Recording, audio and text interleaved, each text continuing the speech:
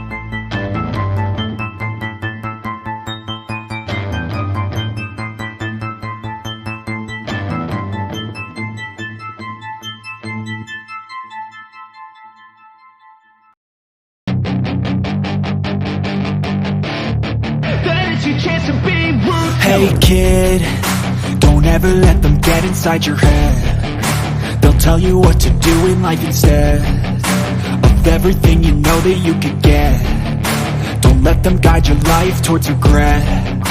I'll fight for what I love with every breath. My past is filled with things I won't forget. I used them all to push me to my best. So treat the worst of times just like a test. If only I could go back in time, I'd tell myself that everything will end up alright. Just push yourself, test yourself, figure out what you like, and find your limits, don't be rigid, always work towards a prime. Surround yourself with open minds, people can change your life. A few friends with intent can help you feel alive. Find a passion, take some action, and with a little time, just be patient, make a statement, try to enjoy your life. They'll try to kick you while you're down. They wanna rise up while you drown. They wanna fill your head with doubt. They're silently scared that you'll figure it out. I'll make it look like I'm losing, won't bother hiding my bruises. And when they finally think you're wounded, then it's your chance to be ruthless.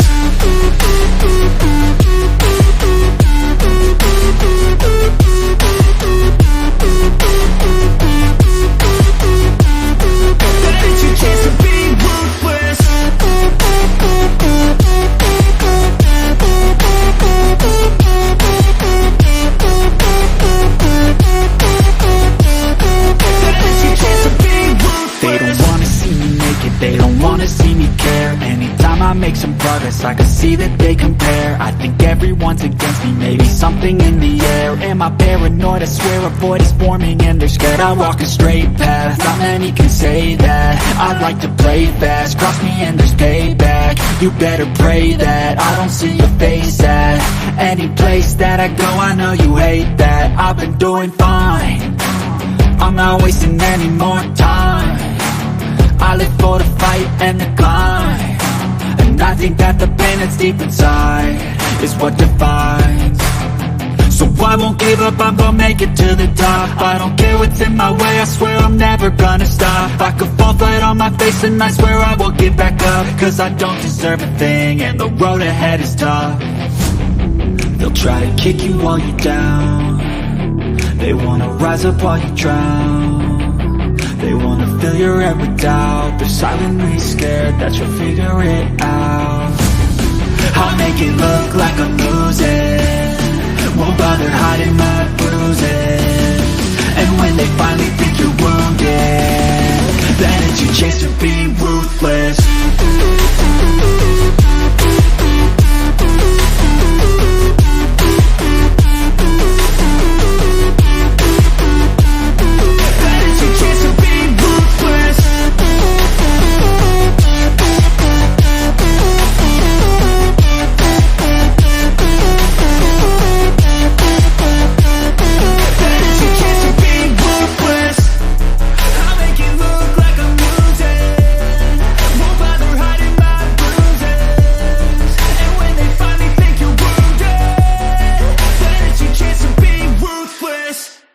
When there's nothing left but the fire in my chest and the air that fills my lungs, I'll hold my tears and trade my ears for a glimpse at kingdom come. On the other side of misery, there's a world we long to see. The strife we share will take us there to relief and sovereignty. Oh, by God, we'll have our home again. By God, we'll have our home. By blood or sweat, we'll get there yet. By God, we'll have our home. In our own towns, we're foreigners now. Our names are spat and cursed. The headline smack of another attack, not the last and not the worst.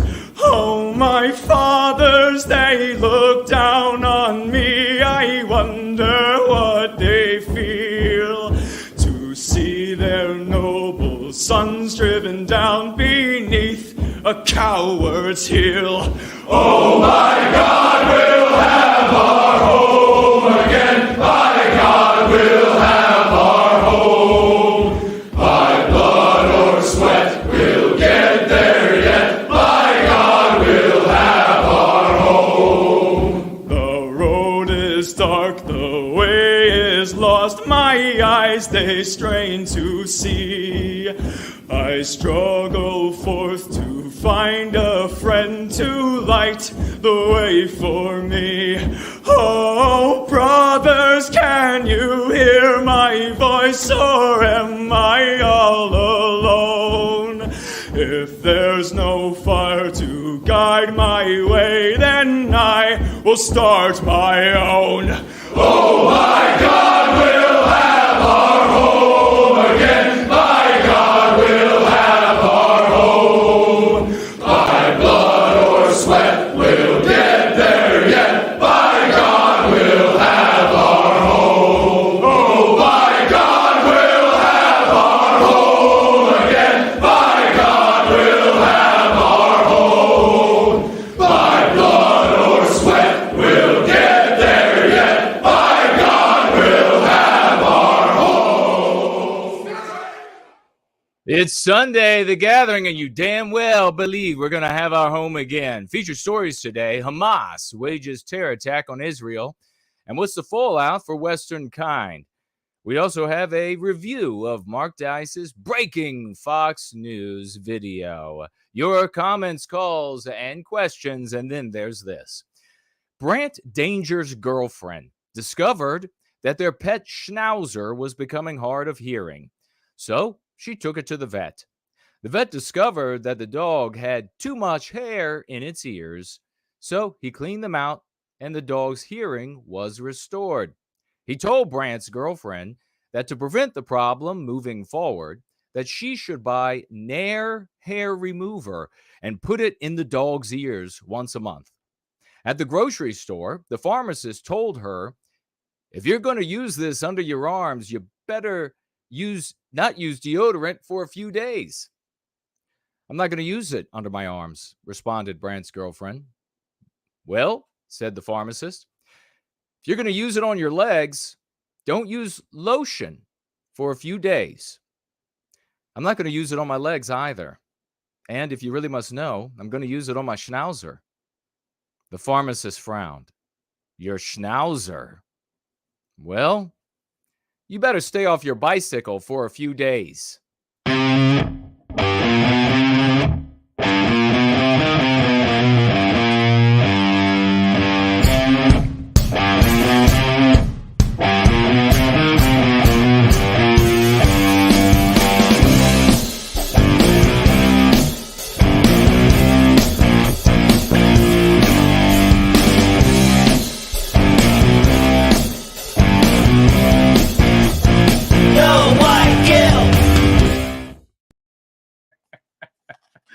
And we are going free.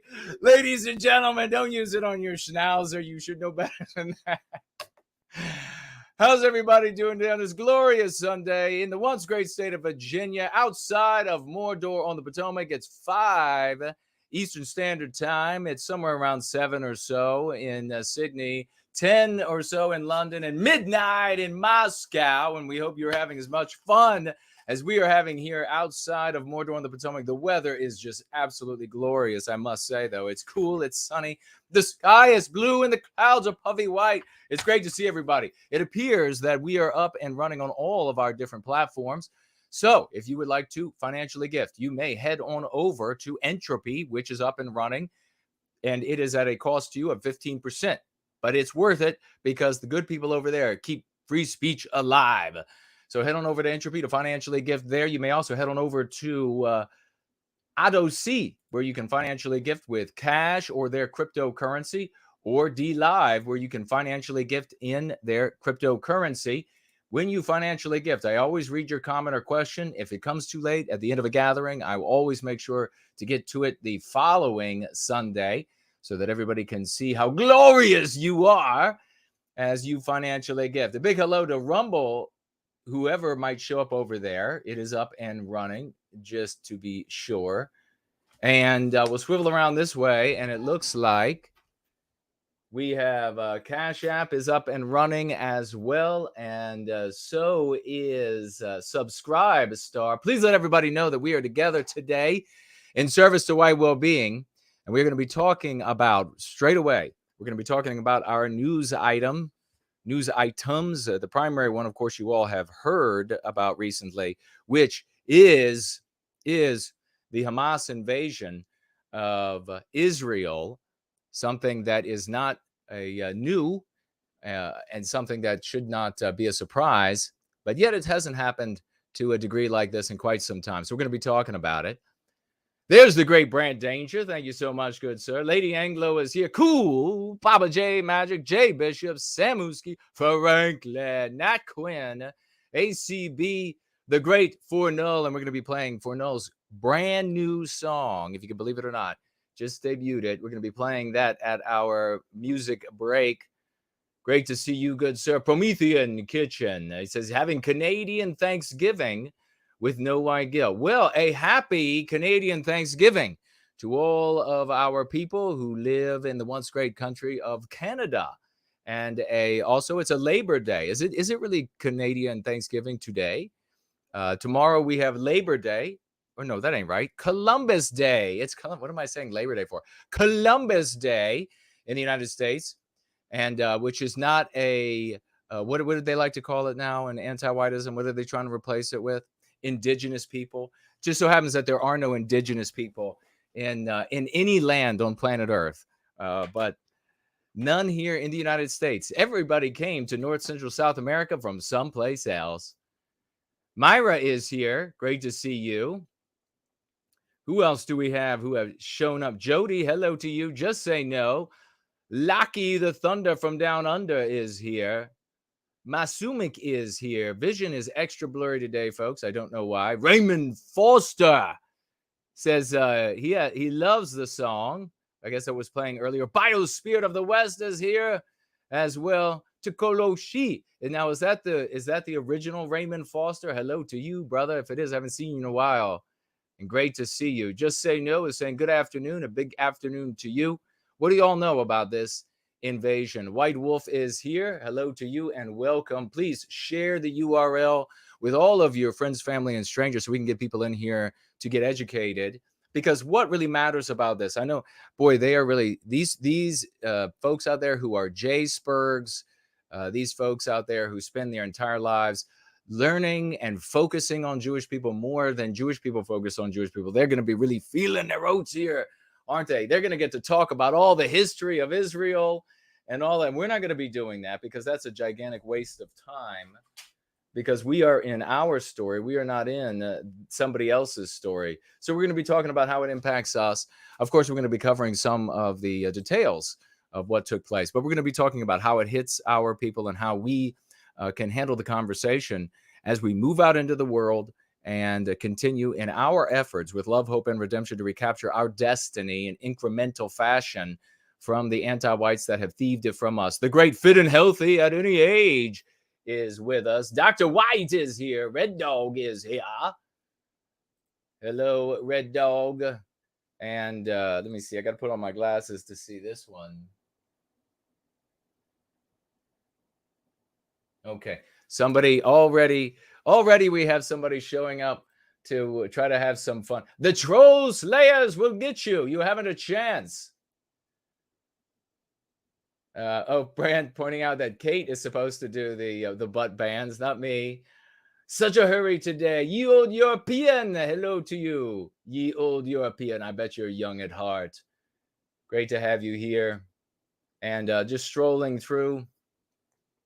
First last is here, talking about first thing I want to say. First thing I want to say is I want to begin with some genuine, from the heart, my heart, my prayers. I condole with everyone who lost their lives. A lot of people lost their lives in this terror attack in Israel, and there are probably innocent people on both sides already that have lost their lives. So I condole with them, my sympathies to their families. It is unimaginable what it would be like to be confronted with a terror attack of any size. And to imagine, there was a father, an Israeli father that I saw interviewed, and it was gut-wrenching, talking about his daughter being taken hostage. And I'm sure there'll be people out there saying that he must have been some kind of crisis actor. If that were the case, he's the greatest actor to ever live. But thoughts, prayers to these people. I want everybody to be able to live genuinely. And so it's genuine, because I don't contradict this in other things that I do and say. I want everybody to be able to live a wonderful life and make wonderful memories. And obviously, being the victim of terrorism or being an innocent person who will be identified with the people who did the attacking, and losing your life, or you being one of your loved ones, is a horrible thing beyond imagination. And so my humanity to everyone over there who is suffering as a consequence, and who will suffer as a consequence of this terror attack, which is what it was. It was a terrorist attack on Israel. And we'll go ahead and begin and give people, I'll put up an item right now, and it was on Fox News. I think this is probably the best way. There are going to be a lot of people, content creators, who are going to want to talk about the totality of the history of Israel, of world Jewry, and they're going to badmouth and bellyache about them. And that's not what I'm doing here. We do not wage war against Jewish people, no one on the basis of their birth. We only have a problem with anti-white people. And there are going to be a lot of anti-white consequences across the West for what took place here. We are going to suffer, and we are going to pay as a consequence of what took place here in various ways.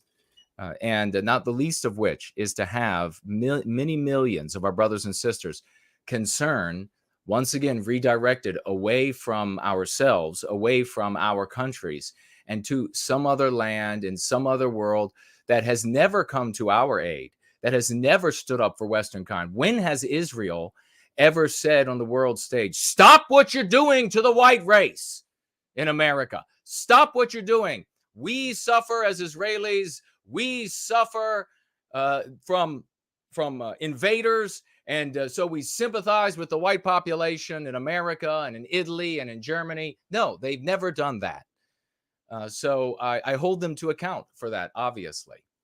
So let's go ahead. What we will do, though, is we're going to get into the actual particulars to a degree, a granular level, and we'll talk about that so you have an understanding of what's going on. You don't need to know the whole history of how Israel came into being and how many wars they fought and who were the generals. Who gives a shit? Really? All right. Let me see here. Republicans blast Biden for releasing $6 billion in frozen Iran funds ahead of Hamas attack on Israel. There is a joke to be made here that is I'm not gonna make. But what is the fascination? The fascination with the number 6 when it comes to Israel, Israelis, and Zionists. Now, when it comes to these funds, you're going to see a lot of Republicans complaining about this in the hope of bettering their political stance vis-a-vis donors and vis-a-vis some voters.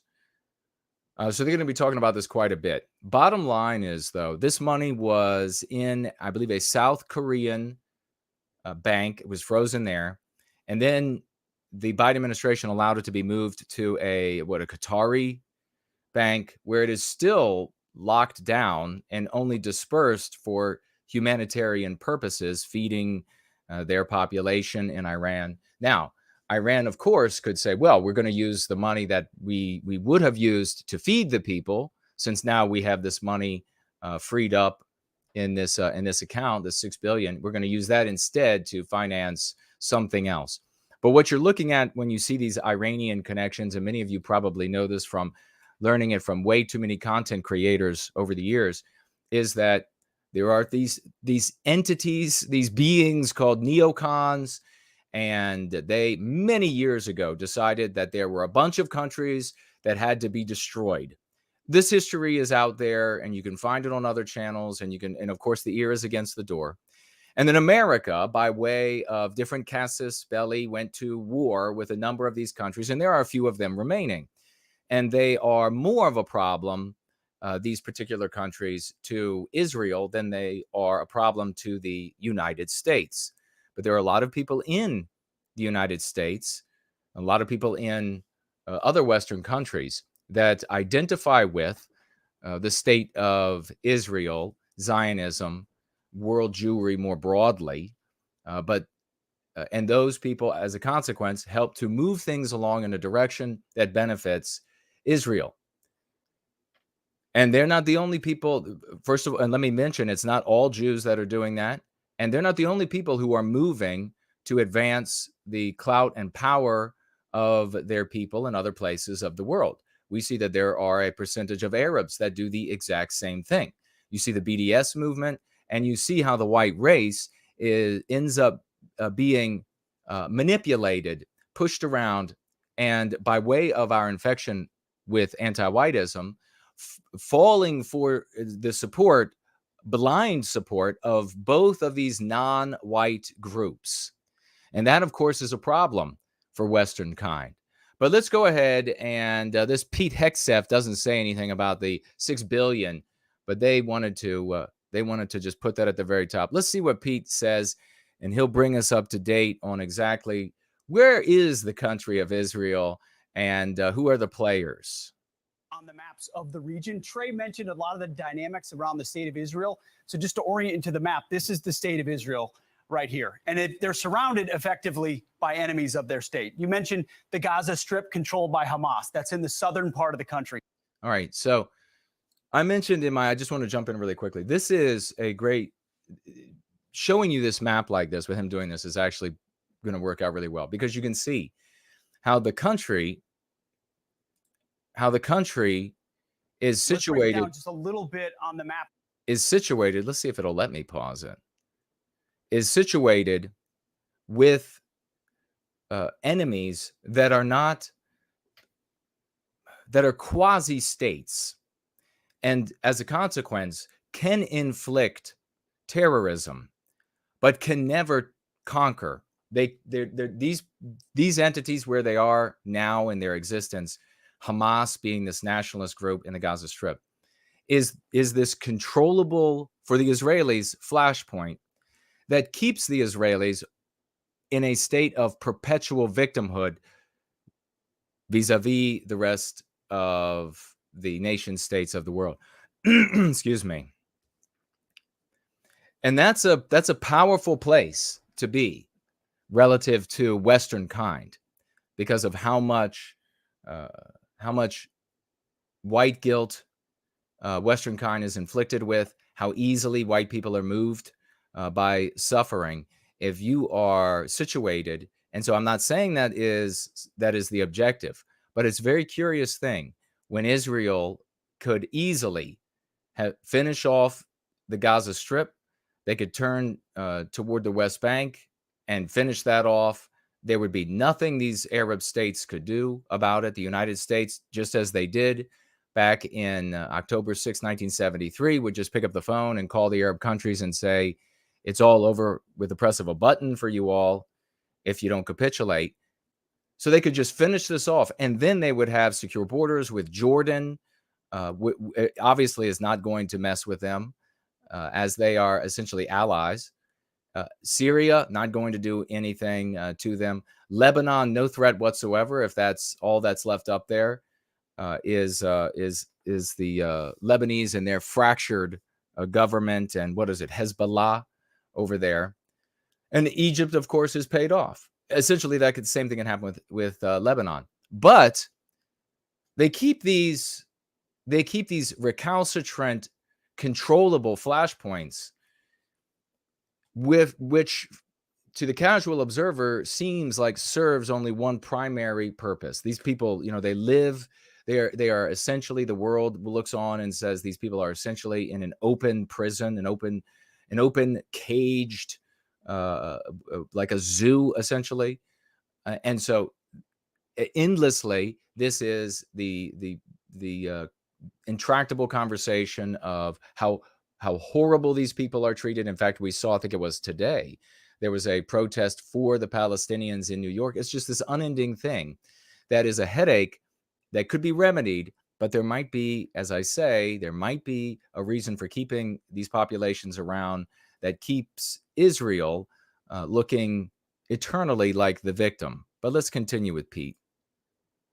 Of the region. Trey mentioned a lot of the dynamics around the state of Israel. So just to orient into the map, this is the state of Israel right here. And they're surrounded effectively by enemies of their state. You mentioned the Gaza Strip controlled by Hamas. That's in the southern part of the country. Up north, you have Hezbollah, which is strongly supported by Syria and Iran over here. And then you have the West Bank, Judea and Samaria, which has Islamic Jihad and Hamas fighters there as well. So with this attack in the south out of the Gaza Strip, Hamas is hoping that fighters in Hezbollah in the north, in Lebanon, and in the West Bank and in East Jerusalem might join in that fight. But let's zoom in just a little bit to the southern part of the country, which is where Trey is this morning. So as I mentioned, this is the Gaza Strip. It was controlled by Israel for decades. In 2005, it was given over to the Palestinian Authority as part of a peace deal. Well, within 2 years, Hamas, a terrorist organization, took over the Gaza Strip. And they have for years been collecting rockets, building tunnels, attempting to infiltrate the south of Israel and commit terrorist attacks against the population there. I've spent a lot of time in the south of Israel, in those communities like Sderot, right here, right on the edge where you can see that border. We find this out all the time. Why is it like all of these figures, political figures, news pundits and all, they say, I've spent a lot of time in Israel. They're not even Jews. It's a fascinating thing. And where there are reports of casualties of Israeli civilians. Now, a lot of military defense facilities for the IDF here too. But one of the things to note is that as Hamas has gained power, they've gained sophistication with their rockets and ability to hit. So these red spots are spots where on the map, according to the IDF, Israeli rockets have hit. This is Jerusalem right here. There are reports that there have been strikes inside Jerusalem as well. Tel Aviv is up here. rockets used to only be able to hit adjacent communities. Now they're able to reach further into the state of Israel, into civilian populations. And because it was 2,000 to 3,000 rockets, guys, is what we're hearing this morning, the IDF famously has the Iron Dome batteries that are there to shoot them down. They couldn't shoot them all down. And so the IDF is responding from places like Jerusalem to the south to try to take back territory that a terrorist organization stated by our country and others in Hamas is holding Israelis hostages and pulled many of them back into the Gaza Strip, which is completely controlled by a terrorist organization. So guys, the lesson has been throughout time, if you give land over to radical Islamists, they're going to do what radical Islamists do, which is to seek Israel's destruction, wipe them off the map. And now you are only, we'll just go ahead and drop it there. You will only be able to talk about radical Islamists, because we live in an anti-white world, when you are speaking about it relative to Israel. If you speak about radical Islamists as a threat to Westmen, as a threat to Western countries, Westernkind, you'll be fired from your job. Why is that? It's because of anti-whiteism. Because a white person, when you're talking about radical Islamists and Jews, you're talking about two different non-white groups. But the moment you talk about a non-white group being a threat to white people, and even if you say, well, just look, they're a threat to Jews, they're a threat to these Israelis, and they're also a threat to us, you're not going to be able to get a leeway from that. You're not going to be able to get any forgiveness. You're not going to be able to be given some quarter by anti-whites by making that sort of claim. You're only going to be able to talk about radical Islamists. You could, in fact, say really negative, hateful things about Arab people, as long as you are speaking in the guise of defending Israel and Israelis in particular, and the horrors that they have experienced. You'll be allowed to do that because we're in an anti-white world. You won't be able to say it relative to us. Let me pull up a news item to read from, and I'd like to get your all's feedback.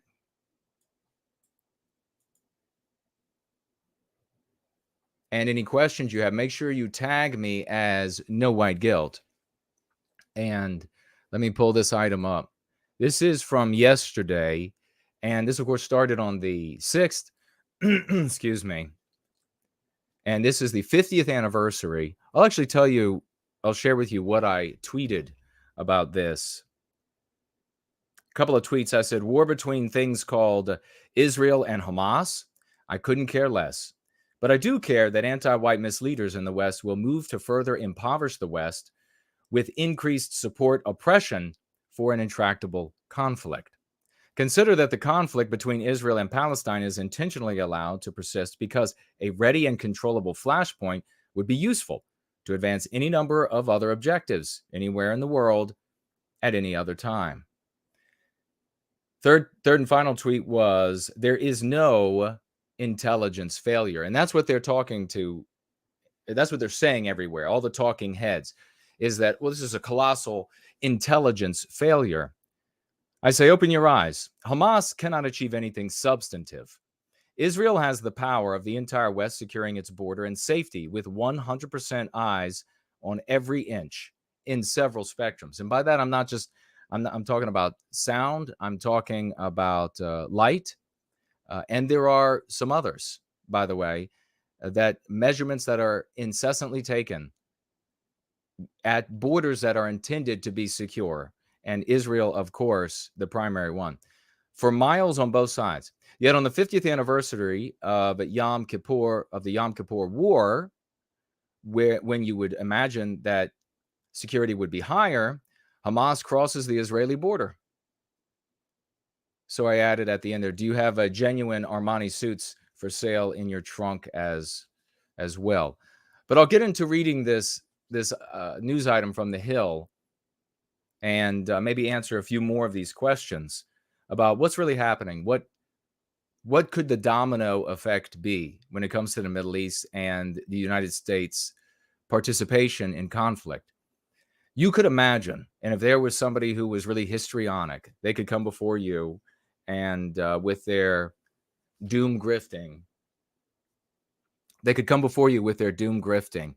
and they could paint this wild scenario where the United States comes in to support Israel in their effort to do what exactly to the Gaza Strip.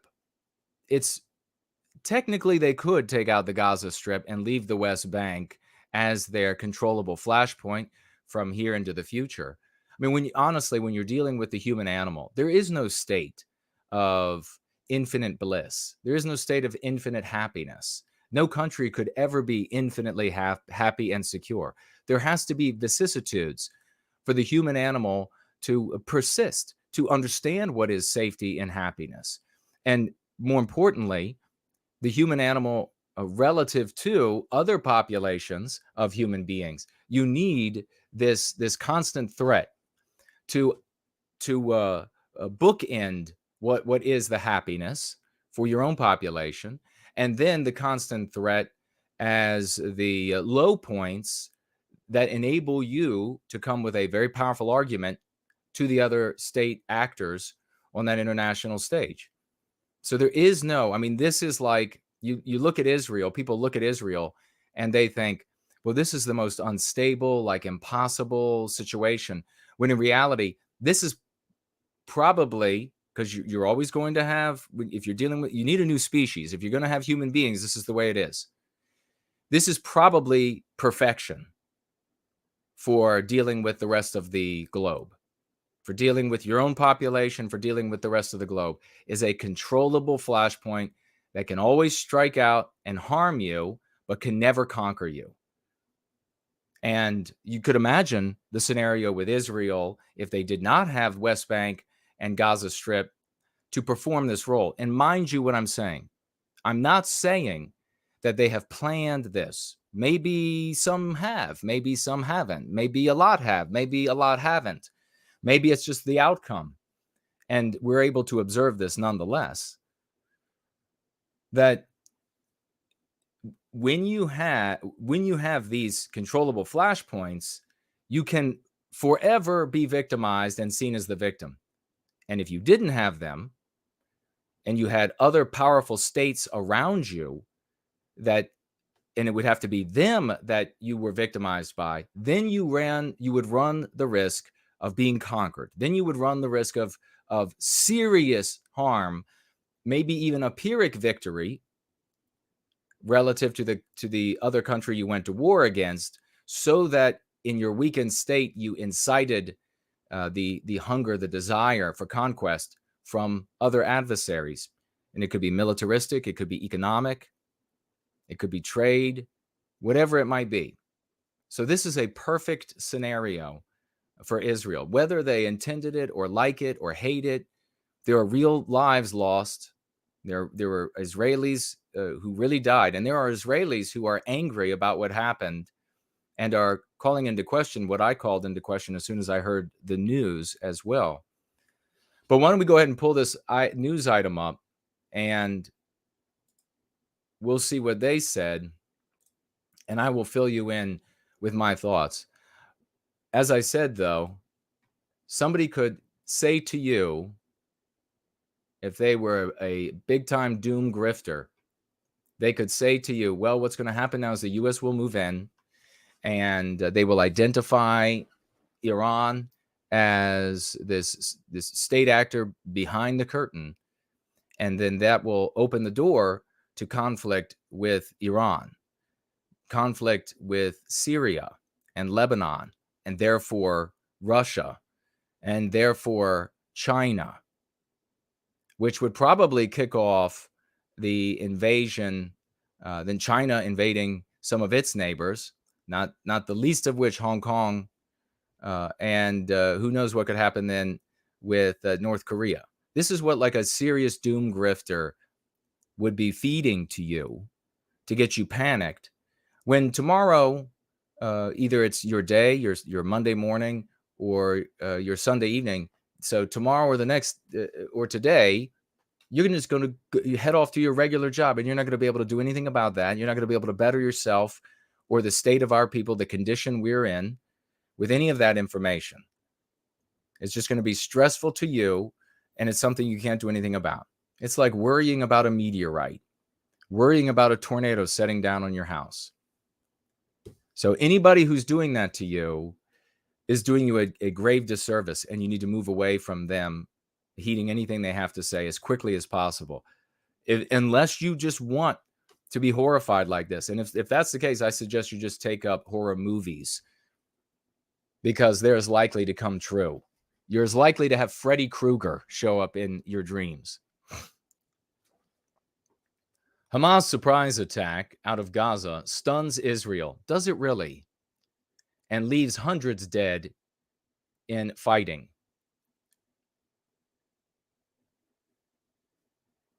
Backed by a barrage of rockets, Hamas militants stormed from the blockaded Gaza Strip into nearby Israeli towns, killing dozens and abducting others in an unprecedented surprise attack during a major Jewish holiday Saturday.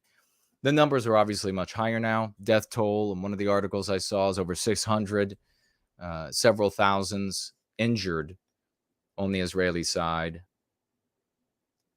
A stunned Israel launched airstrikes in Gaza, with its prime minister saying the country is now at war with Hamas and vowing to inflict an, quote, unprecedented price, close quote. In an assault, maybe I can just expand this and take, golly, my vision is garbage today. What in the world? In an assault of startling breadth, Hamas gunmen rolled into as many as 22 locations outside the Gaza Strip, including towns and other communities as far as 15 miles from the Gaza border. In some places, they gunned down civilians and soldiers as Israeli military scrambled to muster a response. I'm going to leave that up for me, but for you all, I'm going to pull up a, let's see, which video is this? Put that over there. So we can have some visuals as well of what took place.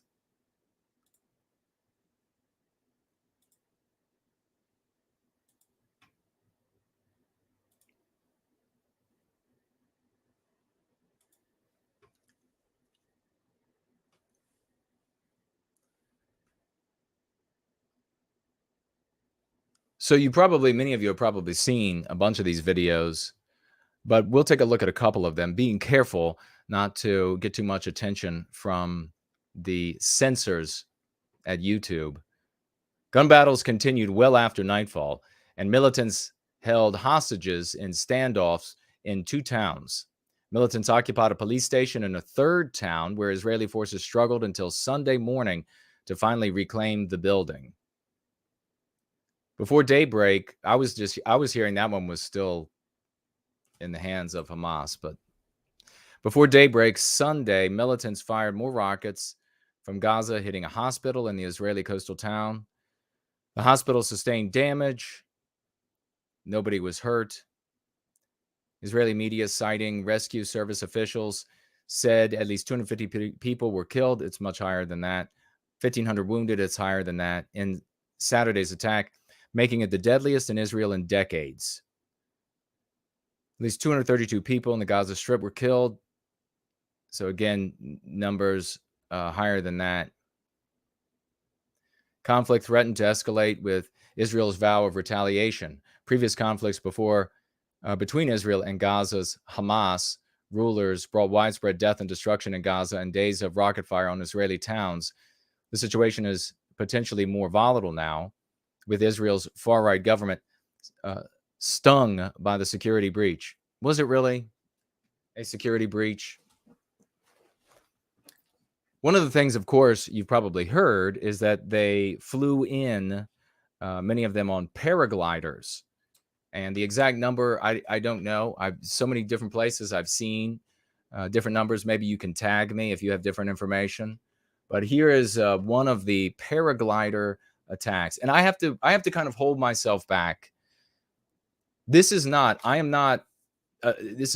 to be a stream. It is not a stream about hating on Jews or even hating on Israelis or anything like that.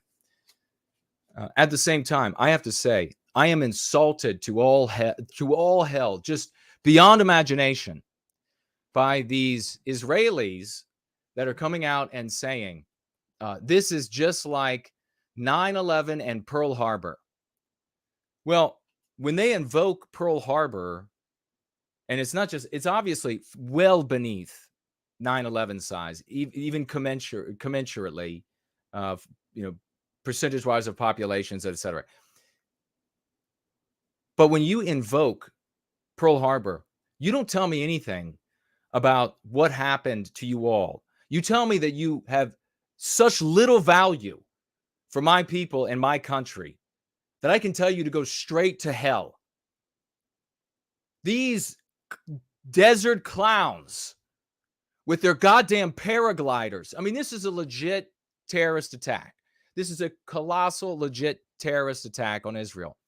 This is not the sophisticated Japanese with honorable, well-trained, intelligent pilots in one of the most sophisticated aircraft of the day, the Zero, who flew, fired all of their machine gun rounds, dropped all of their munitions on our ships, and then finished up when all was said and done, when they had no more left to give, then kamikazed our ships, killing tons of our people. Your Pearl Harbor, and you see this coming out of, in fact, I read it from a rabbi in Georgia. So he's ostensibly an American, but I guess he's Jewish first.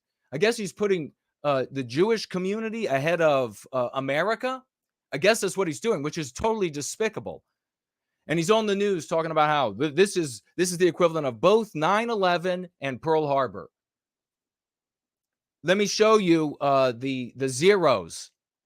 Let me show you the Japanese Zero, the equivalent of the Japanese Zeros that flew in.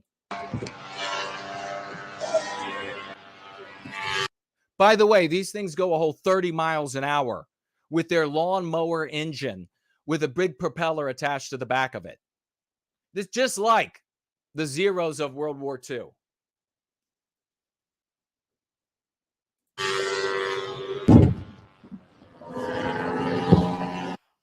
You know what I don't hear in this video? Machine gun fire. Why isn't anybody on the ground shooting? You know, this guy is not, he is in a basket with wheels on it. One or two of them, they're in a basket with wheels. There's no Kevlar.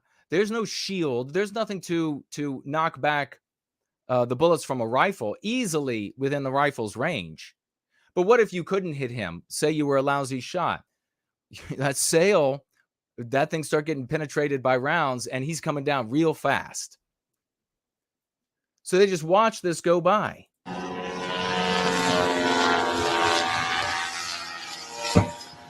Look at the colors, too. I mean, they're like wearing Reeboks, and they've got a Hawaiian sail on their paraglider as they lawnmower engine their way into Israel, a country. And I'm trying to hold myself back. And they're likening this to Yom Kippur. And that should be an insult to Israelis, that they would liken this to Yom Kippur. I wonder how many of them are actually going to get pissed off about it. But then you were talking about the Egyptians invading Israel with over 100,000 infantrymen. That's an actual war. This is a terrorist attack by these animals of Hamas attacking civilians with somehow no military resistance. So they had something like 1,500 tanks, Egypt did, when they invaded during Yom Kippur. They had SAM batteries provided to them by the Soviet Union. They went all the way down to the Sinai. They had artillery. It was a legit war. Look at this. But we're being made to believe with this gross hyperbole. And what's the reason behind it? With this gross hyperbole, that this is the equivalent of the 1973 Yom Kippur War.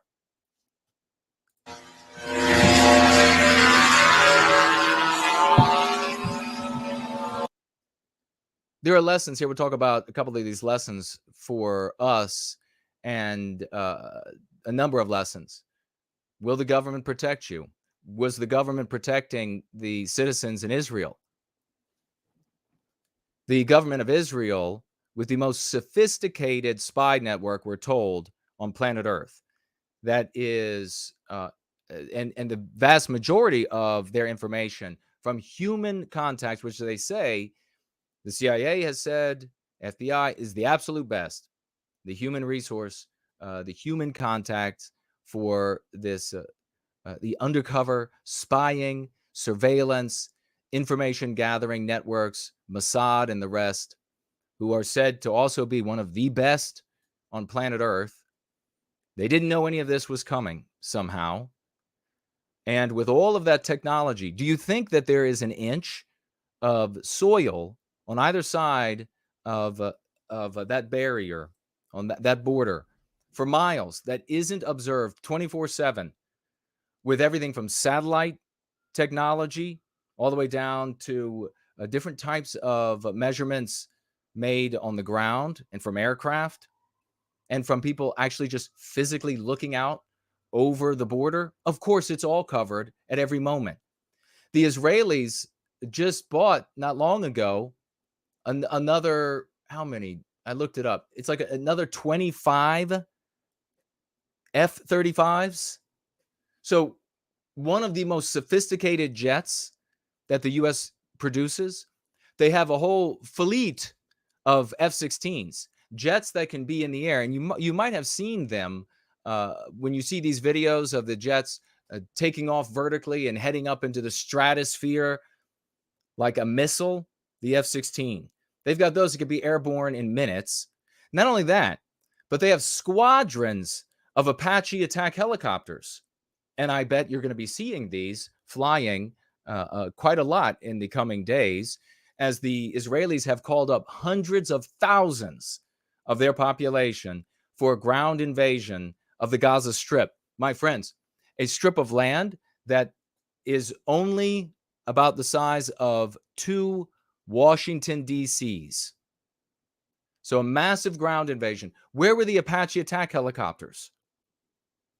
Supposedly we had, they had these motorized, these paragliders flying in. You had guys on dirt bikes.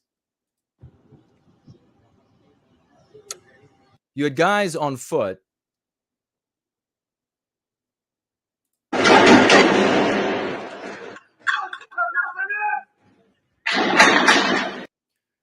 You had a white pickup that shows up in how many videos? It's the same white pickup in a bunch of videos. I'm going to be careful I don't. This is the attack from the sea. התקפות בלייב. התקפות בלייב, קבלו. So they're shooting at the beach. Rockets coming in.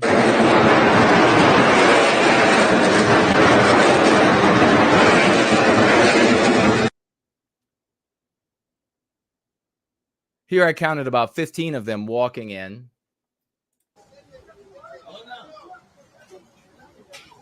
So does this look anything like 1973? Absolutely not. Not even one iota like 1973. So the conversation about whether or not this was some sort of Pearl Harbor Day is not only not in question, it didn't happen at all. This is a legitimate terrorist attack. They had terrorists come across on dirt bikes at about 10 miles an hour, and some terrorists on paragliders with a top speed of about 30 miles an hour. They had some guys out in some dinghies that killed a lot of people. Make no mistake. It was a big terrorist attack. No mistake whatsoever. Murdered a lot of people. They took a lot of people hostage. They brutalized the people. They profaned the bodies of the dead. And this, of course, all these years, you've been watching, that you paid the least bit of attention, you see that the exact same things have been done to Palestinians. So it's just like this tit for tat down there. They will profane, desecrate the bodies, and the other side profanes, desecrates. It just goes back and forth. One's not worse than the other when it comes to that. They also had some drones. Now, some of their drones were like the kind you can buy as a civilian in most Western countries. And they drop mortars from them. And ostensibly, there were some like legit Iranian drones, although I haven't seen any footage from those. This is a tank that they destroyed. Them walking through, again, this is them returning. They stole this truck. And what did they say here? Oh, they didn't say it here. It was somewhere else. I was reading about how all the military equipment they took, and they got some truck. Like, where are they going to go?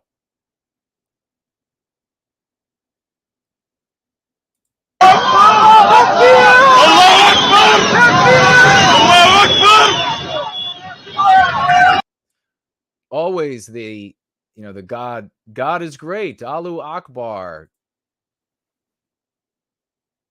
The grosser it is, the more fanatical these people shout that. You know what I mean? The more they can desecrate, chop up, and stab a body into pieces, the more they'll shout that. Now, if I say that is disgusting and bestial when they do it to Jews, it'll be fine. If I were to say that they do that to white people and it's disgusting, this channel would go. That's because we live in an anti-white world. That's what matters for us. The exact details, the granularity of what's taking place over there is immaterial to us. It should be, beyond our sympathy for the innocents who are killed. What really matters to us is how the population is going to be and is being manipulated for the purpose, as far as we're concerned, for a purpose that harms us. There's I got an article on the F-35s, article on the Apache helicopters. I'm going to show you all this because this is the biggest way that they are manipulating the population visually right now.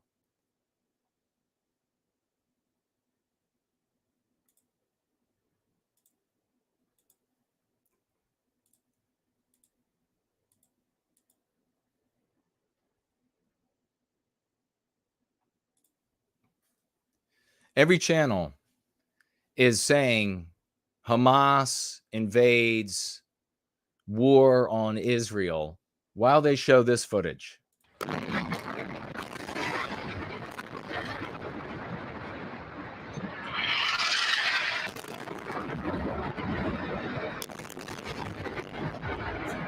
And then they show scenes of the rubble on the ground, the total devastation and destruction.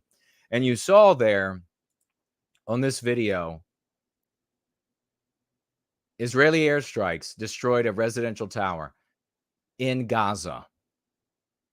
This is the Palestine Tower. Israelis did this in response. But this is the image. They're not showing you this verbiage. This is the image, the explosion, this building falling, and the rubble across the street. And who knows how many are dead inside that rubble. It's full of apartments and offices. And it was where Hamas had its offices. And so immediately, naturally, the Israelis are going to strike back there. But in America and the rest of the West, we're seeing that footage, that explosion, that rubble, and the verbiage about war on Israel. Hamas has invaded. Every sewing circle white woman is seeing that and thinking that that is what Hamas did in Israel. Again, what Hamas did is horrific. It's bestial. There was like a music festival where they killed tons and tons of people. They're running around with machine guns and killing all kinds of people. But that is not what a state like Israel is able to do. But that's what they're going to be concluding. Why does that matter to us? Because those are going to be our brothers and sisters, I guess, of both sexes, really, our sisters of both sexes, I should say, that are going to be pushing for anything that the anti-whites now want to do. And make no mistake, anti-whiteism is, people seem to get this wrong, especially a lot of J-Spurgs. They get this really wrong. Anti-whiteism is a tool to primarily harm white people out of this jealousy and envy that both white and non-white people can feel for Westernkind, Western civilization, what we create. But it's also a tool to serve one's economic desires, sexual desires, etc. And so anti-whiteism will be used against us by those who have the power and the desire to do so in Western countries to benefit them. And so there's going to be various schemes. There are going to be, make no mistake, there'll be schemes by anti-whites who will be just wanting to make $1 off this. I'm already seeing the commercials aimed at white Christians. You've got to do this for, you've got to send us money so that we can then finance X, Y, or Z in Israel, so that we can then we can bring more Jews from the former Soviet Union, and whatever it is. And I even heard one, it was completely insane. I never even heard this before, but what did they call it? The replacement ideology or something like this in Christianity. And they were telling Christians to abjure this replacement theology or whatever it is. That apparently that is where Christians say that all that matters is if you're a Christian and saved, that Jews are not as material. And here are these Christian figures saying, no, God will comfort you if you comfort the Jews. Where does how many years, how many generations, how many family members do we have to watch who pay zero attention to our victimization, even with it as bad as it is today? How many more times are we going to have to watch them easily duped, watching video like that, thinking Hamas just blew up that entire building in Israel, and giving then their time, their energy, their concern, their desire to defend, because these are just the weak little victims over on the other side of the world, the gallant ally of the United States, now once come to the aid of the white race. Not once. No other country has either, so they're not special. But it just so happens to be that white people, to the tune of millions, are going to be bitching and griping and tearing up over Israel and demanding that more be done, more and more and more. As if you don't already know, Israel receives shit tons of money from the United States. And it's not just, there's a gigantic money giveaway to Israel. You can look up the exact numbers. It's always going up. You can look up the fact that Israel gets the money from us at the beginning of the year so that they can earn interest over the course of the year. And you can look at how we give them, straight out give them military equipment. And then when they buy it with money that we give them. But that's not all, because the United States pays our taxes at a time in our United States history where this country is seriously teetering on things accelerating at a blinding rate, getting worse. We're paying off Egypt. We're paying off these other regimes to be friendly with Israel. That's the gallant ally. The gallant ally, one of the arguments has been, we need Israel as the gallant ally because of their great, what? Their great ability to gather information on the ground. Their great intelligence agencies. Looks like their intelligence agencies suck. If we're to believe what happened here, they suck. Now, I don't believe that that's what happened. I don't believe that at all, because I wasn't born yesterday.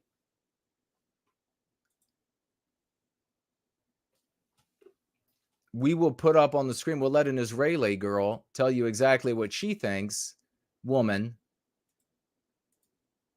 you have in Israel, as I look for this, you have in Israel a blockade into the ocean around Gaza, the Gaza Strip, so that nothing can get in without them knowing. There's no way to bring things in by land because you'd have to go through Israel. There's no way to bring things in by sea because you've got to go through Israel, the United States, and who knows what other Western countries are providing assistance there for the blockade.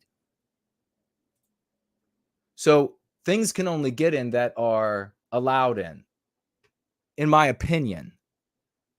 I could be wrong, but the odds of, in my opinion, the odds of things being able to enter Israel without Israel knowing about it, without the United States knowing about it, without the UK knowing about it, I think are very nearly zero. Somebody would be able to figure this out. Somebody would be able to follow the shipments of the things from their points of origin. We were able, with satellites, to read the license plates on automobiles in the Soviet Union. So what are they able to do now? What are our satellites, indeed Israel satellites, able to do now? See through every container that enters Gaza from ports beyond. And yet somehow you end up with all of these spectrums of these different types of low grade, but certainly deadly rockets, small arms, paragliders, dirt bikes, all of these sorts of things entered and are put into the employ of people that had to be trained in this area that is the size of 2 Washington, D.C.s, and you don't see that happening. The Israeli citizens need to be asking questions. And we have one that I'll show you right here.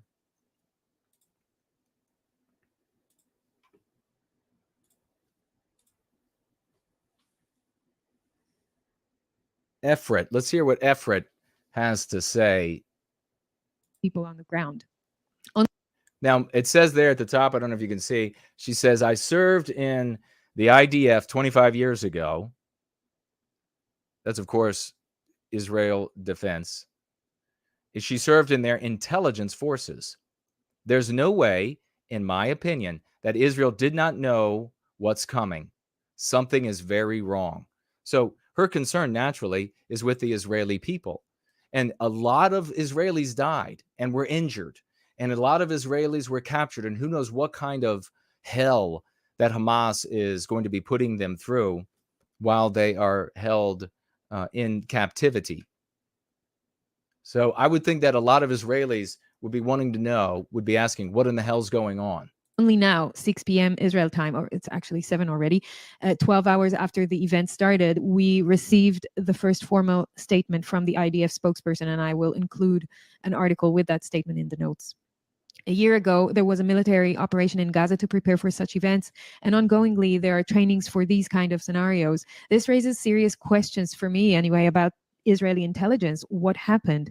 2 years ago, there was a successful deployment of underground barriers with sensors to alert exactly on these kind of terrorist breaches. So the underground sensors, I talked about several spectrums. You have all the sound spectrum, you have vibrational, they have sensors in the ground to tell them deep underground so that they know if any sort of digging is going on. Eyes on the border, all of it, digitally and physically on the border, on both sides, eyes in the sky, always on the border.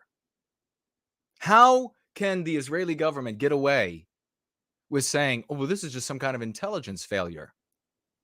How was Hamas able to plan and train for all of this without the supposedly best intelligence service in the world, the Mossad, not knowing anything about it?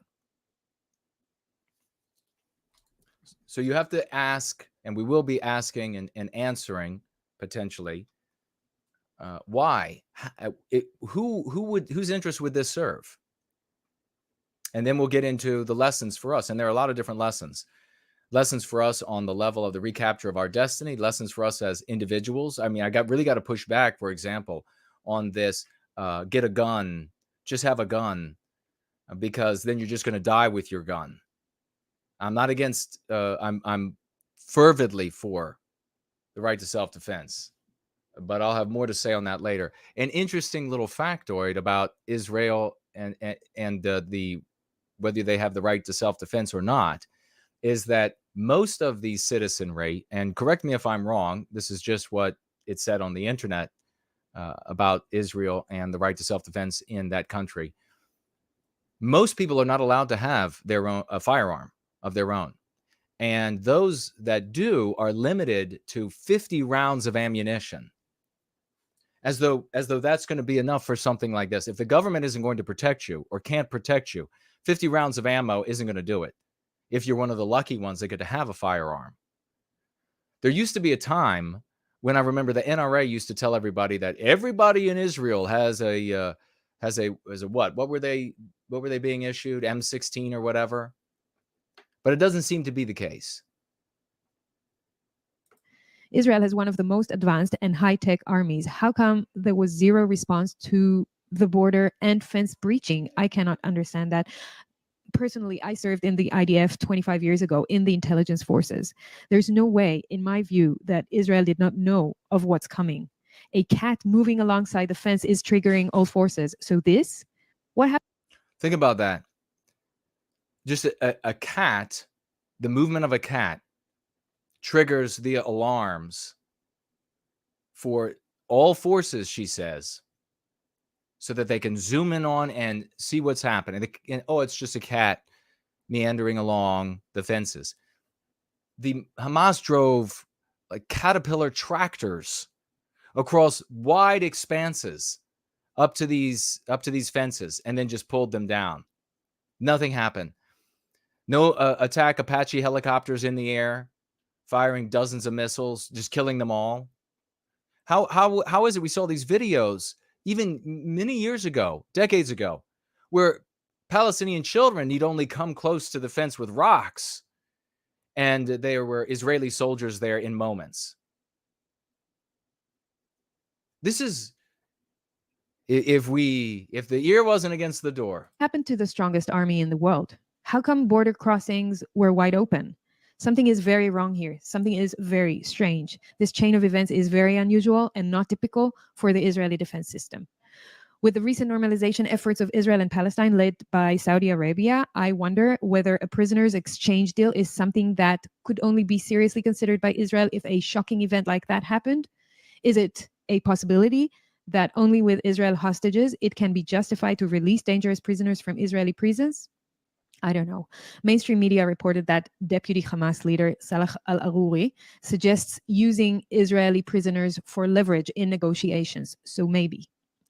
A point about the situation in Israel in the past few years, which I want to make, is related to, and those who follow me know that there's a general sense of insecurity in Israel. There's political and social instability and unrest. Public funds are being misused on agendas such as COVID, climate, judicial reform, abolishing cash, and many more. The current just everybody pay attention to like what she's saying there. The J-Spergs are always telling us that Jews are this like monolithic, and they couldn't be further from the truth. The thing that many Jews do well, and they certainly do better than the white race, is they ask themselves, what is good for my people? Because what is good for my people is good for me. White people don't do that. That's what we have to learn. That's what we're teaching with the lexicon and the Go Free practice. You've got to be able to strive for your personal well-being by way of your group's well-being. When you do that, then when arguments are made about threats to your people, you have a people to then weigh whether or not that makes sense to you. And when everybody moves in the same direction, you end up having the best ideas competing. We don't have that. J-Spergs are a great example of that, because that is an example of a selfish, individualistic person who is demanding that what they see as either having undermined them directly or indirectly is what everybody should give their attention to. And that, of course, is their personal well-being. That's not how a people becomes successful. That's how a people dies. Government is highly corrupt in my view, while the previous one was no better. I don't care about having a popular opinion. I care about exposing evil forces wherever and whomever they are. So to me, this surprise attack seems like a planned operation on all fronts. This is a failure to protect the people of Israel, for sure. Perhaps the biggest failure since the Yom Kippur War exactly 50 years ago, if not bigger. By the way, is it a coincidence? It's exactly 50 years ago, almost on the day. The Yom Kippur War was on October 6, 1973. If I was a conspiracy theorist, I would say that this feels like the work of the deep state. Well, so they have deep state troubles over in Israel as well. You have the Likud party. You have different parties in Israel, just like you have every other Western country. And what you have, what's been going on internationally is that mostly thanks to Donald Trump and his efforts, there's been this sort of a rapprochement between Saudi Arabia, who was already in good relations and friendly with the state of Israel, but making it more of a public thing and moving toward some sort of alignment. And they hoped then that would be like a détente in some of the other hostilities between Israel and some of these other groups, maybe like, Hamas and Hezbollah, or who knows. And that Iran, and this is what I predict is going to be happening in the United States and probably the rest of the Western countries, that they'll be talking about how Iran didn't want this to happen, and so therefore Iran is at fault.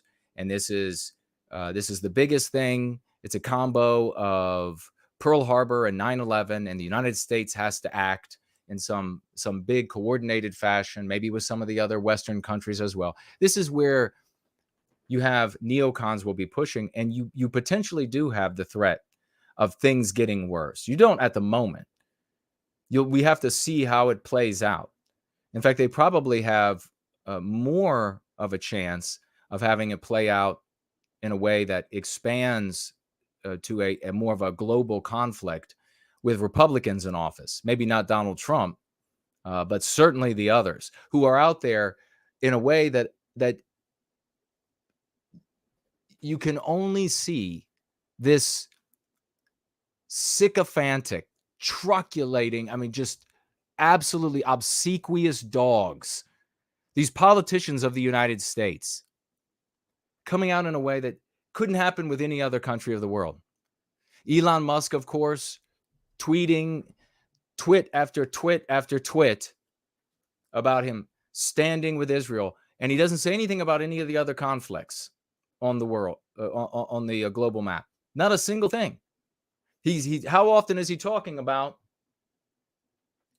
what's happening to our people in our once great country of South Africa? Very little to none.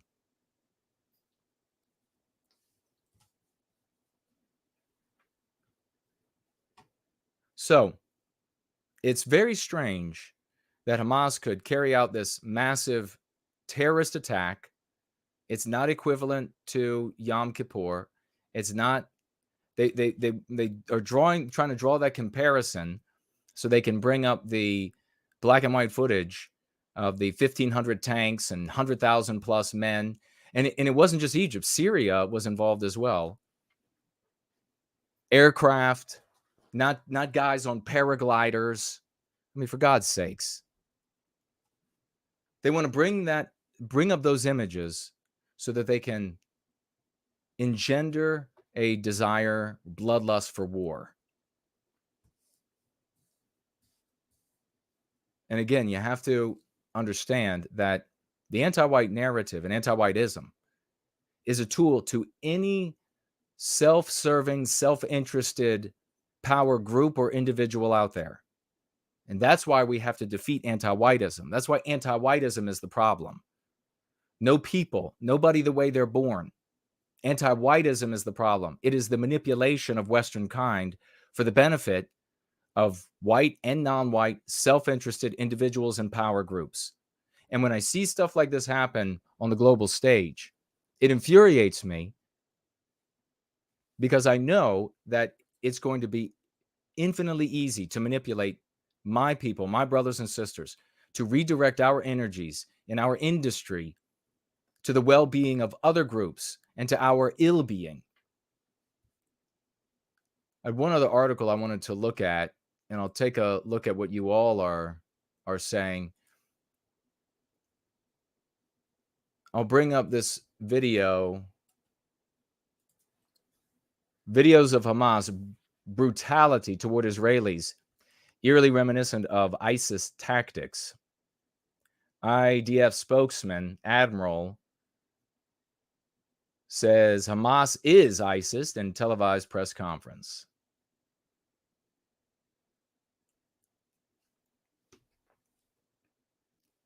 So let me put that up on the screen and we'll get ready to show that. And take a look at this one other article that brings us up to the hour of what's been said and what's known about the conflict.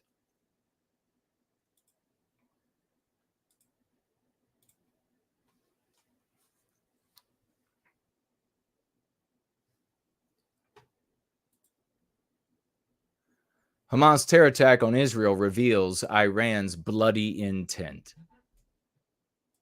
I'm gonna sort of begin threading into the conversation what's happening in the Middle East and how this could domino into a wider conflict. Although I don't see the seeds for that at the moment, and it's the kind of thing that even if it really seemed likely, is not the kind of thing that you or I should occupy ourselves with at all. Do not fear it. There's nothing we can do about changing it. We need to concern ourselves with what we can do with our power, our money, our resources, our connectivity to recapture our destiny. If there is a broader war, we'll be talking here like nowhere else, like they do nowhere else, about how we can take advantage of that changing context and those changing opportunities and challenges for us to recapture our destiny. Americans, and I think white people more generally across the West, are tired of war. We're tired of hearing about war. We're tired of paying for war. We're tired of our people dying and some other people dying, being on the end of our bullets and bombs. We're tired of it. And I know that the government in the United States has an endless appetite for it. And so there's a disconnect. That's the kind of thing we can take advantage of. And we will take advantage of here. That'll be the real difference in the streams that you see discussing this matter of these past few days.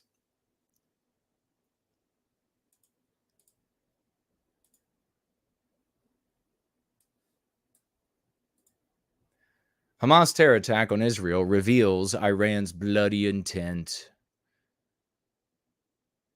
Israeli news outlets were understandably dominated by the Hamas terror attack, but leftover spaces remained filled with reports of events that took place before war broke out.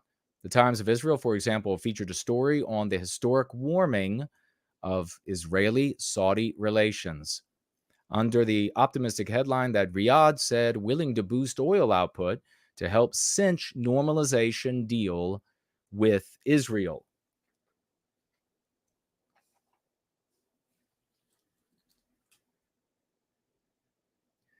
Even as the horrific details and photos of the attack expand, so that's the rapprochement that they're trying to, that potentially in America, we're going to be told, and probably across the West, is all Iran's fault. But it's also entirely possible that the Likud party and other individuals that are unknown or unknowable on the Israeli side also don't want a rapprochement, also don't want some sort of, conviviality with Saudi Arabia, and by way of that, other Arab interests. Even as the horrific details and photos of the attack expanded to cover most of the homepage, the Saudi story remained visible well into the afternoon. As such, it was dated. It was a dated reminder of the world as it was. And I'm already hearing that. They're already coming up with these slogans. Like there was the day before Hamas attacked and the day after. I mean, are we going to be hearing about the Hamas survivors for the rest of our lives? War changes everything. And this war has the potential to be one of the most consequential events in modern Mideast.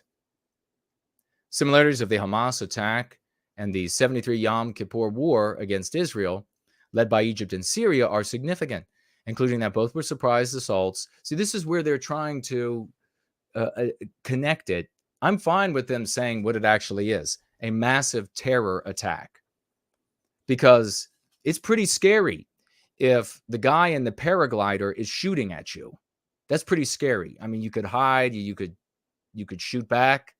He's really vulnerable. You can get behind a wall, or he can't. He's also got to deal with piloting this thing. He's out there in the open. You could just really throw a bunch of lead up there, and you're going to take him down. You hit that lawnmower engine on the back of it, it's going to stop working, and then he'll plummet to the ground. That's different from a military invasion. If you're outside your house and a military helicopter flies up and starts hammering down on you with a cannon and missiles, that's an actual war. That's what happened in 1973. That was 50 years ago, almost to the day, an anniversary worth repeating the next time a dreamy American leftist tells you the Palestinians are ready for peace. So what's happening there? How is it in the United States that, what would be the best way to phrase this maybe for everybody? Why is it that those who are sympathetic to Israel get so much traction in the United States, in any Western country? I mean, I know what the J-Spurgs are going to say, and they'll be wrong.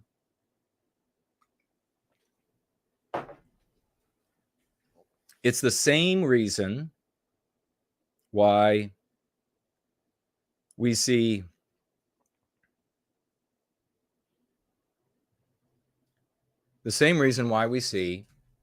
Arabs in the United States and in other Western countries getting traction for their causes. Not all of them, a percentage. Because the problem isn't us. We are infected with anti-whiteism. And therefore, as I mentioned earlier, anti-whiteism becomes a tool for any self-interested group to use against us. Fleecing us for interests somewhere else is a way of inflicting injury on us. Indirect injury, but injury nonetheless. Sending us to fight wars for other people. Do you think that those who in the percentage of the Arab community that pushed for BDS and got it, implemented many places across the West, do you think that they would hold themselves back from using the tools of anti-whiteism to get us to fight their wars for them?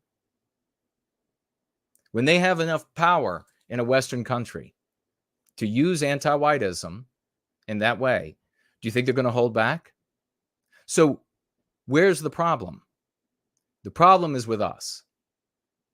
The problem is with the anti-whiteism that we're infected with. You have to deal with the infection if you want to put an end to us being manipulated. You can look at these pro-Palestinian movements.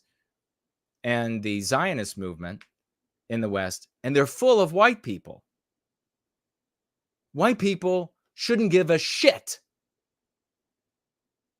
Our whole civilization, we're not in a place of such fecund wealth and profound security that we can allow ourselves to be used for the interests of other peoples on planet Earth. This is we are in the worst state that we have ever been in.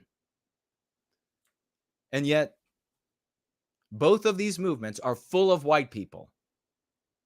They would hardly exist without being populated by white people in the West.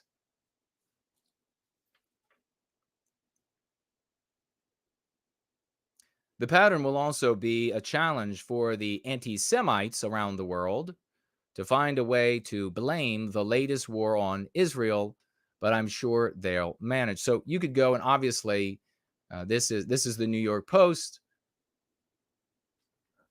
You could go out there and find webzines produced by Arabs that are going to be saying the exact opposite. It's going to be full of white people over there as well, and the readership supporting. Got a video here of them training these guys to fly paragliders with their machine guns and their little Hawaiian parachutes, their Hawaiian wing, airfoil, what do they call it?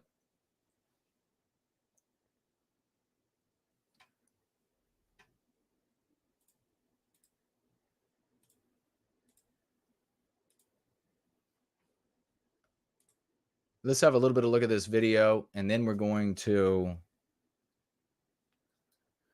Then I think we'll talk about some of the lessons, some of the takeaways, and what we can expect in the coming weeks.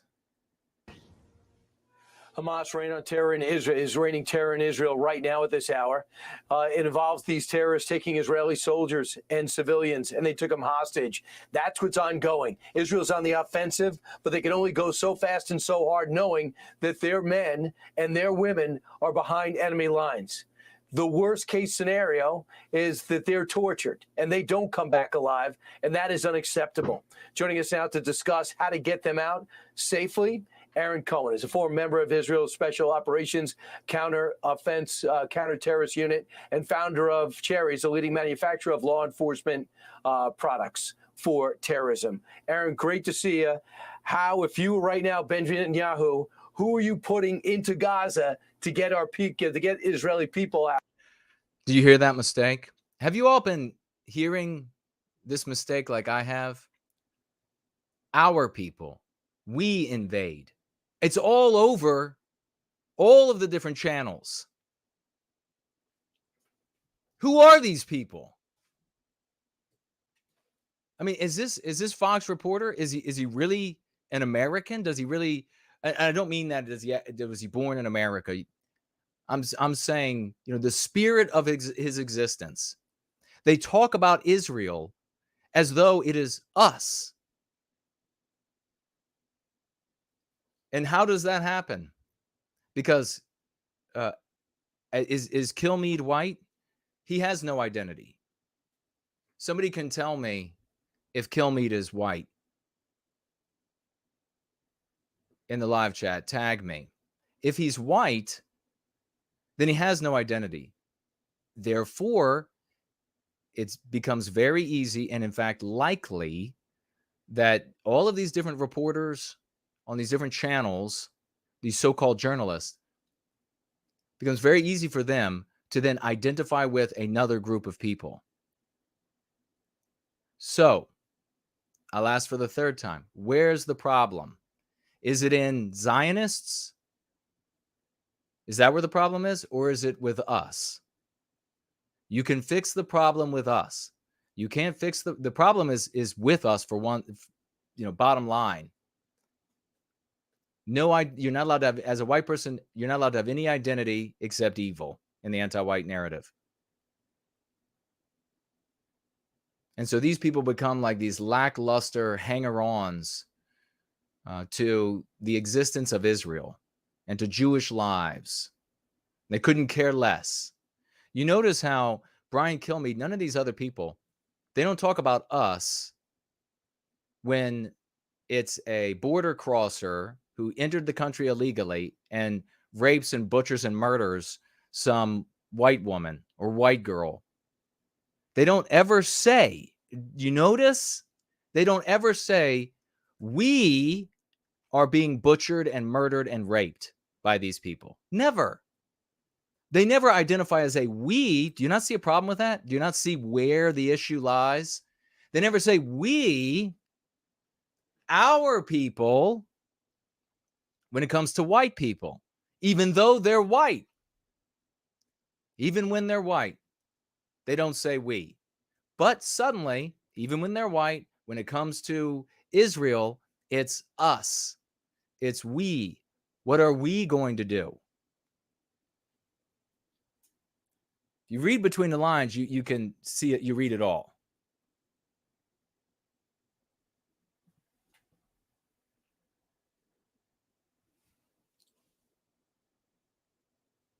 They called them powered paragliders.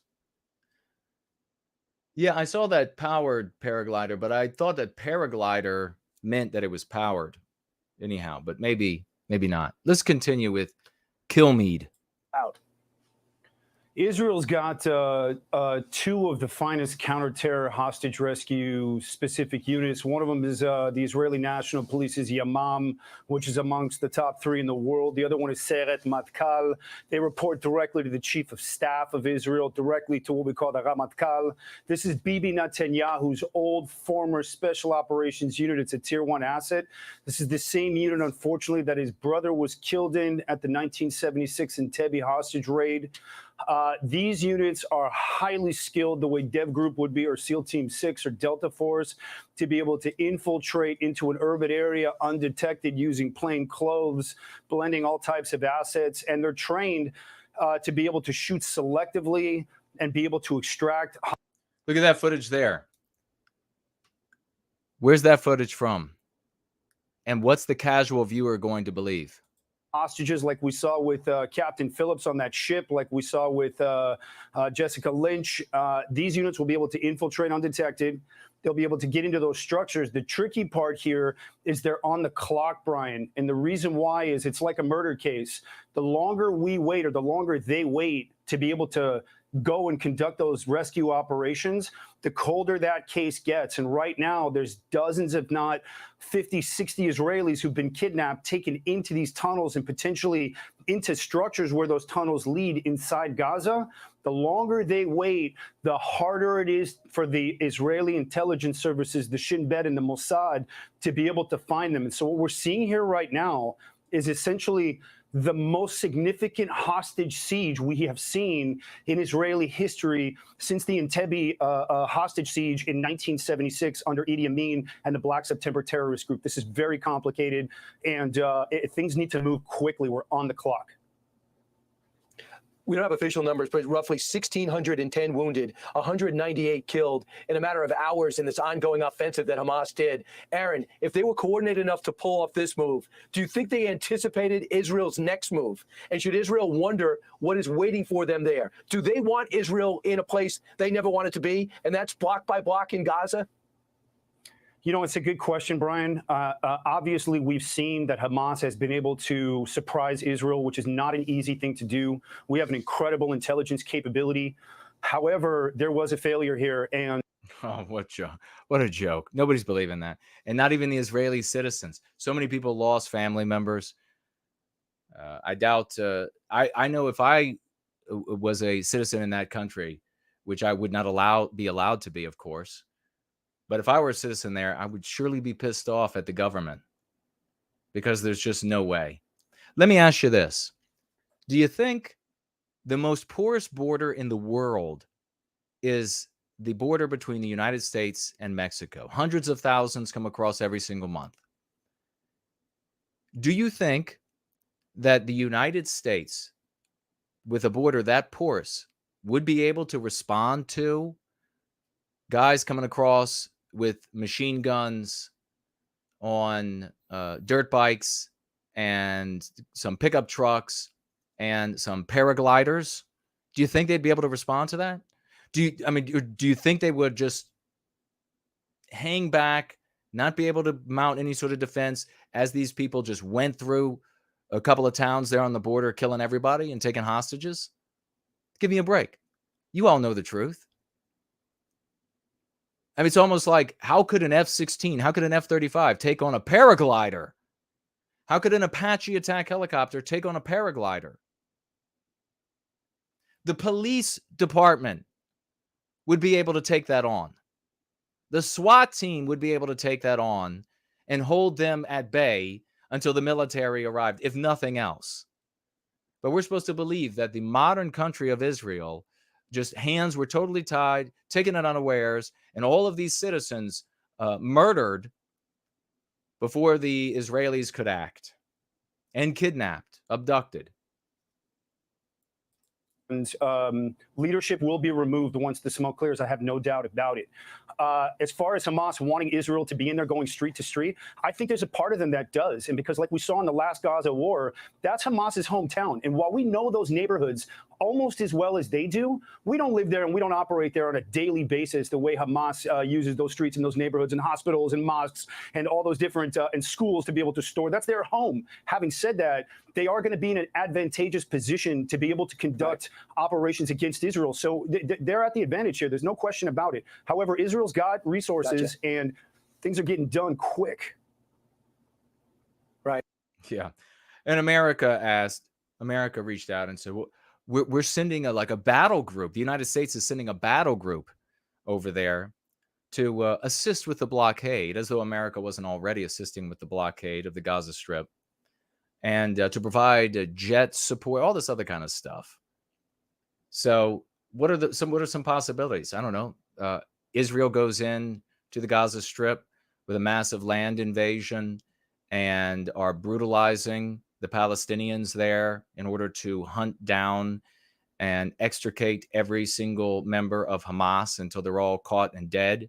And then that causes Hezbollah in Lebanon to attack from the north, and maybe Syria, attack from Syria as well. And then what is that other group called? Islamic Jihad or something like that? What's it called? I think that's what it's called. Islamic Jihad over on the West Bank, and Hamas over there. Then they attack as well. Israel could mop the floor with all of these groups. But are they going to be allowed to just mop the floor on their own? Or does the United States decide to involve itself? And then we have an issue, certainly when it comes to Syria. I don't know when it comes to Lebanon, but certainly Syria, where we're at odds with Russia. That's an ugly way that it could play out and would become a much bigger conflict. But at the moment, I'm not thinking that's going to happen. And I'm also not thinking that Israel is going to do what it should do for its safety, which is the safety of its citizens, which is just to remove all of the innocent people in the Gaza Strip, maybe deposit them over in the West Bank, and then be able to set up their forces on the east side and north of their country and be done with it. No, I think it'll be easier to keep that controllable flashpoint in place so that in another 5 years, 4 years, or when there's a political necessity for it, all of a sudden a terrorist attack will be allowed to happen, or will just happen by chance. It'll be perfect timing. And then Israel will be able to go out on the stage and their interests will be met. Anti-whites in the United States, UK, etc., they'll be able to get their interests met abroad as well. It's funny how it works out. Doesn't matter how unbelievable it ends up being. So what does it mean for us? Those are the big questions. What does it mean for us? The lessons. Well, the first thing is the government will allow you to be killed. Whatever happened here, and I know the Israeli government is a different government, but one has to conclude that the Israeli government actually likes its citizens, whereas the United States government and the governments of all of the Western countries wage war on Westernkind. They will allow you to be killed. They will allow you to be mowed down by militaristic, violent malefactors. They have no responsibility to do that. First of all, they don't have to provide protection. It's already in the laws. They don't have to. So every effort that is made to prevent you from your right to self-defense with a firearm is shown that much more plainly for the maniacal, blood-curdling desires of the people behind those efforts, the anti-whites. So you should be able to defend yourself. You should, where you are able to have the right to self-defense, avail yourself of the tools that are legal for you to have. And in the United States, that very often, for most people, is a firearm. Now, what do you hear from people? And that would be the end of the story for your typical American. That's your remedy. Just get a gun. Have guns. Have lots of ammunition. That's it. A conservative, that's what they'll tell you. Every time I've had these conversations with such people, I press them. And the outcome in every conversation is, well, if I have my guns, I'll be able to take a few of them with me. No one is going to die that way. No one is going to say, my life is only worth 3 or 4 or 5 of these people I could shoot. The vast majority of these people who say that they'll have it out with the government or they'll have it out whatever, will just turn their firearms over. They'll just submit. They'll capitulate. So if you have a gun, but you don't have a people, then you're going to die with your gun. And if that's how you want your life to end, well, then you're not welcome here. If you have a firearm, the right to self-defense, and you have a people, you can survive. And that's what we have to work toward. That's what we are working toward. So you can see very plainly in these videos, these border towns, and we have border towns across the West that are being inundated by people around the world that in effect are creating states within a state. Just as one could argue that Hamas, it's a nationalist group. There are different names that are thrown around about it, like the government of Palestine and things like this. But you could argue that it's a state within a state. You have these collectives of people from other places around the world, and this soup of anti-whiteism in which we all are forced to live in the West lends itself to these people becoming states within a state. As things get worse in Western civilization, as the ability to enforce the law, just even not lacking the ability to enforce the law because there aren't enough police or there isn't enough money to do it, but because law enforcement and the justice system has been white erased, you're going to see increased levels of gangland type of Hamas type of control over parts of Western civilization. Some of them might be groups of Arab people. Some of them might be groups of other races and other religions. But we are going to be the group that it's okay to victimize. We are going to be the group, the individuals, for which there is the least amount of investigation, the least amount of concern when we're victimized. And if you have that right to self-defense, and all you do, as so many conservatives will tell you, is just get a firearm, your decision will be, do I die with my gun or do I capitulate and give them whatever they want? If, on the other hand, you avail yourself of the right to self-defense, and we here, with your participation, create an environment that instead lends itself to the formation of a racinated people, i.e. Westernkind, then you have a chance to live with your gun. So that's a really big lesson to take away from this. It's going to be too easy to walk away and say, well, if these people had only had firearms, and you're going to be hearing that a ton from conservative content creators in the months to come. If they had only had guns, it would have been fine. No, if they had had firearms, because they have a people, it would have been fine. Without a people, those individuals would just make an individual decision. What's good for me? We're going to have to talk about this. We're going to have to be able to carry this conversation on with friends, family, and strangers.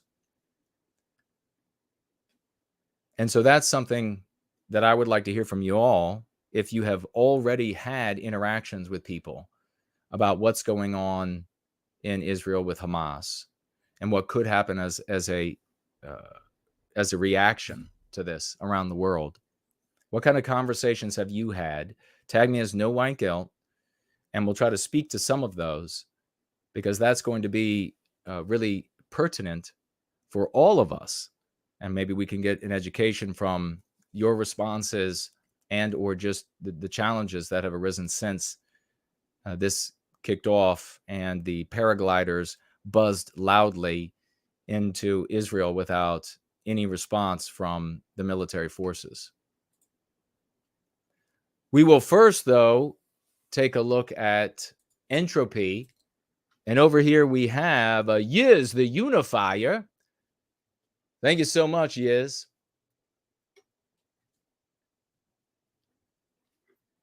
She financially gifts $3, and make sure you're with her on tomorrow, Monday night, 6 p.m. for her show on her channel. She says, with those $3 weekly folk tithe to celebrate my friend Aiden using winning words of power against the anti-whites on her channel, Kip. And she supplied a link to that. We'll check it out. Thank you so much. Aiden Paladin using the lexicon, ladies and gentlemen, reaching all of her many thousands of audience. Thank you so much. Yes, we have get out your raucous emojis. Celebrate. Get out some 07s, 007, some crowns as well for the heads and gems for the feet of champion Nat Quinn. $40 from Nat over here on Entropy. Thank you so much, Nat. And she says with those $40 for white well-being, Nat Quinn. God bless you. Thank you so much. And we have over here, keep out those raucous emojis and the celebration, because we have the one and only Fit and Healthy at Any Age, financially gifting $25. Thank you so much, brother. 07s, 007s. Fit and Healthy at Any Age said, I wanted to share a success story from yesterday. I was blessed with the chance to meet Lieutenant Governor of my state. Although there was little one-on-one time with her, everyone in her group within earshot was receptive to concepts like white erasure and Westernkind. Go free is the answer, Kip. Wow, what an epic testimonial. Let's really break it out for Fit and Healthy. 95s for Fit and Healthy at Any Age. That is beautiful, brother. Thank you so much. 25 white well-being dollars. And what a testimonial to the success of the Go Free Lexicon. If you want to prevent your relatives, your friends, your colleagues, and coworkers from capitulating, stumbling in, making their primary console in their life what is happening on the other side of the world. They just want to send some money. They just want to send some food. They just want to vote for people who promise them that they're going to destroy all of Israel's enemies. And they'll be in those speeches, they'll be saying our enemies. Make no mistake, as they've been making that mistake everywhere. I guess we should say it's apropos, a Freudian mistake. You have here the answer, the remedy that you can bring to them, the lexicon that was receptive, everyone that was there was receptive to white erasure and Westernkind and other go-free concepts, fit and healthy at any age, making it happen. God bless you, brother. We'll celebrate you in the swash next week as well. Get some more details. Beautifully done. Let's see, over there on D Live, I don't see anything new unless I'm just missing it. There is Board Troll did donate 1 lemon of cryptocurrency. Thank you so much for that. And we have hello to everybody over there on Rumble. We also have, okay, we didn't miss anybody on Odyssey. I'll swivel around this way. And we will refresh. Subscribe Star and Cash App. Nobody on Subscribe Star, but over there on Cash App. And then we're going to get back to the conversation with you about what kind of conversations that you have faced, what kind of challenges have you had to deal with since Hamas invaded Israel. I imagine there are a lot of good Christians, a lot of good white Christians out there that are having problems with family, who suddenly couldn't care less about our people and are now totally enthralled with what's happening in the Middle East. We have over here, we have White Arts Now, financially gifting $10. God bless you. White Arts Now. And we have White Arts Now makes a return. Get out your raucous emojis, please, ladies and gentlemen. Celebrate 95s, 07s, quadruple 07s, 50 white well-being dollars from White Arts Now. God bless you, sir. God bless you. And he says with those $50, he said 50 octuplets white babies. Thank you so much. The $50 for octuplet white babies. White Arts Now. God bless you, brother. 95s. Keep it going in the live chat. $25 financial gift.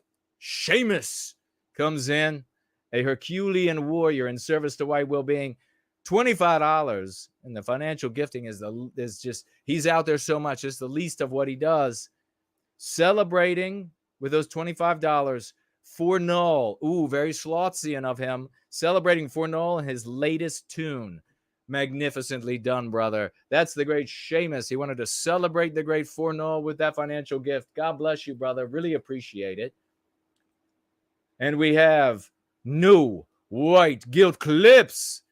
You know you got to get out quadruple 07s for this champion. 95s for his heart, crowns for his head, gems for his feet, squirrels for his backyard. 107. 100 saluting dollars. $107 of white well-being dollars. God bless this gentleman. Follow him on all of his different platforms. A true champion. Non-Perel, ladies and gentlemen. We love you, Clips, and all that you do. And we also have here, we're going to turn back to everybody right now, White Student Transmission, financially gifting $5. God bless you, sir. And with those $5, he says, folk tithe for white well-being. A folk tithe. Clips coming in. Clips I don't know if he saw that someplace else or if he came up with himself. The 107 for the salute right in the financial gift. I love it. And everybody that's celebrating is better than everybody else. God bless you. I'm going to stroll to the top of the chat that I can see. Ivan the Horrible is here. Wonderful to see you, brother. Ivan, how would you feel if somebody came buzzing over your head in one of these paragliders and they were shooting down? Would you shoot back? I know I would. First Last says, Israel is not my people. Absolutely. The Doberman is here. Hello and welcome. Sail away. Hello and welcome to you. High Speed Drifter. White Calling. Remember, tag me as No White Guilt, and I will see what you have to say.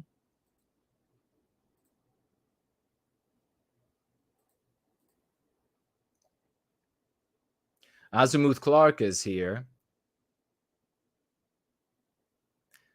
Axiom says, how did Mossad allow militants to just march in like that? Yeah, it really stretches credulity to claim that Mossad didn't know what was going on. It's possible, it's absolutely possible that sneak attacks and things of this nature can be carried out, and everything in the world isn't like orchestrated from the top down. And maybe that's something that's also needs to be said. This terror attack happened.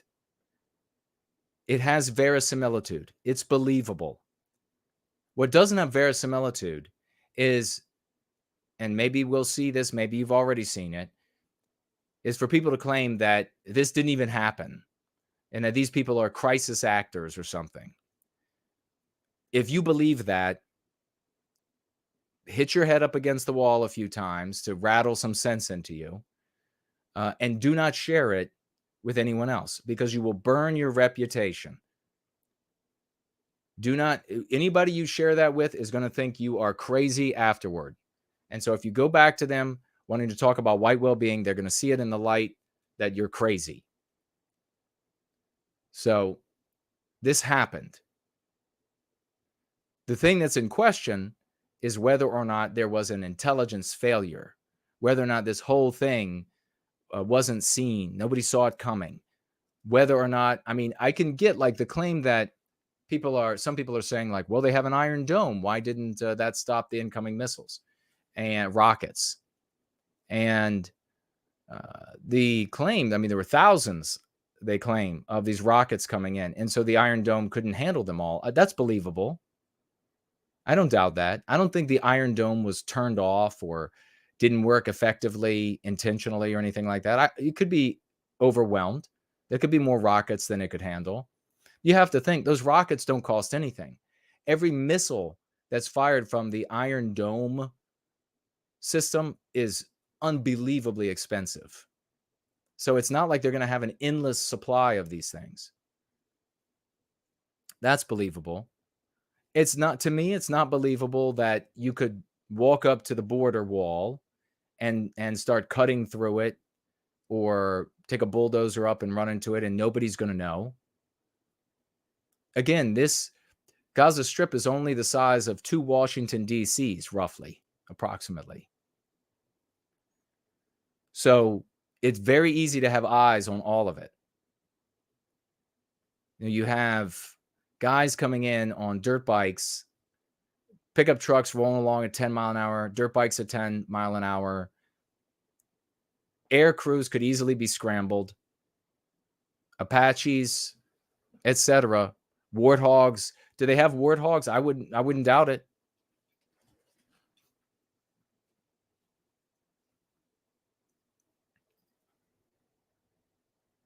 Southern Thunder is here. Hello and welcome.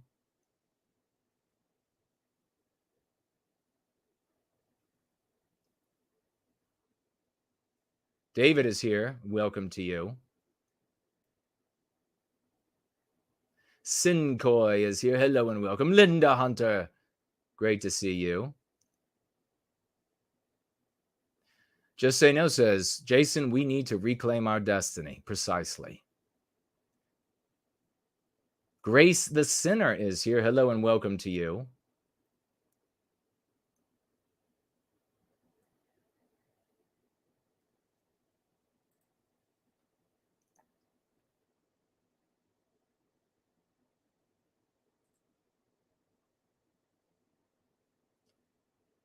Looking for comments to yours truly.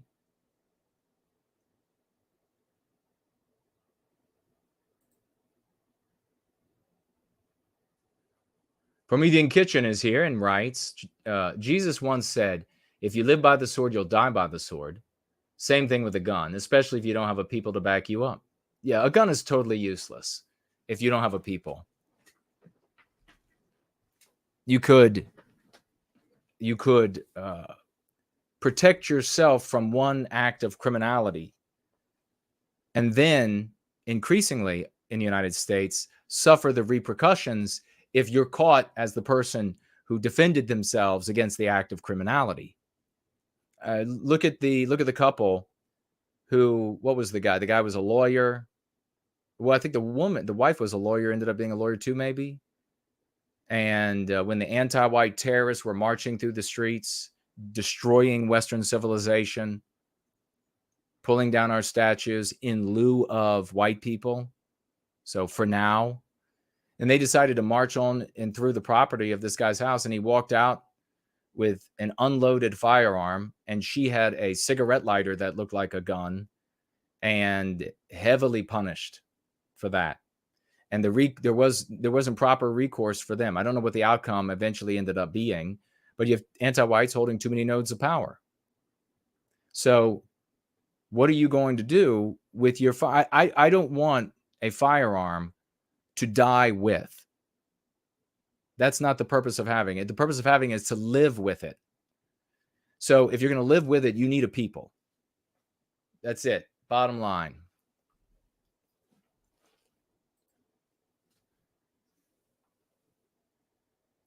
Be brave, be courageous, be strong is here. Hello and welcome to you. Had talks with my parents about the war. They know both sides are just as bad as each other, worried about a potential escalation resulting in WW3. Yeah, I think that there are folks, it's extraordinarily slim, but that's, I think, what most people have a little bit of concern for. We would not have this concern if we were in control of our destiny, because we wouldn't be waging war on another country's enemies. So there wouldn't be a possibility of that. And if Israel were just an ally, and I keep an eye on it, folks. You know, we talk about numerical courage in the Go Free lexicon, and that concept can be and often is, and the reason why we use numerical, a matter of numbers. In other words, more people of a particular type makes each of the individual members feel in a country that's not their own, in a country that they did not create, let me put it that way, or could not create. Jews cannot create Western civilization. They never have. They create their own civilization. But the larger those numbers get, the more confidence the individual members feel. But I've also point out, I think it's amply so, I think, in the second edition, iteration 2, that, well, probably just iteration 1 as well, that it's not just the numbers, because it's a function of how strong or weak the host population is. And is there a religion or an ideology that empowers, strengthens the said group so that they feel confident beyond their actual numbers? For example, how many Eskimos would you need in Georgia, for example, before they felt confident enough to start changing the environment to suit their biospirit? Probably tons. But you would need fewer Jews because they have a firm identity. They have an ideology / religion. But to encompass all of them, a ethnicity, that firmly identifies them to each other relative to the rest of the population. You never meet a Jewish person who is confused whether they practice Christianity or Judaism or they're atheists or whatever. They're never confused on that. They're like not really sure what group I am at root. Of course, I haven't met all of them, so there's a possibility that there are some that would say that. But that strengthens them, their ideology, their ethnicity, well beyond their numbers. And so if we were not so grievously afflicted with anti-whiteism, if we were not divided and conquered down to the individual white person, we could resist endeavors to use us, our resources, our people, for the benefit of others. So it's the anti-whiteism, as we started talking about early in the gathering, that is the problem that we have to address, not the way anybody is born. There would be no chance of a World War III if we were in control of our destiny. And if Israel was just an ally of the United States would probably in this case say, do you need anything? Do you need any help cleaning up this terrorist problem in your country? And they would probably say no. And that would be the end of it. Popcorn Power is here. Kingdom of Inland is here.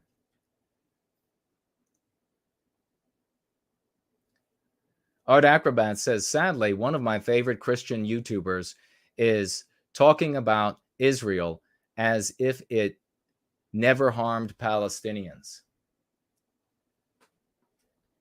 Yeah, I mean, these are debates. These are conversations that we should not engage in. But we do because we're just white people are just spectators of the world. We're not players. We're just there to be victimized. We're just there to be taken advantage of. We're just there to be used. We're just spectators of the world.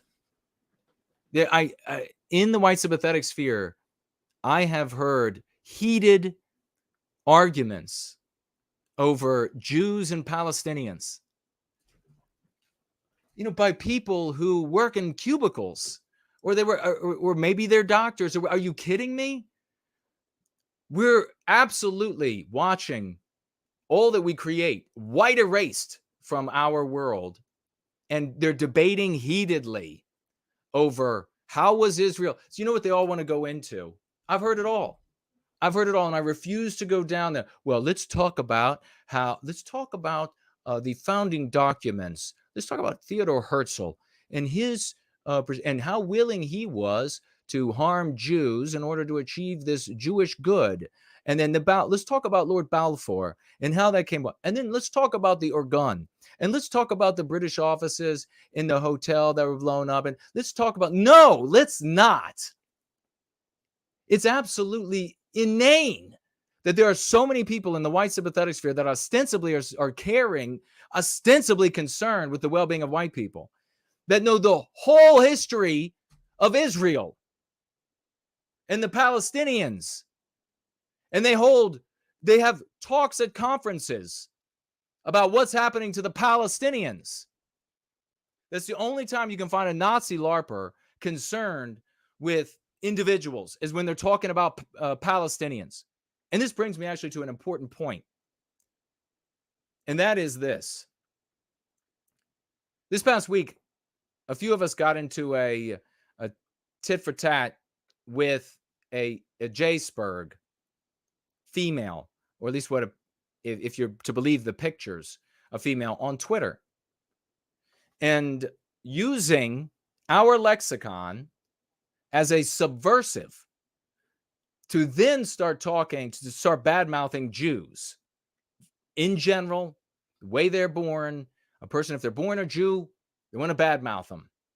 So we engaged, pointed out how this person is a subversive anti-white, undermining white well-being. Our intent is to end our victimization. I can honestly say, with truth in my heart, I want Palestinians to live and be happy. I want Jews, Israeli Jews, to live and be happy. And otherwise, they're off my stage. I'm worried about my people.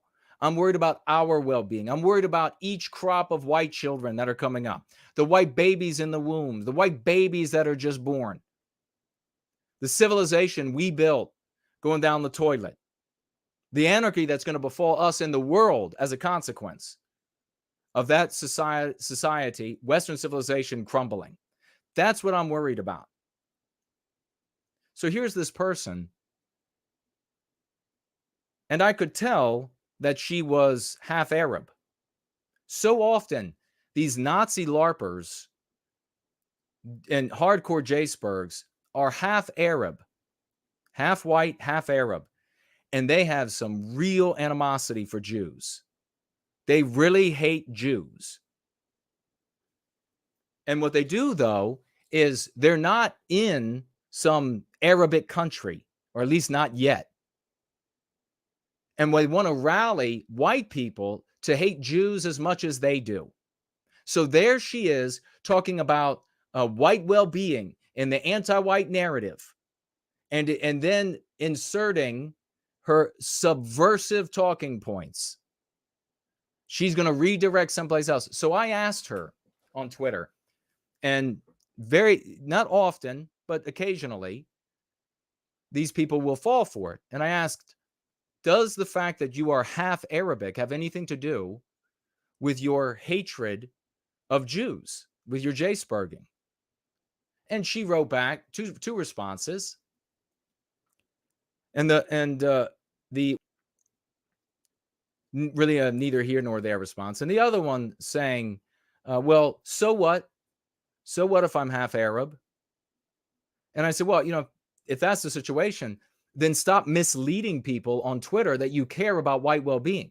You don't care about white well-being at all. You just hate Jews, and you're just trying to get white people to hate them with you. So be mindful when you get into conversations with people like who you're talking to. There are so many of these. If you remember, it wasn't long ago before the Great Divorce. It wasn't long before the Great Divorce that we came upon a slew of these people that we searched on other accounts of theirs, and they had all these Arabic flags on their other accounts. But where they were on Twitter, where they were on Gab, they didn't have those because they're just trying to get white people to side with them against Jews.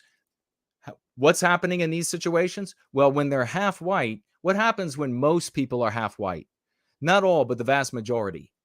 They identify with the non-white side. And so, because why? Why would you identify with the white side? You get to be guilty, you get to be hated, you get to be white guilted, you get to, etc. You have to pay, you have to recompense for the rest of your life. You have to hate yourself. But if you identify with the non-white side, then you're good. Then according to the narrative, you don't do any wrong. If you ever do any wrong, it's because white people caused you to do it. It should be a rightful recipient of the bounties of Western civilization as a non-white person. So they side with the non-white side. They side with the non-white side. And then in this case, Arabic, certainly not all Arabs, but then they look at what's happening in the conflict between Arabics and Jews. And then they think, aha, I'm going to be a Nazi LARPer, this anonymous Nazi LARPer online, and I'm going to get all these white people hating the Jews too. And a ton of white people, because they have no identity, they fall for it. So keep an eye out for that. Great to see you, Art Acrobats.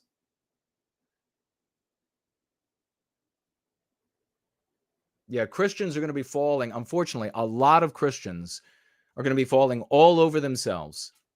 And they're going to be these Bible shysters. They're going to be Christians who are just out there opportunistically starting 501c3s or whatever to suddenly take money that will somehow help Jews, and they're going to walk away rich with it. And there'll be Jews doing the same thing. The great Elaine Sabatino is here. TJ is here.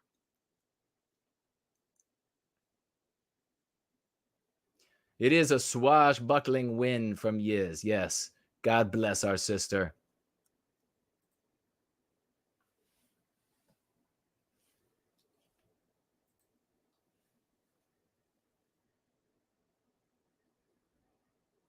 Lady Anglo is here. Great to see you. Hyperborean Dream is here.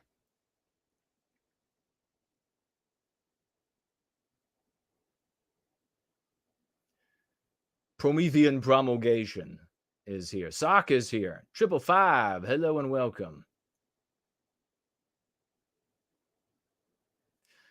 555 says that he refuses to engage with Spurgs online these days. Yeah, there's no use in it.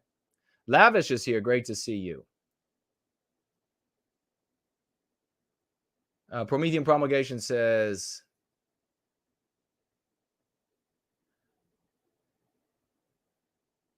let's see where you start. I think I know who you're talking about, and I have reason to believe it's the same person as last time, exact same person. Pretends not to know much about us. Then not long later brings up old hat that wasn't mentioned in a while. Unless you're talking about Syrian Girl. No, I'm not talking about Syrian Girl.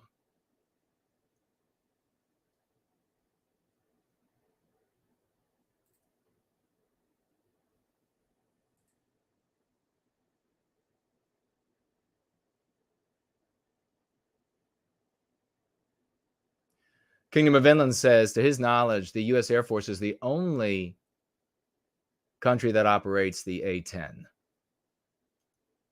Elaine is crafting with no white guilt. Epic, sister. I've been seeing cheap and disposable things defeated multi-million-dollar systems all year. Iron Dome is made to stop cruise missiles, not little beefed-up bottle rockets.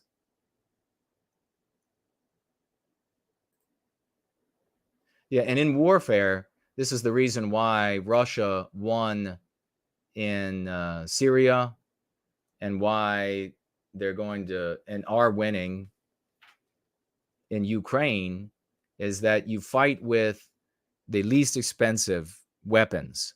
And if you force your competitors to fight with the most expensive weapons that they can afford, then the attrition that otherwise is imbalanced by population size, industry-wise, GDP-wise, all of these other things, that's balanced out. And maybe even in favor of Russia. Patrick Cash is hello to you and says, have you seen Muslims celebrating across many Western cities? Yes.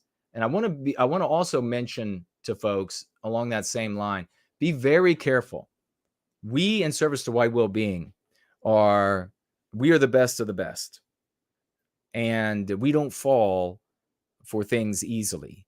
There are a lot of videos out there, and there always are when this happens, that are fake in some respect. And fake might mean that they were real during a different event at a different time. There's one video going around about Hamas, purportedly Hamas, attacking a house in a very suburban looking neighborhood. And there's the claim that this isn't Hamas at all, that in fact it is an Israeli police department raiding some home, some Palestinian home. So be careful when you see these videos. And that's another thing that needs to be taken on board and into consideration when you go to talk about this with friends, family, and strangers. You definitely don't want to show somebody a video about something. And as a catalyst, this is what we do. We only will talk about it in this community to introduce the concepts that recapture our destiny. You don't want to show them a video that ends up being from a completely different time period, 10 years earlier, 5 years earlier, a different incident altogether. And that kind of thing happens all the time. One of the videos going around of government officials celebrating in Iran is definitely an older video, but people are intentionally misleading others or mistakenly believing that this is right now they're jumping up and down, and they might be jumping up and down, But you don't want to show a video that's not a current video of them celebrating, because you'll end up burning reputation. You can, if you're going to talk about this, you can use the videos that people are already availing themselves of. And then if they find out that they were in error, that's not on you. You still get to introduce the subject, which is any number of these things: white erasure, Westernkind, anti-white narrative, etc. Why? The biggest lesson that we have to take away in this community is that comes from this incident.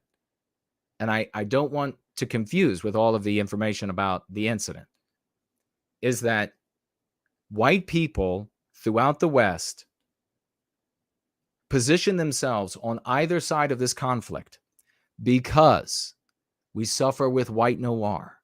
We suffer with these meme pathogens, anti-whiteisms, anti-white ideas, white guilted, denied an identity, believing that our opinion and our ideas and our views matter none or very little, that non-white people and their identity and their views matter very much. You have a conflict in between two different non-white groups in and outside of Western civilization.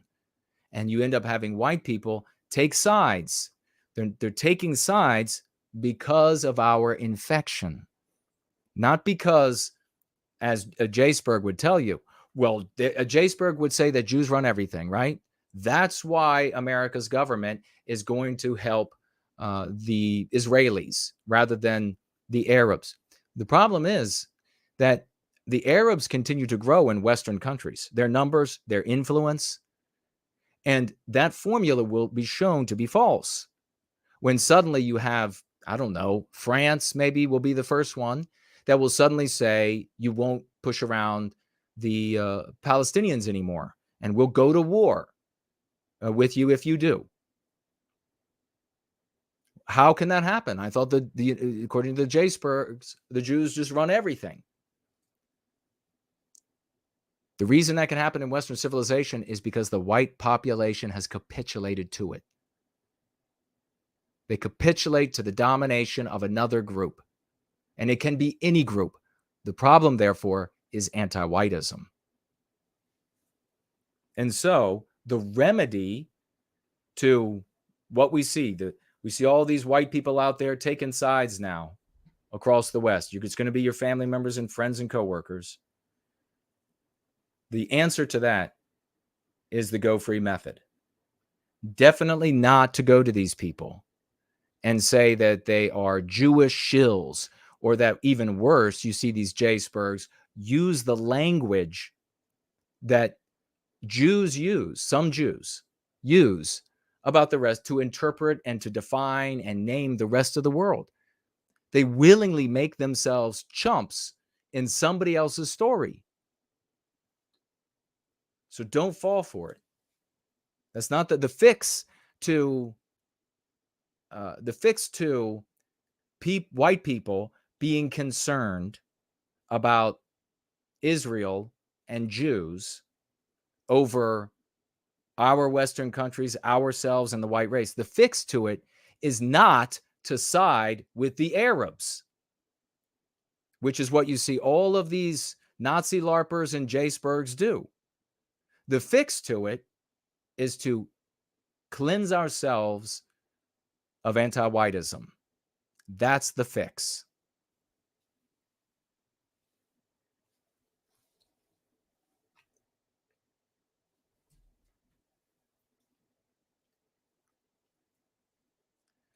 Who else is here? Machiavelli Sucks is here. Great to see you.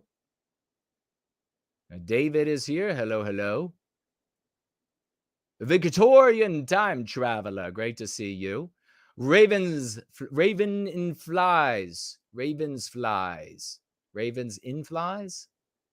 Hello to you and welcome.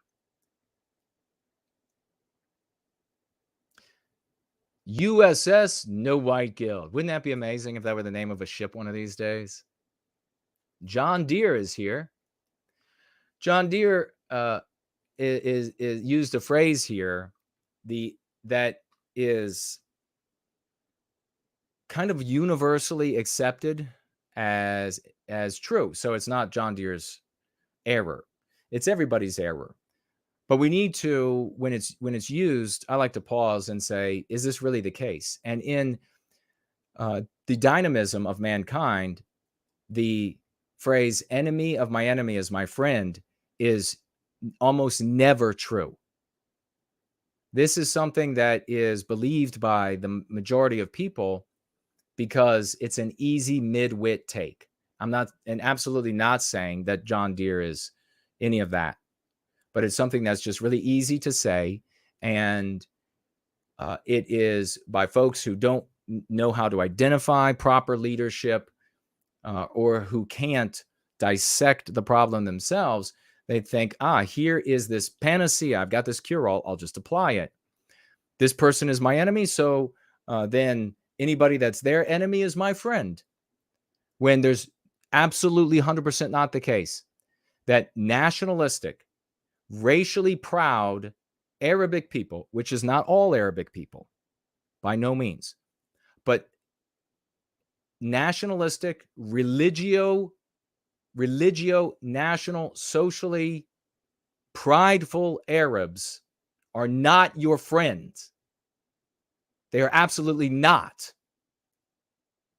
And that's what I hear and I've heard over the years a lot from white sympathetics who otherwise are Jay Spurgs, or they're Waco builders. They want to go build a town somewhere and get decimated by the government and anti-whites.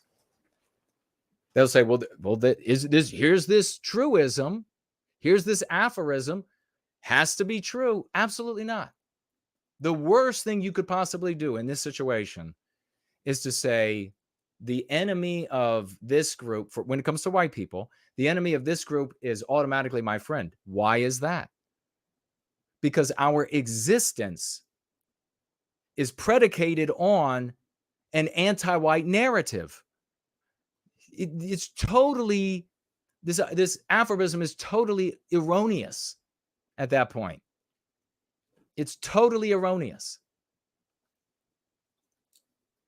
And at root, and again, this is not a criticism of John. I'm talking about this aphorism that's shared. I'm sure John has heard it a million times, as I have.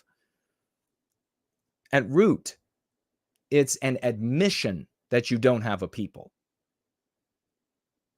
that you are a selfish individualist that's siding with a individuals who have a people, who have an identity. And that's why often so much you see these so-called Aryan soldiers of whatever, that suddenly they begin adorning themselves, their accounts, their language, with the language and imagery of the non-white group that they're identifying with. You don't see that in the reverse. Ever. Because these other groups of people have a people to which they belong. Art Acrobat says Christians should know better, and the good Christians do, of course. Blonde Ambition is here. Great to see you.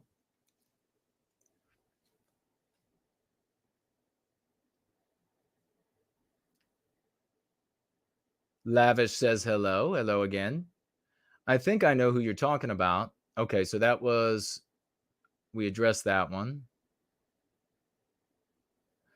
Peter is here. Limerick Oldrack is here. Heroes Abbott is here. Spud Ruckus, hello and welcome. 555 says, yes, USS No White Guilt, make it happen. Brad C is here. Great to see you, brother.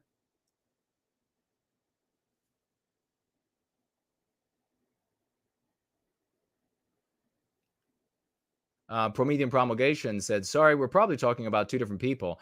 An old friend came back under a different name to defame you, meaning me. American Elitist is here. Hello to you. Based White is with us. Welcome. Great to see you.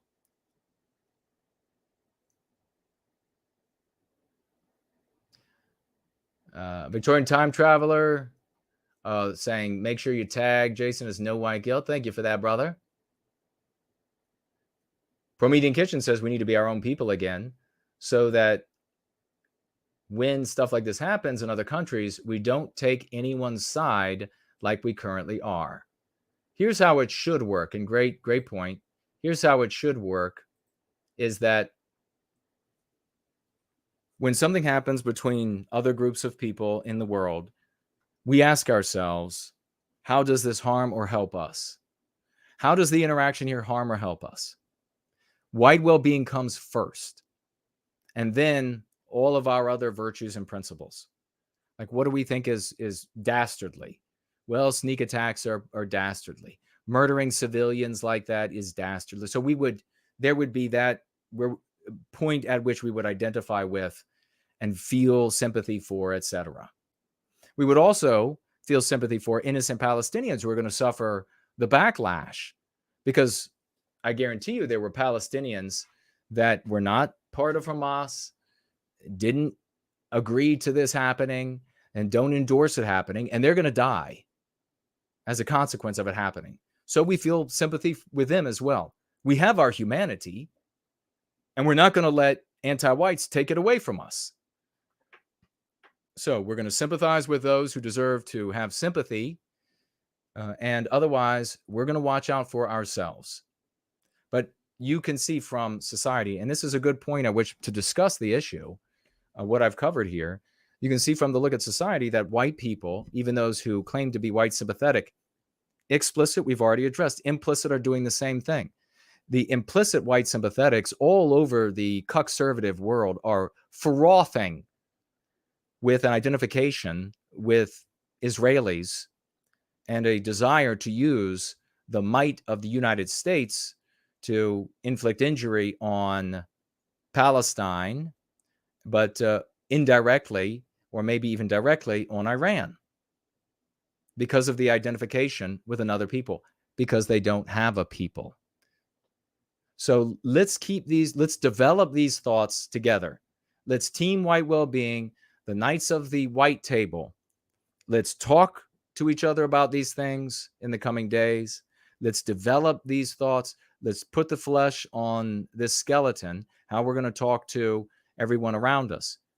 Basically, when the opportunity arises to discuss this, in all cases, the thing that you never forget, and that's easy to recall and implement at some degree, is that every incident in the news is an opportunity, a catalyst to introduce our key concepts and other concepts. But this conversation, because it is so poignant and also volatile, can serve to further a conversation about the fact that we don't have an identity, and that no amount of bad-mouthing Jews on the basis of their birth in America or the rest of the Western civilization is going to give us an identity. You'll never be able to get rid of the Jews. You'll never be able to do it, first and foremost. And it would be immoral, and you would be harming innocent people along with innocent Jews, along with anti-white Jews. And that is abhorrent. But even if I were to grant you that you could force them all to leave, you would still be without a people. And the rest of the groups that are in our Western civilization, and more importantly, the white selfish individualists, would continue to take us down the anti-white path in every way that would enrich and benefit them, all the way to the point that even if I were to grant you that all non-white people were forced to leave Western countries, I can guarantee you with, 107% certainty that white, selfish, individualistic people would use anti-whiteism to their benefit, and ultimately, to their benefit, bring people back in from around the world. So that is not how you remedy us. I can promise you this. If we have a firm identity as Westmen, one people with many countries, we would be able to live even in the West, as multiracial as it is today, in total control of our destiny. There wouldn't be able to be a challenge. There wouldn't be able to be anti-white in our civilization. Because the moment, you can imagine this, in the US, what percentage of the population is Jewish? Could you imagine, what is it? Let's say it's 6%. And let's say the population of the United States is 60% white. If 6%, and some percentage, I should say, of 6% can stand together for individual well-being by way of their group well-being and affect those magnificent outcomes for them, what could a percentage of 60% do? Been talking about this for years. You know I'm right. The people here, the courageous on Team White Wellbeing, they were thinking it themselves before they even found me and found Team White Wellbeing, and that's why they fit in so perfectly into the advanced placement class. If you're out there hearing what I have to say, you're out there J-spurging, or you just want to blame it on every other group, and you think that's the way. Maybe you want to side with maybe you want to complain about BDS. Maybe you want to complain about how it's been banned in Florida. I don't give a shit. Maybe that's what you've given all your time to. Well, now is the time to look in the mirror and realize why you are doing that. And that actual cause of it is a curse is a disease that doesn't go away with the eradication of any other group of human beings, even all the other groups of human beings. It doesn't go away. History proves me right. I know I'm 100% right. So I can tell those out there who want to debate with me that I got no problem with a debate. I'd crush you. I can tell you, those who out there that are holding the opposite position, I can tell you that you're moronic, because I can look at history, I can read history, and I can see time and again, and this formula works every single time. Every single time. If we don't develop into a people, if we don't racinate, and the way to do it is by these tools of white well-being, if we don't do that, then there ain't no amount of hating on other groups of people or identifying with some other groups of non-whites that are going to reclaim anything. It'll be the most pathetic ending to a glorious people that one could ever imagine. You can't even imagine something more pathetic than that. I can't.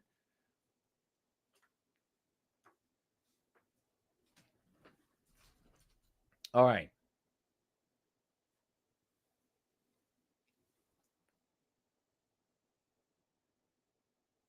All right. So Lavish is telling me that the account she knows that I was having a conversation with is she half Pakistani?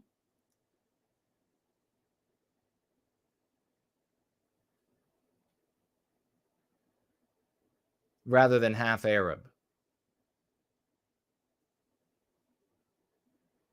Do you think she was doing it just for fun?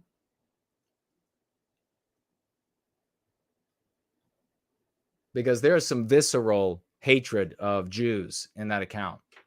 And I'm not defending. I've had all these people come out and they're like, Jason doesn't think the attack, there was an intelligence malfunction. These people are so limited that if you say that something is not the fault of Jews, they go crazy saying, oh, you're defending Jews. No, I'm just accurately discussing the situation for our benefit. Don't fall into this trap. There are going to be a lot of them out there. By the way, that's another thing I wanted to mention. A lot of them out there are traps where people are going to be saying, well, it's time to really hate on the Jews now because look what's coming. They're going to be talking about the atrocities from past, from present, for the future. I don't care. I am concerned about innocent people harmed. I don't focus hatred on some other group of people, on some other part of the world that I've never been to, never intend to go to. I can feel compassion for the victims, and absolutely will, on both sides. Not focusing any of my hatred, because all of my love is used on white people, on Westernkind. And that's how you should be as well. Lavish says she thinks she's a full Pakistani.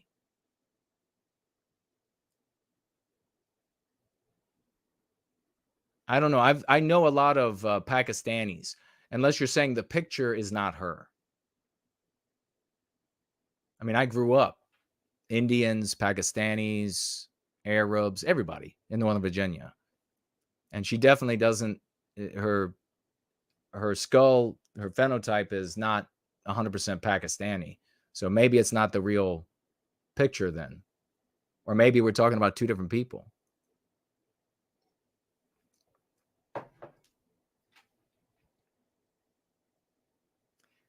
A.F. Grunds Visioner.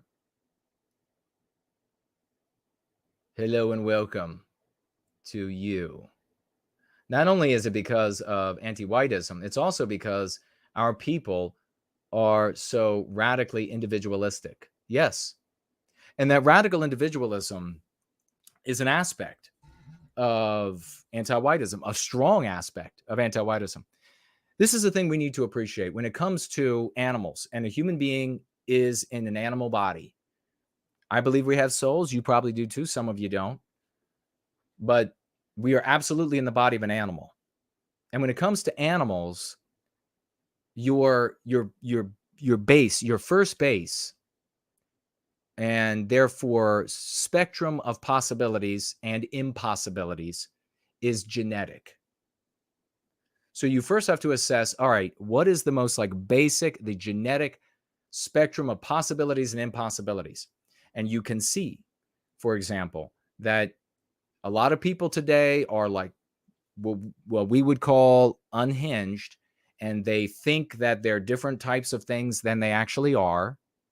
And they think that there are really weird things about the world, and as I say, themselves.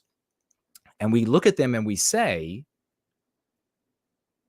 and here we're talking about white people who are thinking this way. We look at them and we say, that is because of what anti-whiteism has done to our mores and to our customs, etc. And it's true. But that doesn't obviate a genetic truth, a genetic spectrum of possibilities and impossibilities as well. And I submit to you that what we see today in mental illness in our race, that is normalized by anti-whiteism and anti-whites, was not genetically possible in the past.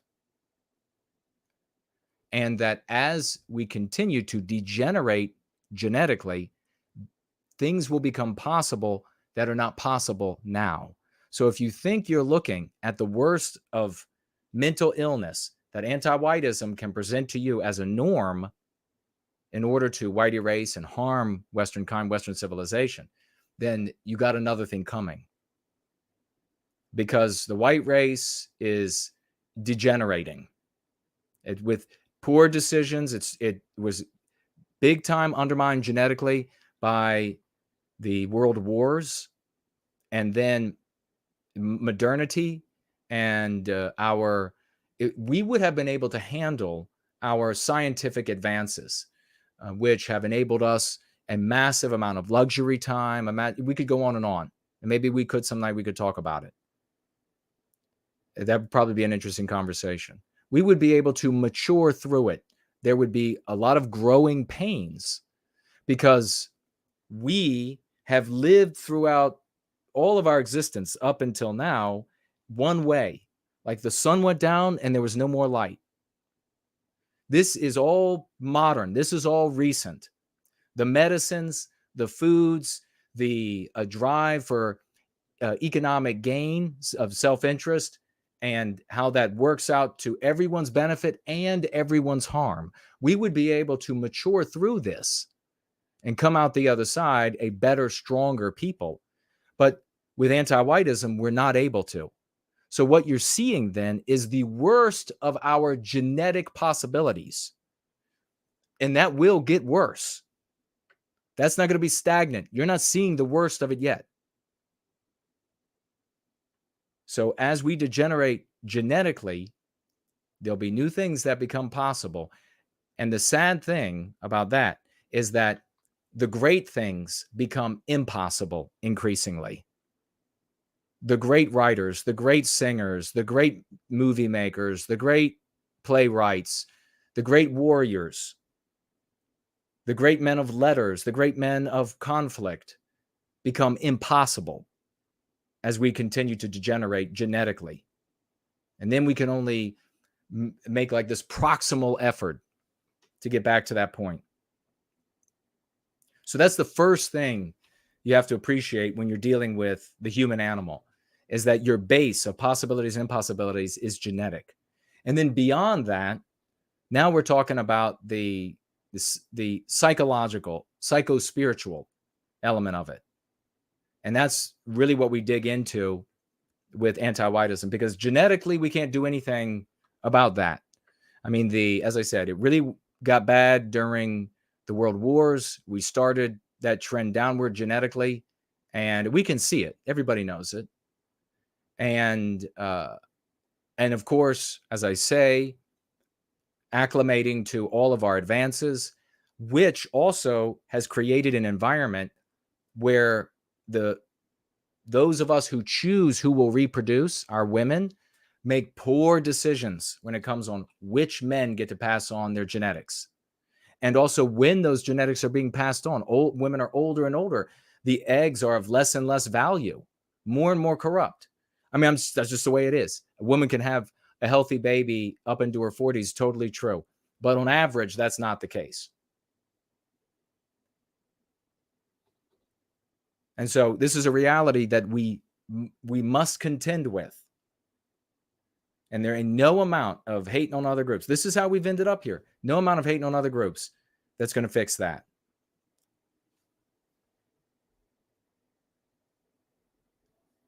Carlisle Cockatoo is here. Hello there, young lady.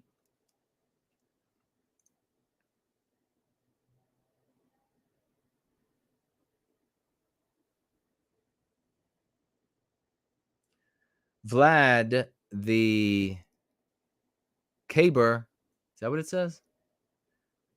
Says, why is it immoral to deport other races? Well, I would be, if I were in a position of power, I would be deporting all of these millions that have come across during Trump, during Biden. There'd be no dreamers because I'd be dreaming about the white kids whose environments are made worse, whose dreams I'm concerned with, because the establishment doesn't concern themselves with the dreams of white children, with the hopes and dreams of white children, just of non-white children. So you better believe I'd be getting rid of them. What you're talking about is taking populations that are Americans. They've contributed to America, a great percentage of which are going to be not have been anti-white at any point. And so to deprive them of, on the basis of their birth, of what they earned, of what they've done, of all that they know, is immoral.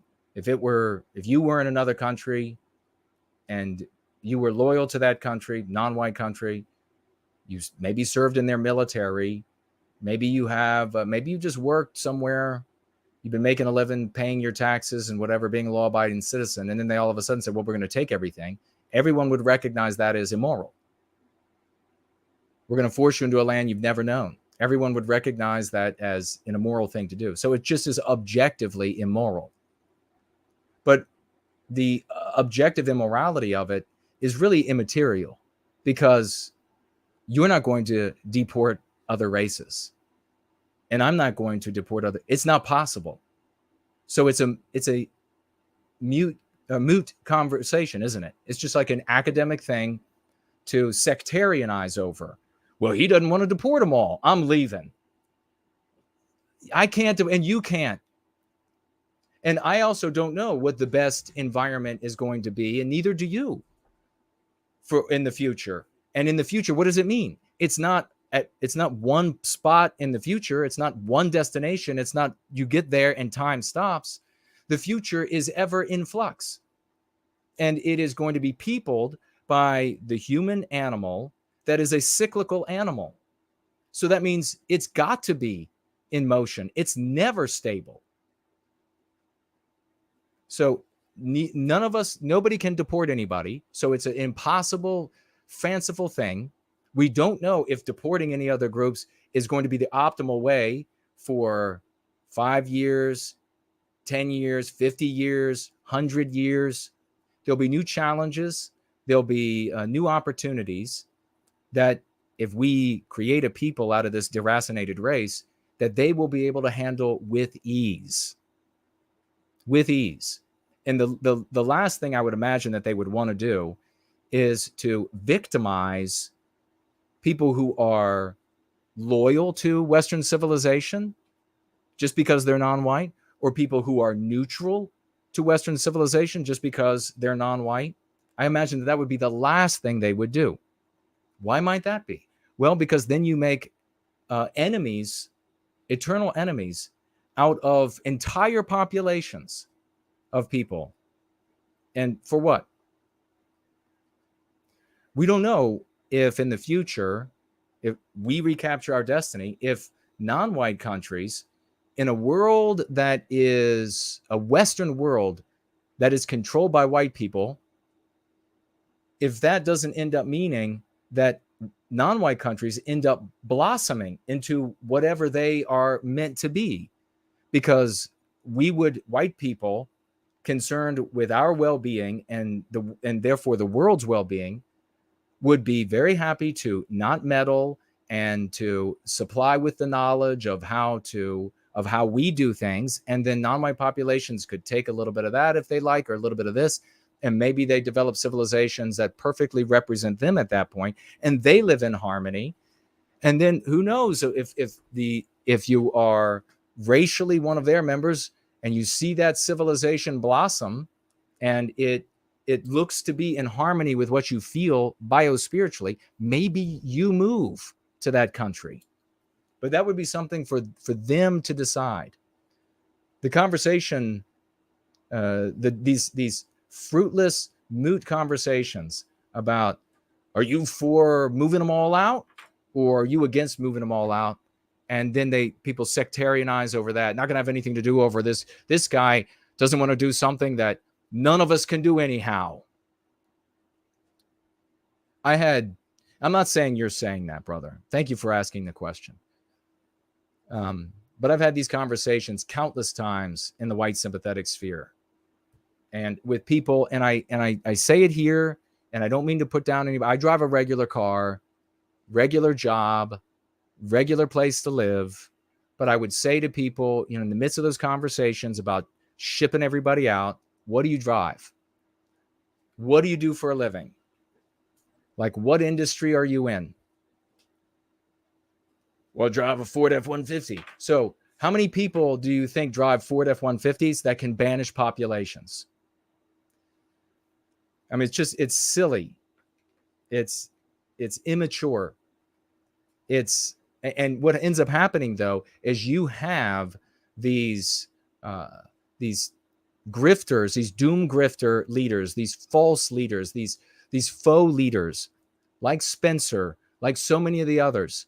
And they'll come to you and they say, "Oh, well, you've got to give some people a teleos."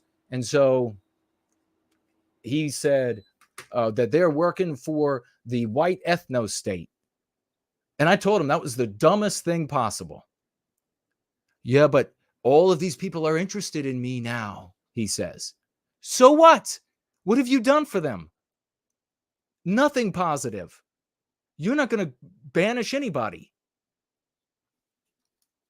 And then the defense is, well, Herzl and the rest. Again, it's always to the Jews. So it's, well, they had a day. They said they had a slogan, and they all recited the slogan, next year in Israel. That was totally moral for them to say, because they were believing, the white population around them hearing it, believing that this British-controlled area was virtually peopleless.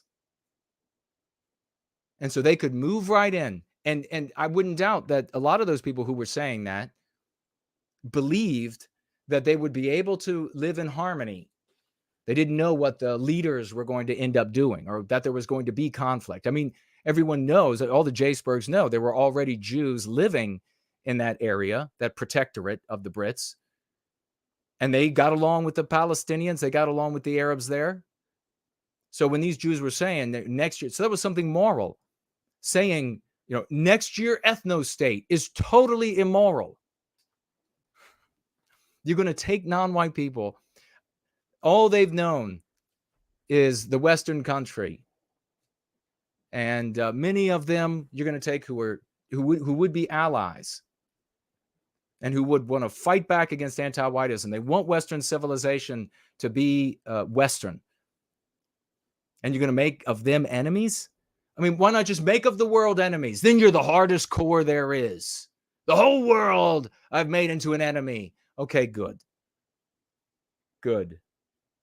Everybody hates us now.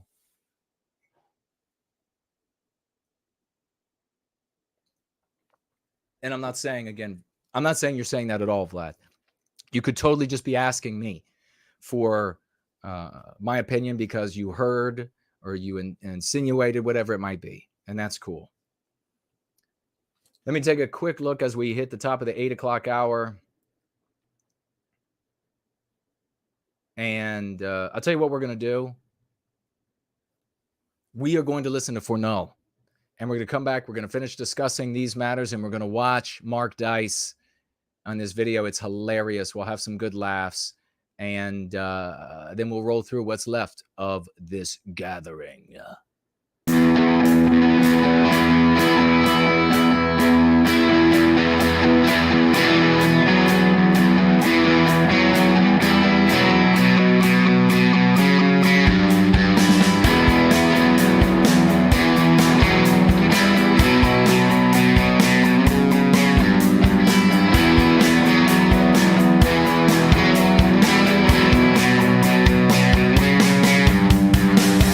We're falling.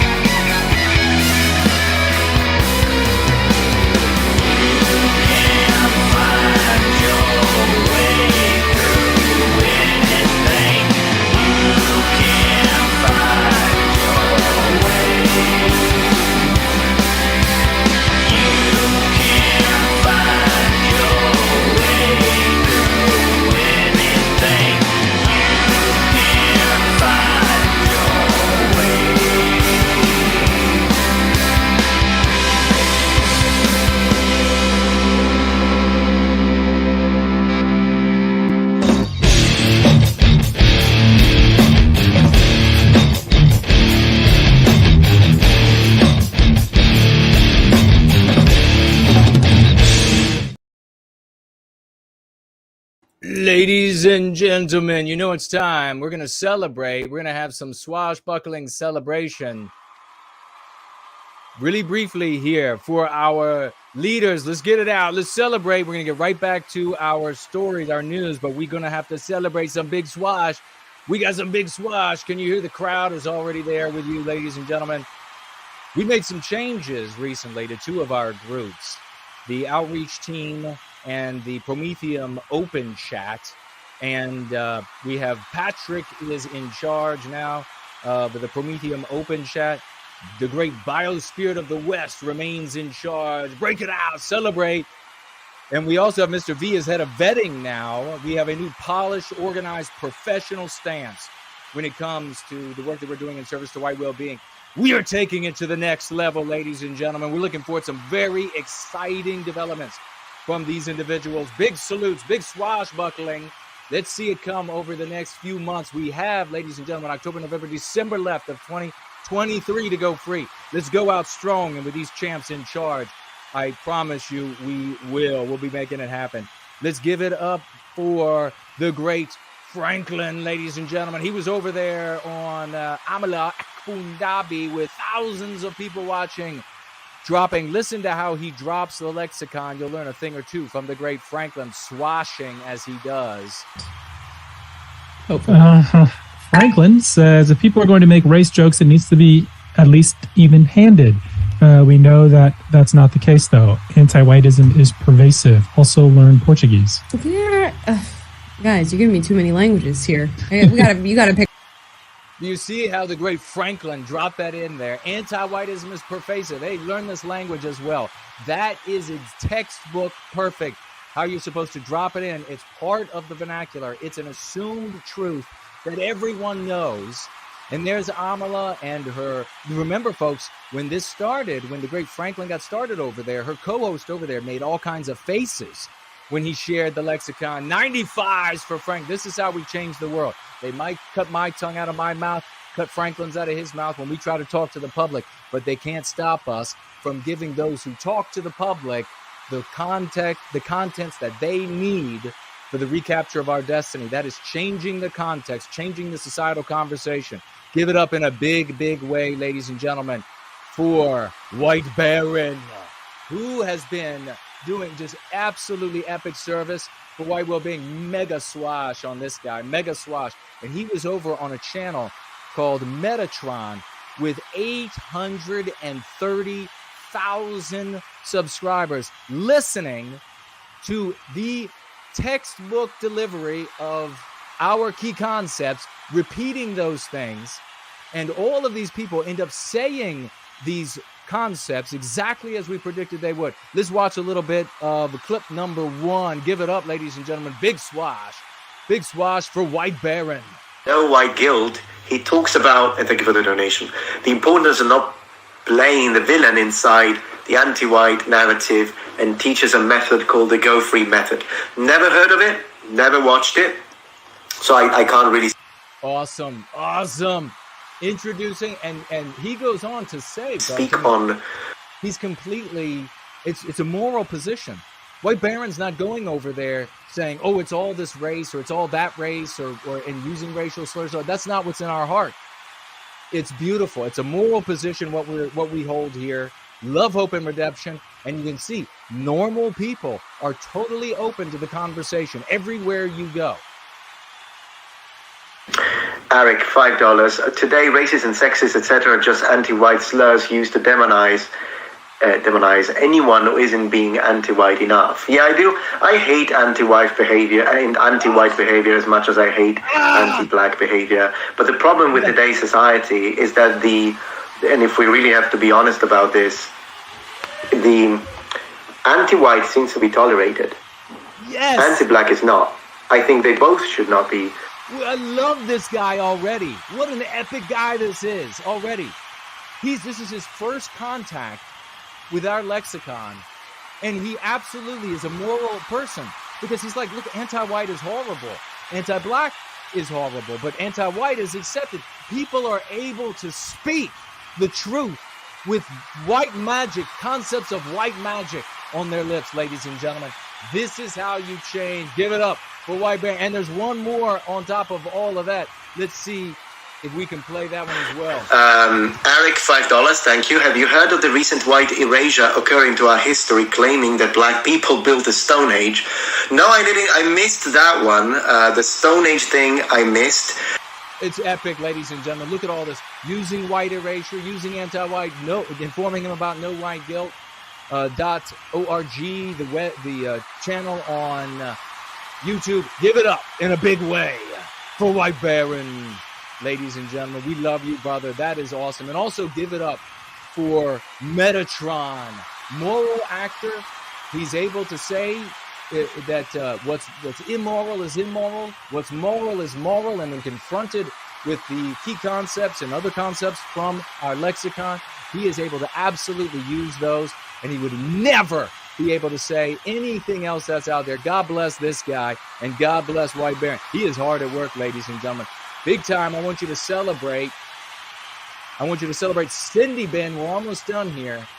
Make sure you celebrate Cindy Ben, because she just wrote an article that is up on our great, it's about School of the West, but it's up on Biospirit of the West Cora. Here it is right here, ladies and gentlemen. There it is. School of the West celebrates dignity for all, even Westernkind. God bless you, Cindy. I just learned of the article myself, haven't had an opportunity to read it, but if it's anything like the one you wrote before, it was totally epic, and we love you for it. God bless you in your service to white well-being. And, of course, God bless Biospirit of the West. Heading up the outreach team. He's got more power than he did before. It's going to become even more of this absolutely puissant entity that will do magnificent things in service to white well-being. We love it. Biospirit of the West. Our Mean Queens and Lords Awards this week. And we're going to be doing these just on the second weekend, I guess. So it's going to be this month of every month. We have Just the Misses. And we have Ardent White. Make sure you're getting out your crowns and your gems and your 95s and your quadruple 07s. As we round out our swashbuckling celebration and we get back into the news, we've got World Conqueror as well. The Blue Flame and Franklin. You know it had to be. Stickering, West says, has expanded from coast to coast on the United States at this point. And White Baron posting up in Australia. He has started posting in Australia as well. IRL champions. We celebrate these heroes in service to white well-being. Our YouTube and Twitter champions, that's X for all of you out there, that are rocking it 24/7 around the globe. We've got a giant team of them. I want you to be a part. West wants you to be a part.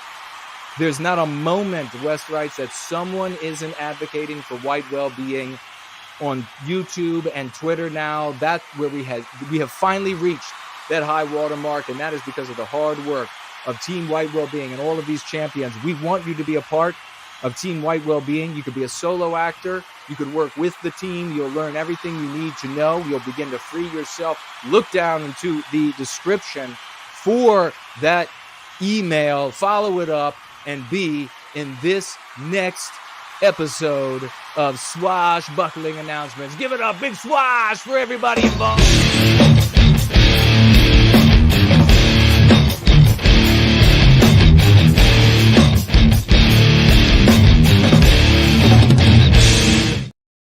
That is so awesome. Cindy Ben. Let's drop that. And big gratitude to the great ForNull. What an epic song that is. Giving it up to ForNull, making another song. The man is, you notice like our musicians are totally unstoppable. They are massively, wildly prolific. Outside of this white positive sphere, it takes people forever to make a song. Even Oliver Anthony takes him forever to make a song. But our heroes are tapping into the spirit of the West. They're listening to that voice. They're heeding it more and more, and thereby accessing more and more of those latent powers that are available to members of Westernkind and Westernkind alone. Let's get back to this news, and then we'll talk about these announcements, regular announcements we have, and your comments, calls, and questions. we will get to. So let me take a quick look at the live chat because we were having a good conversation going back and forth there. Johnny Johnson says, how do you suggest we respond to anyone asking us about the Hamas-Israeli conflict? Depends. Depends on how they bring it up with you. You can also use it to introduce our concepts. You can begin with a lot of conservative type people. The fact that so many of these Israelis did not have the right to self-defense. They did not have firearms to protect themselves. Where else would you be wanting to carry a firearm to protect yourself, if not on the border with Hamas? And I want you all, again, driving home the point, and this is how you segue to things that afflict us and get our people thinking about us, is that the border of the United States is wide open. People are pouring across. People who are, they call them, like, the big criticism of conservatives is that, they're not refugees, they're economic migrants. Well, do you know what another way to refer to an economic migrant is a burglar? Because a burglar coming into your house is an economic migrant. He's migrating into your house, and he's there to enrich himself. And so another word for a burglar is thief. And a lot of these people, you don't know, this idea that, oh, they're all good, but then there's going to be a couple here or there. Bullshit. Everybody coming in illegally is a thief. I mean, at root, on some level, you can make the argument that everybody who enters illegally is a thief. There are going to be cases where somebody who is, but I mean, if somebody is really ravaged and a refugee, why would they enter where there isn't help? They would go to where there's help, right? They would run to help. And that would be right at the border where there are guards, right at the border where, etc. This is my opinion, of course. That's CNN for theirs. I'm sure they'll have a different one. Ultimately, they'll stop making an argument. And that's how you'll know that situation for us is really dire. When they stop saying, who cares? Refugee, economic migrant, who cares? They just deserve to have yours. But you can segue to all of these conversations. So you can take the border between the Gaza Strip and Israel as an opportunity to segue in, or if somebody brings it to you, brother, the border there, you can segue into our border. If they bring to you the lack of right to self-defense, or the fact that a lot of these poor Israeli people were not able to defend themselves and they were just gunned down mercilessly, and the government therefore wasn't there to protect them. And that's ostensibly why you would turn over everything, because they made an argument that, well, you shouldn't have anything because we're the protectors. You can segue that into the right to self-defense here in the U.S. or any Western country. And if it's a conservative type of person, and therefore they are wont to talking about the rights of guns and just get yourself a gun and it's all better, you can talk about how they'll die with their gun if they don't have a people. Do they want to live with their gun or die with their gun? Do they want, let me ask, I mean, this is a question that I've posed to conservatives that take this, oh, just give me my guns and everything will be fine, is how many of the victimizers are worth the lives of your children or your wife or your husband? I mean, do you feel like if you kill maybe 10 people that come to harm you and your children, that's acceptable and now they can rape your children to death, the ones that get through? Well, if there isn't any number of lives that'll be worth that to you, then you're going to need a people moving forward. A gun isn't going to be enough. Guns and lots of ammo are not going to be enough. So, and if they come to you with a conversation that you can segue into the selfish individualism of the white race, do that. We need to go after that. That is a precept that is a disease that's pushed on us endlessly. It's like a founding principle of anti-whiteism.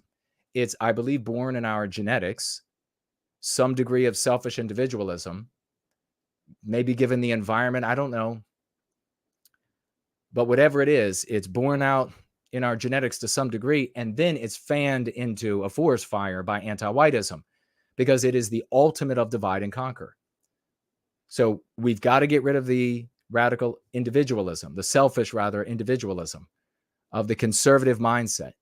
That's a big tenet of conservatism that's got to go. Conservatism that's got to go.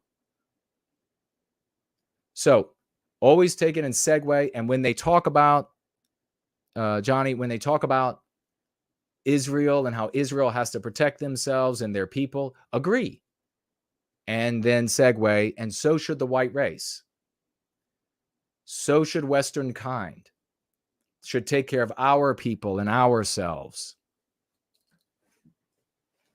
And so any one of these topics that come up, you should be able to pivot to something that will benefit your audience rather than allow them to stay in a state of mind and opinion that is harmful. And really, either way for them, whether they're going to side with the Israelis or they're going to side with the Palestinians, is harmful. And if there's a third way there, and I'm sure you'll probably or likely come across somebody like this, it's the don't care either way. I just want to live by myself out in the whatever, selfish individualism. Craven mentality. You're not going to survive. Your children, you won't survive. Your children won't survive. The United States is, and the rest of the West is being transformed overnight. And if it's not the mobs that will effectively, I mean, what is it that Hamas does that is that's horrific about Hamas? Let's put it that way. What is it that Hamas does that is horrific about Hamas? It is that they kill you. They terrorize you. How many members of the white race are terrorized today? They can't go out into our communities that the white race built anymore. We have to increasingly have our heads on a swivel in environments that used to be idyllic, in environments that used to be so safe that you could, they used to be so safe in the real world that prior to us making those environments, you only found it in fiction.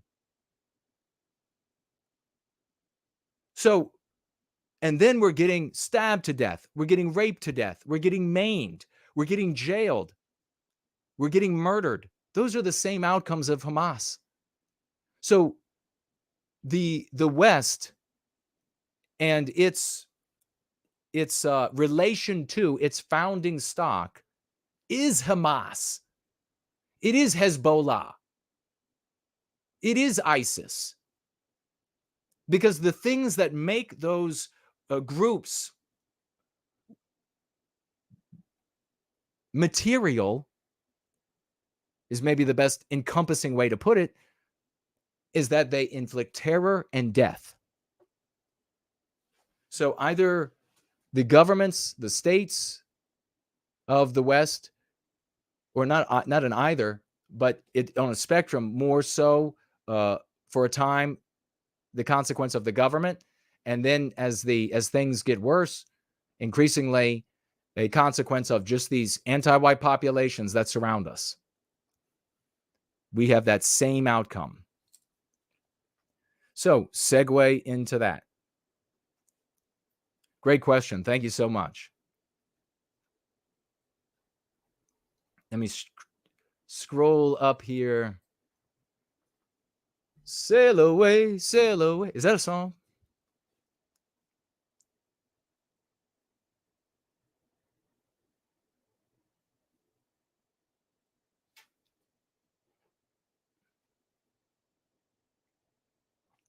MH made a statement, and I'm going to ask you, MH, are you ready to do something for Western civilization? Are you ready to do something for yourself, to improve yourself? Are you ready to go free of anti-white ideas? Are you ready to be active in the reclamation of our destiny? Or are you satisfied with being an audience member to a high school level historian? That's my actual question to you. Tag me as No White Guilt with your answer.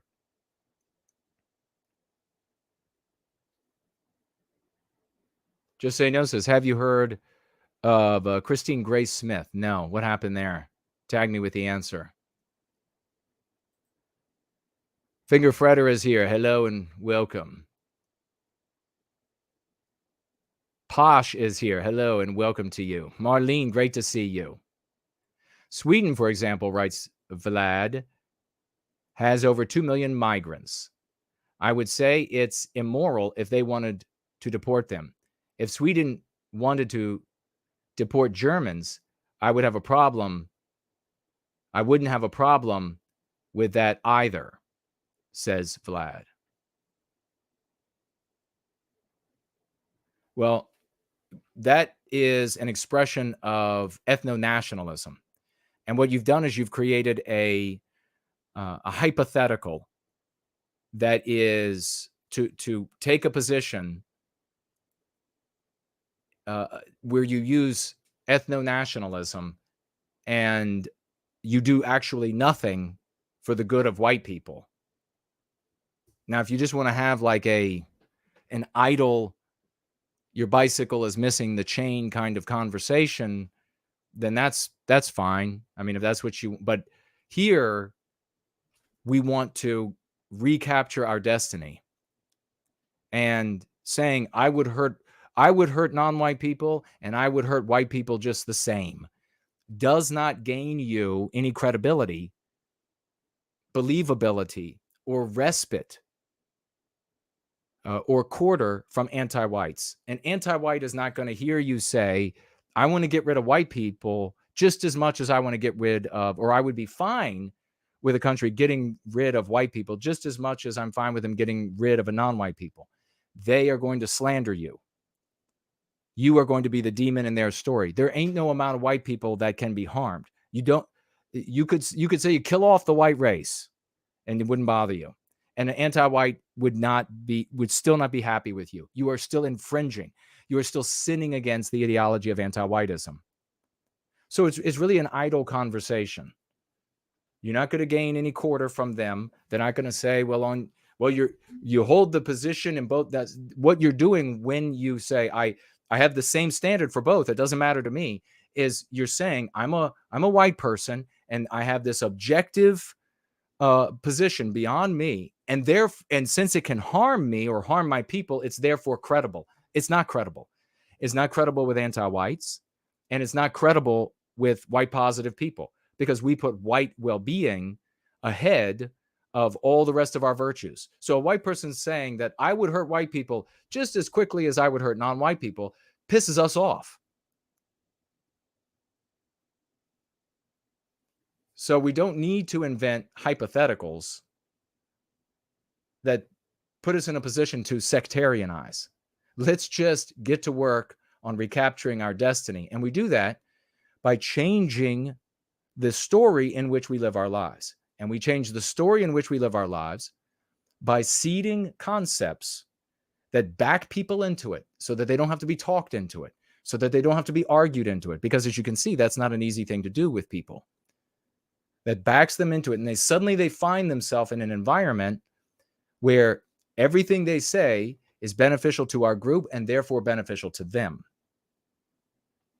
So we don't need to theorize about white nations uprooting white populations within their countries and forcibly moving them out when they haven't known anywhere else, right? You know what I'm saying? I'm not saying that this is your position either, exactly like your precise position.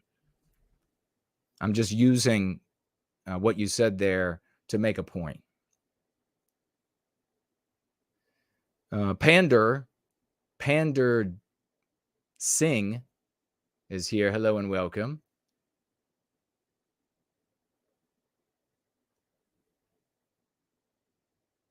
Helios Abbott said, played a Dynamite song in last roll-in. They're not going to take what's in us. That's Jared George. Jared George, a great musician that was run off by Jacebergs. So you appreciate that song? Super talented, moral guy. that couldn't stand all the Nazi LARPing and J-spurging and eventually left as a consequence. So that happens all the time. So that's why you see why I get so mad at J-spurgs.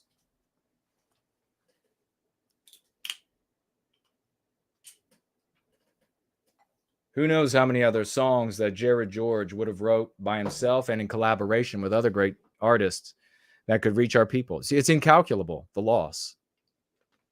With all these people, it's incalculable. But J-spurgs are like, no, we have this litmus test, and you're not allowed to be here unless you want to Roman salute and blame everything on all Jewish people.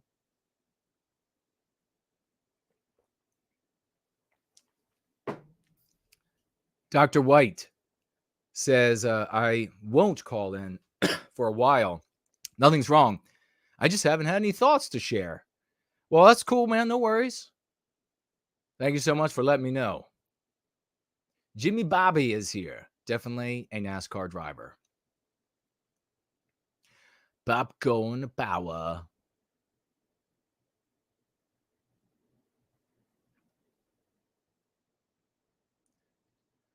Lockie says, White Baron also swashed on the Isaac Butterfield Aussie comedian live stream. Yes, found out about that late, and we're going to be celebrating him next week for that. Thank you very much. Yeah, he's rocking it, White Baron. Thank you all for celebrating.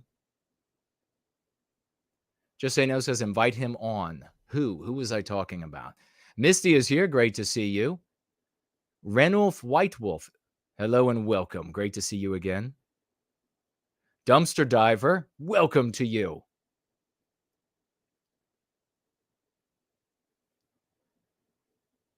Yeah, it's the curse or the disease of the J-spurgers. It just gets, they ruin everything. They run off all the people of character, good character, of creativity, etc. They run them all off until they're just left with the worst possible people.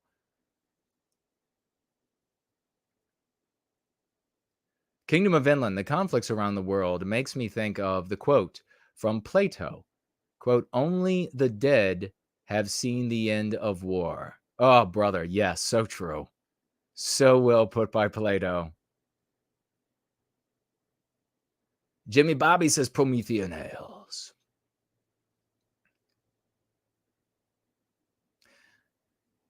You could consider inviting Tom Roswell of Survive the Jive and ask him about the anti-whites at the BBC.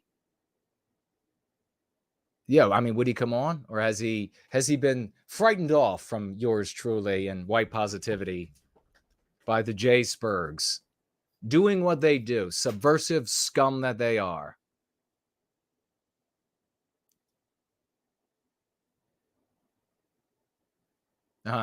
First Last says, it's not ethno-nationalism, head bonk nationalism. Yeah, just hitting themselves in the head and face. Let's run off all the good people. Let's go back to ethno-nationalism where we'll have our heads slammed into each other, killing each other again. Yeah, that makes sense. All right. I think I missed a few comments, but they are now gone. So if you took them off, or maybe they scrolled off, my deepest apologies. You could put them back, tag me again.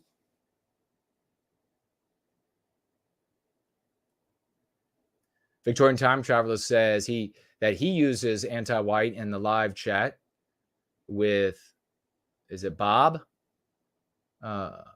Roswell, all the time, and now he has used it. Fantastic. Escape is also here. God bless you, brother. Thank you so much for your service.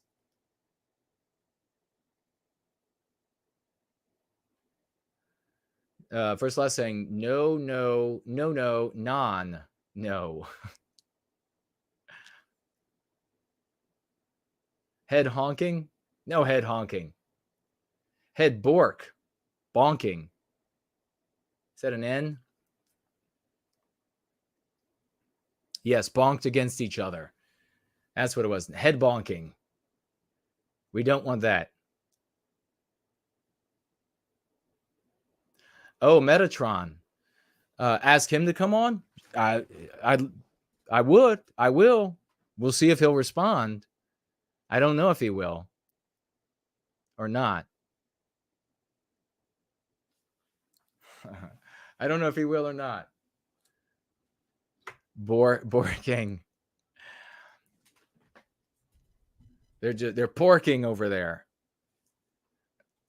What do we have here? I know we got something funny to take a quick look at. We'll take a look at your financial gifts and comments that are left.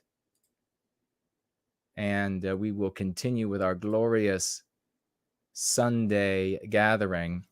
I noticed that the guy, if he's still here, what was he again? Was it M something?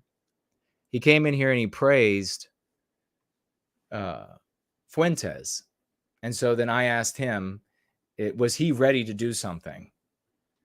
And I didn't get a response.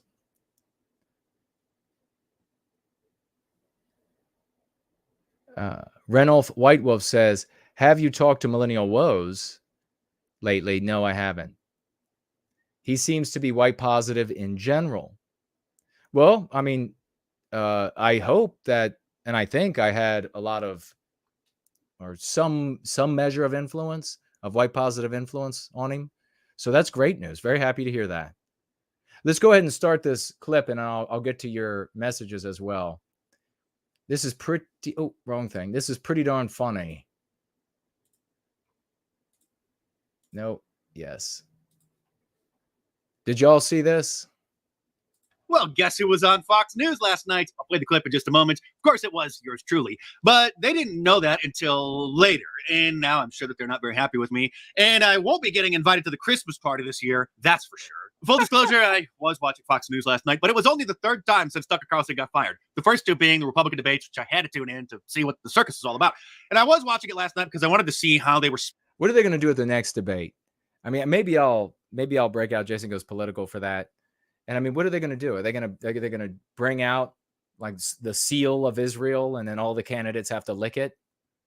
Spinning former Speaker of the House, that is, Kevin McCarthy, getting kicked out. And unfortunately, there was a shooting at Morgan State University in Baltimore last night, and they were interviewing some random student's mom via the telephone, live on air, who didn't know anything about anything, because it's a personal connection to the story. And you know how cable news exploits tragedies like this. And I thought, if they're just going to put some random student's mom on air to talk about it, they would probably put me on the air if I just called them and said I was a student. And Did y'all hear about this? I was in the room when it happened. And we've got Tyrone on the phone with us now. Tyrone. King Dice. Give it up for King Dice. Tyrone on the phone. When you say poker game, what exactly happened? What transpired? Well, first we all get together every Tuesday night, and we watch Tucker Carlson's show on X. So we used to watch him on. Okay, so he's got to do a better Tyrone. I mean, that's all I got to say, but that's awesome. So they all get together and watch Carlson on X. On Fox News, obviously he's not there no more. Mm-hmm. And still being the most credible guy in the media in America, we always get together to watch Tucker Carlson. And that's all, he just keeps dropping Carlson's name. I think he's doing probably better now that he's not with Fox News, because the corporate media always controls what the teleprompter readers are able to say. And now he doesn't have that hand. Thank you, Tyrone. Maybe we can work to get Don back on the phone, Tracy. We can get that. Clearly, that was not a student at Morgan State University. And then I noticed that numerous individuals, our people, happen to see it and rewound their DVRs and saved the clip and uploaded it to their Twitter accounts, known as X, of course, to get a good laugh, share it with their fans. People like ALX, a popular account, Libby Edmonds, who works for the Post-Millennial, which is a fantastic site, and many others. And then I saw in the replies that there were dozens and dozens of people who recognized my voice, despite me trying to disguise it the best that I could as Tyrone. Like this guy who said, it sounds like Mark Dice. Pretty sure it was Mark. This guy's. So I decided to release this statement to explain myself, posting, yeah, that was me who culture jammed Fox News live on the air. While shootings of any kind are terrible, and it's important to inform the public about a potential danger, cable news always exploits tragedies in order to keep viewers glued to their screens and fill the airtime with anything available to them. In this case, some random caller whose name and identity they didn't even bother to verify before putting on air as someone who supposedly knows what really happened. Now, this was not a prank call. This was culture jamming. There's a big difference. There is a method to my madness. Culture jamming is when you subvert the media. You take the media and you use it against itself in a satirical. Now, see, I think that if he had done a better Tyrone, that Fox News would have allowed him to get through the entire call. They would have segued away from him. I think it was because it sounded like it was a white guy that they were like, cut in this call right now, interrupt him. But if he had sounded like a genuine black guy, they would have interrupted politely, but let him say everything he had to say. Satirical, ironic, or critical way in order to use that same medium to comment on the medium itself. And if you really want to know how the media works, I have a new book coming out in about a month. You can't pre-order it because it's a surprise release, keeping the title completely under wraps. So stay tuned. Despite my occasional immature behavior, I do have a bachelor's degree in communication from California State University, by the way, in case you're wondering my credentials. It's going to be great. And if we can get it to the #1 best-selling spot on Amazon when it comes out, which we can, if you order it the day that I announce it, the liberal media, well, and Fox News as well, will completely lose their mind. But until then, I'm sure you'll enjoy my Wanted for President shirt, which you should order. There it is, folks. Yeah, Escape is, he totally discredited them either way. But come on, you would have liked to hear like a little bit. He's got to work on his Tyrone. Just Say No says, saw that live. Victorian Time Traveler says he should have said, we listened to No White Guilt. Oh, that would have been something. We're listening to No White Guilt on YouTube. That's nowhiteguilt.org. First Last saying an alternative to brother war nationalism, sectarian nationalism. Good one. Just Say No says he thinks that Tom would come on. Well, maybe I'll reach out. We'll see. Vlad says, I don't see how deporting someone is hurting them necessarily, but multiculturalism is hurting us. Well, I would recommend that you not call it multiculturalism, but you call it multiracialism. Multiculturalism is an anti-white concept, a mean pathogen that people have learned is a positive thing.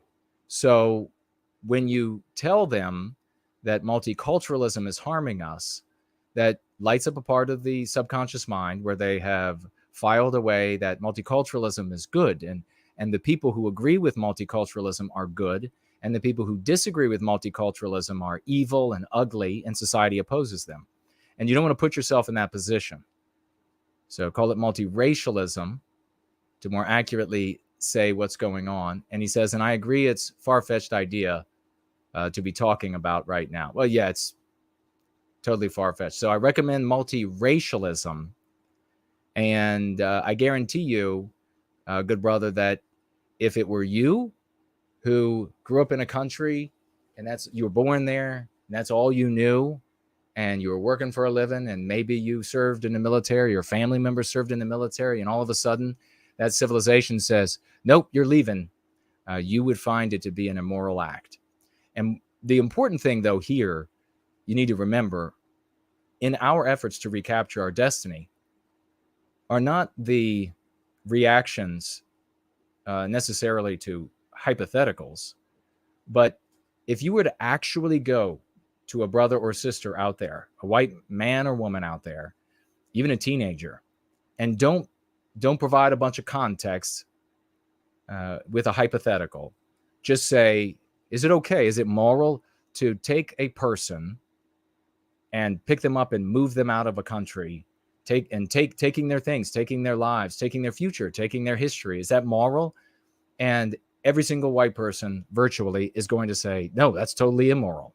And so that's your audience. Those are the people we have to talk to. Those are the people we have to bring over. So we have to evince what is actually in our heart about the challenges that face us today, rather than contemplate hypotheticals that we're never going to be presented with, we're never going to have the power to do anything about.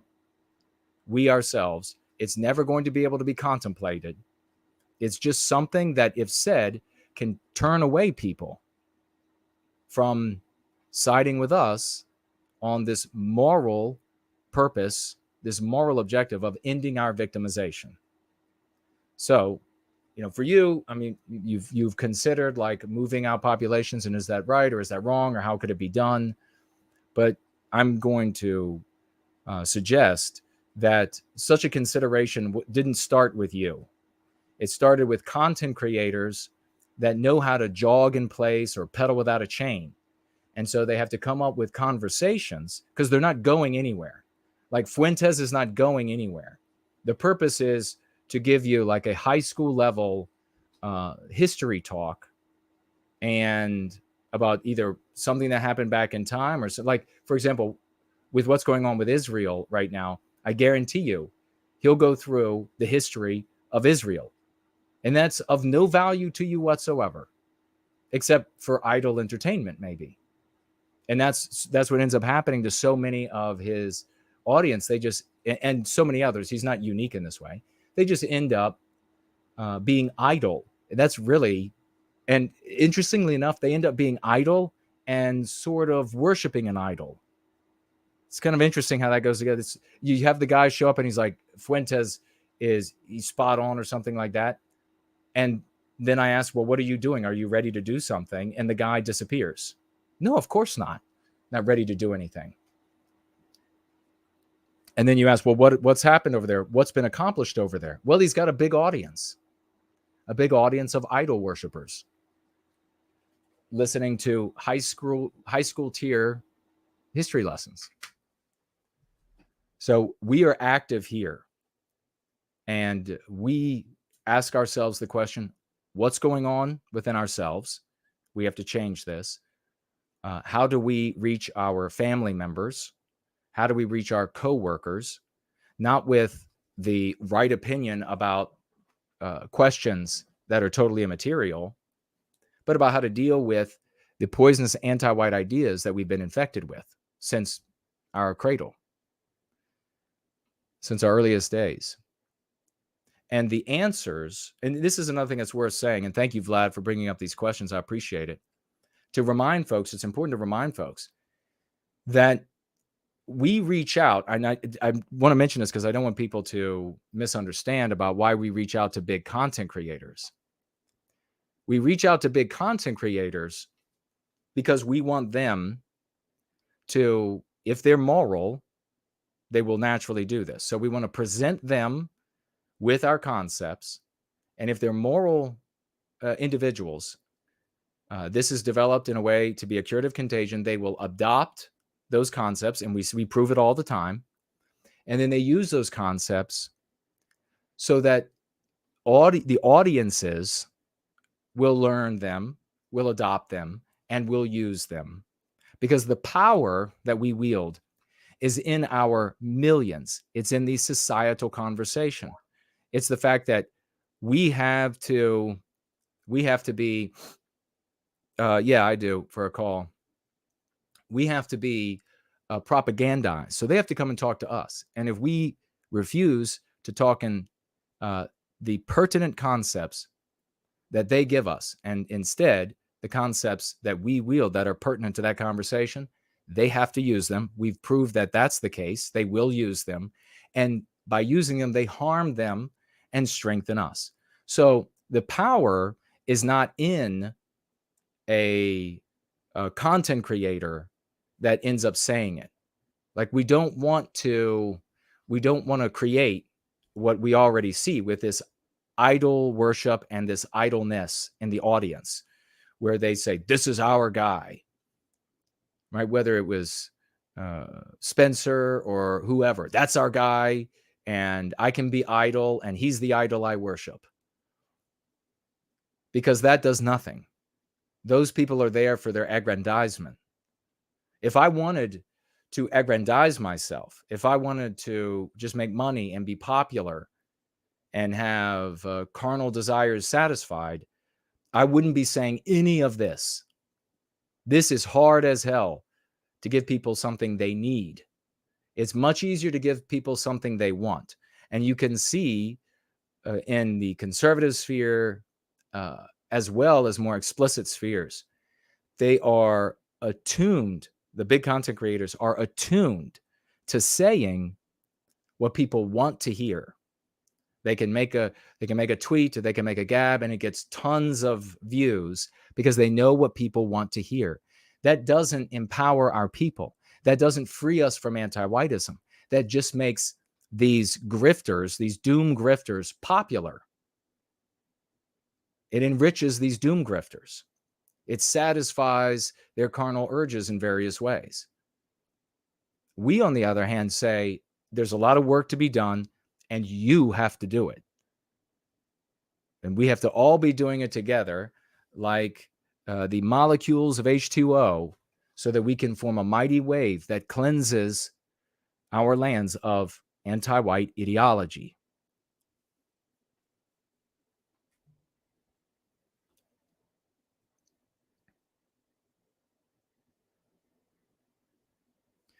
All right. Let us get to, thank you very much for that.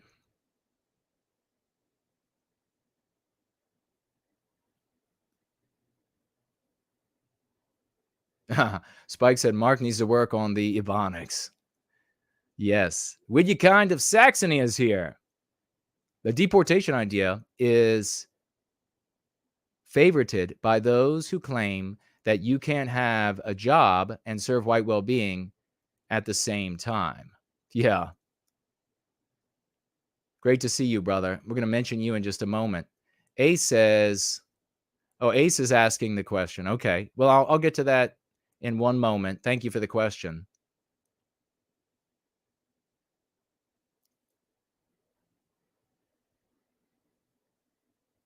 Lunder says, as soon as No White Guilt said multiculturalism, I checked X and saw multiculturalism trending. Coincidence? Yep. They don't want it called multiracialism. Anti-whites don't like it.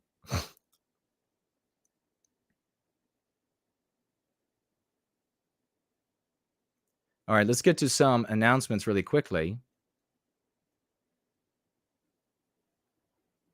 Ranulph White Wolf says, what's the closest GFC to Wyoming? Or is there one? Well, perhaps, brother, somebody can answer that in the live chat. You can also look down into the description and email Mr. V and ask him for some help. Franklin pointing out right there that you can make one. Okay, so let's hit up these announcements really quickly, as we are almost at 9. We have one call on the docket, and we're going to be talking right now. Whitewellkind of Saxony, I want to point out, folks, that he wrote a couple of streams back before we got started in the live chat that he was a man, and a man knows when he's wrong, and he admits when he's wrong. And so I salute Whitewellkind of Saxony. He wrote in there, he said that. He said he doubted the truth of what we share here in Going Free, but he wants to admit that he's seen the light, and it's real. And God bless you, man. I appreciate that. Thank you so much for that testimonial, sitting up on the live stream before the stream got started. That's Whitewellkind of Saxony. Let's give this man some 07s. It's not an easy thing to publicly say when you were doubting a thing, to come back and say, wow, I was wrong. And so it takes a lot of maturity, and a real man is able to do that.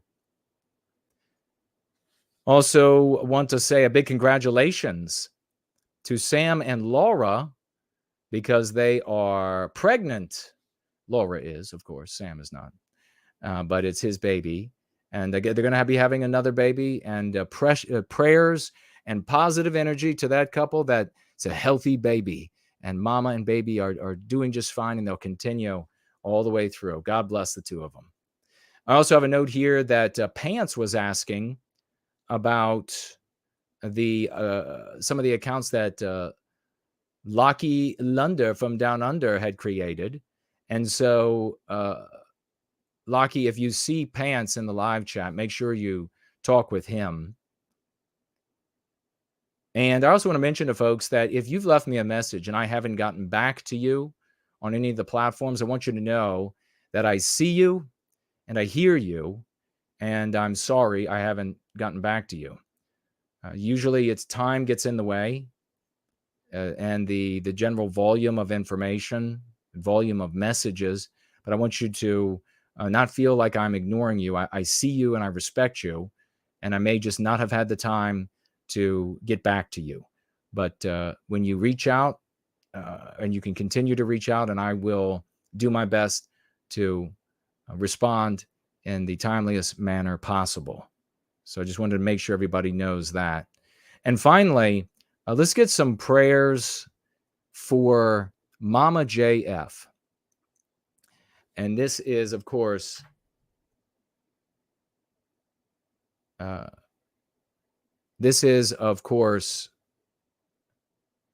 something that just came to my attention. She is, just the past couple of days ago, she is were they ever married? Or in Canada, is there common law marriage? I don't know. But J.F. Gerapi's partner. And I believe they have children together. And apparently, she went missing. I think like 4 months ago. Is that right? And he had posted that every now and again, she goes on adventures and then comes home. And if I'm not properly telling that story, then somebody can correct me.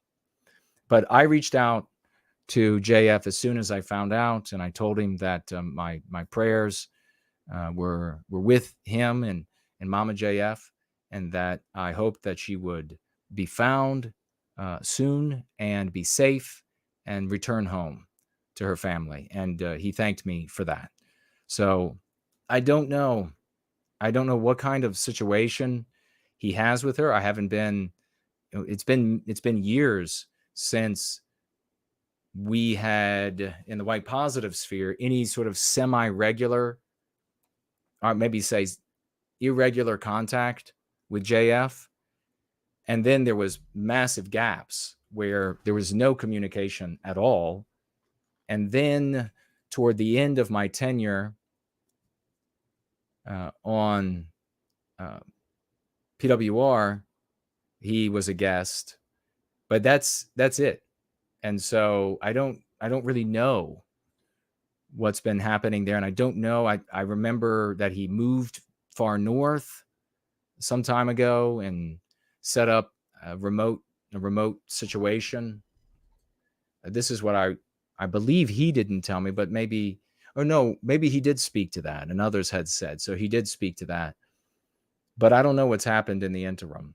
And so I don't know what kind of normal relationship, what is the normal for their relationship? Is it that she does get this desire to wander, and it's something that is normal for them? She takes off for a while, she comes back, and everything's fine. But this time it's just been much longer, or a little longer, or whatever. But it's a public thing apparently, and people are talking about it. So my best to him and to her in our prayers. I hope that she's found safe and her wanderlust will be satisfied, and she'll go home, and everything will be happily ever after. And so that speaks to that. Sock seems to be going to bed. Let's take a quick look at these financial gifts, make sure I didn't miss anybody. We'll refresh over here in these two places. I'll look over on Entropy, and we will have our phone call tonight. Whoa, ladies and gentlemen. 07s, quadruple 07s. Make sure you're quadruple 07s. I'm going to get like arthritis in my shoulder, all of these salutes. Dude, bro, moments.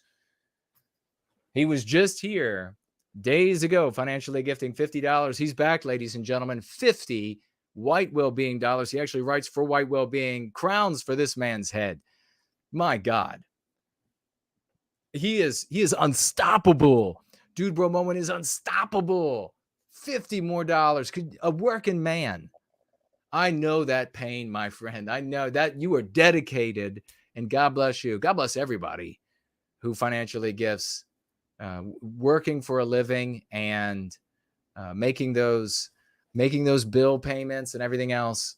And your participation, everybody who financially gifts, participation and service to white well-being in any and every way possible. God bless you from the bottom of my heart. Thank you so much. Dude, bro, moment over here. Crowns for his head, ladies and gentlemen.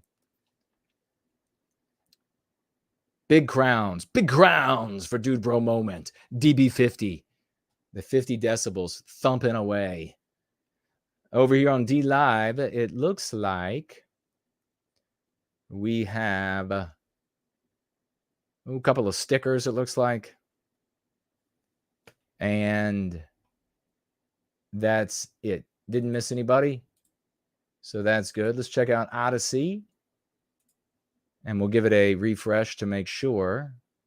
And if you ever financially gift on Odyssey and I don't see it, you see I look over at Odyssey, maybe you gifted and I didn't see it, make sure you tag me on one of the other platforms or tag me on Odyssey and say that you've done that, and I will look for it on the dashboard instead.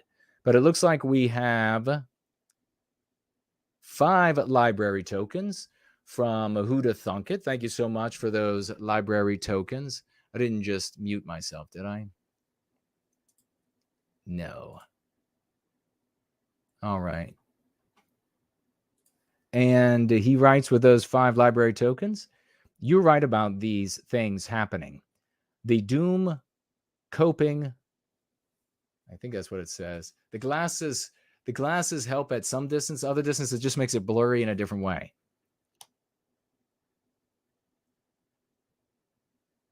The doom coping of the harm was fake is the same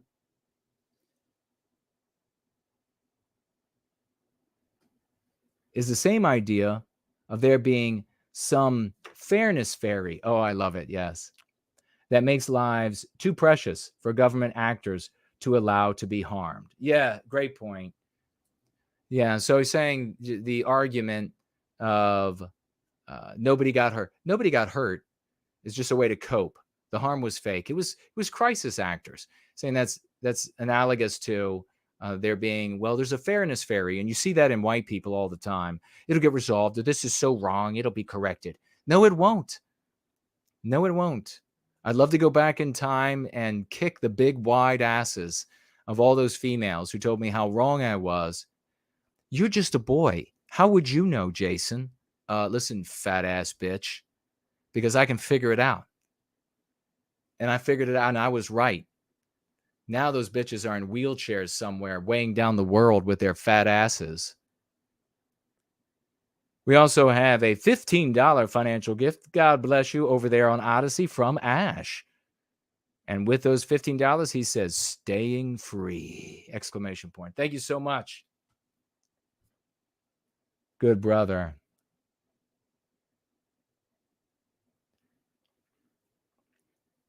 What is this one?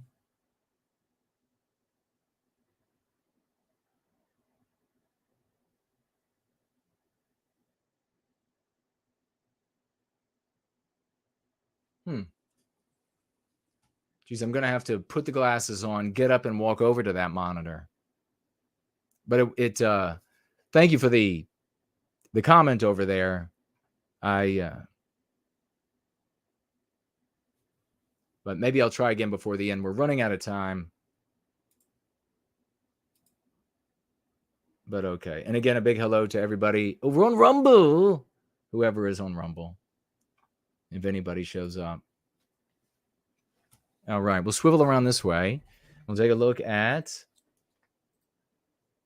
Looks like we didn't miss anybody on Subscribe Star, so good, we're clean there. And then we have.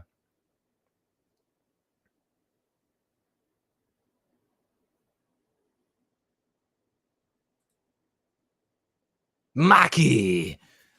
Quadruple 07s, ladies and gentlemen. Gems for his feet, please. Gems for the gentleman's feet. $25 financial gift. Thank you so much, good brother. Maki is here. He says, how do drones change modern warfare? Question mark. How do drones change modern warfare? Do you want me to ask about, or do you want me to answer about their usage, or are you just saying, like, in general, war is still going to be war?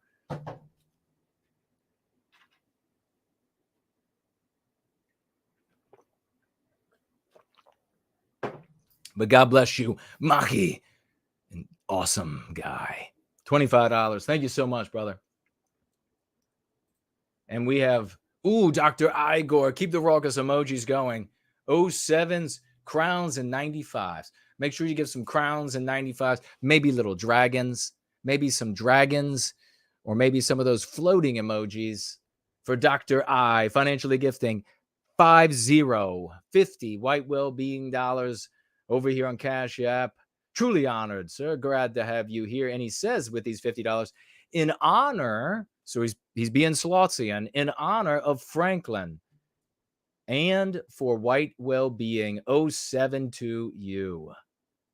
God bless you, brother. Yes, all the honoring the great Franklinator, unstoppable champion that he is, Dr. Igor. God bless you for that. A very commendable thing to do. Bless you, sir. Thank you so much. Whoa, is this right? Wow. Ezra Saint White, ladies and gentlemen. You're going to have to break out lots of 07s. Lots of 07s. You're going to be slicing through the air for Ezra Saint White, an artist extraordinaire. He's contributed his art. He's contributed his physical labor in other ways to white well-being. God bless Ezra Saint White. Raucous emojis like you're tossing them like they're flying out of hell. They're bats out of hell. They're crazy. They're everywhere. 207 white well-being dollars champion. God bless you, Ezra Saint White. Oh my God. It is a 200 and saluting dollars. 200 and saluting dollars by Ezra Saint White. Thank you so much, champion. God bless you, man. Good Lord. Ezra Saint White shows up and he's like, let me just make a splash here. God bless you, brother. Fantastic. We also have Westernkind United financially gifting $1. Thank you so much, brother. And he writes, for the persecuted and attacked by brothers, a thankless job, 07. 07, yes. When you're attacked by your brothers, it's thankless. And I am attacked by, you're probably referencing all the times that I've been attacked, stabbed in the back, and etc. here in the white sympathetic sphere.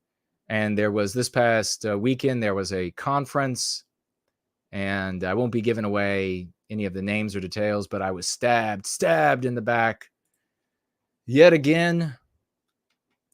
And it seems to be no end to the stabbing in my back.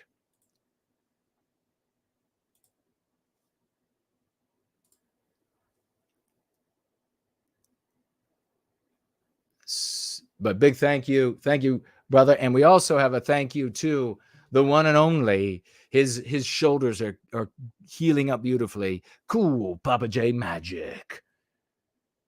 $10 financial gift with a great compliment. He says, for an epic stream tonight. Thank you so much, brother. I really appreciate that. Cool, Papa J Magic. Folks, when you're in the trenches on Twitter, when you're in the trenches out there and you're wondering, is anybody going to come to help me? 9 out of 10 times YouTube, Cool Papa J Magic shows up. God bless you, man. Really appreciate your service to white well-being. And thank you. And keep your raucous emojis going. We're going to place a phone call in just a minute for our good brother here. But we're going to first celebrate. Crowns for his head. Get him out ready. Get out some swashbuckling swords and shields for his contributions. Gems for his feet. 95s for his heart. It is the one and only First Last. Financially gifting $100 tonight. 100 scorching, beautiful, protect the white baby dollars. A true champion. Thank you so much, brother. Shows up here toward the end. Celebrate, ladies and gentlemen. Remember, everybody who celebrates is better than everybody who doesn't, because we have to celebrate each other's accomplishments so that they continue to strive. It's the moral thing to do. It is the right thing to do. If you're the football player, as I was, you run for the touchdown, you come back and you thank all the linemen that blocked for you. You thank that other running back. You thank that receiver who threw the block that enabled you to get down to the end zone. That's what we're doing. We're a team. $100. First last. God bless you, brother. All right, we're going to make a quick call. We're going to keep rolling along. 18 and a half minutes or so. And here we go.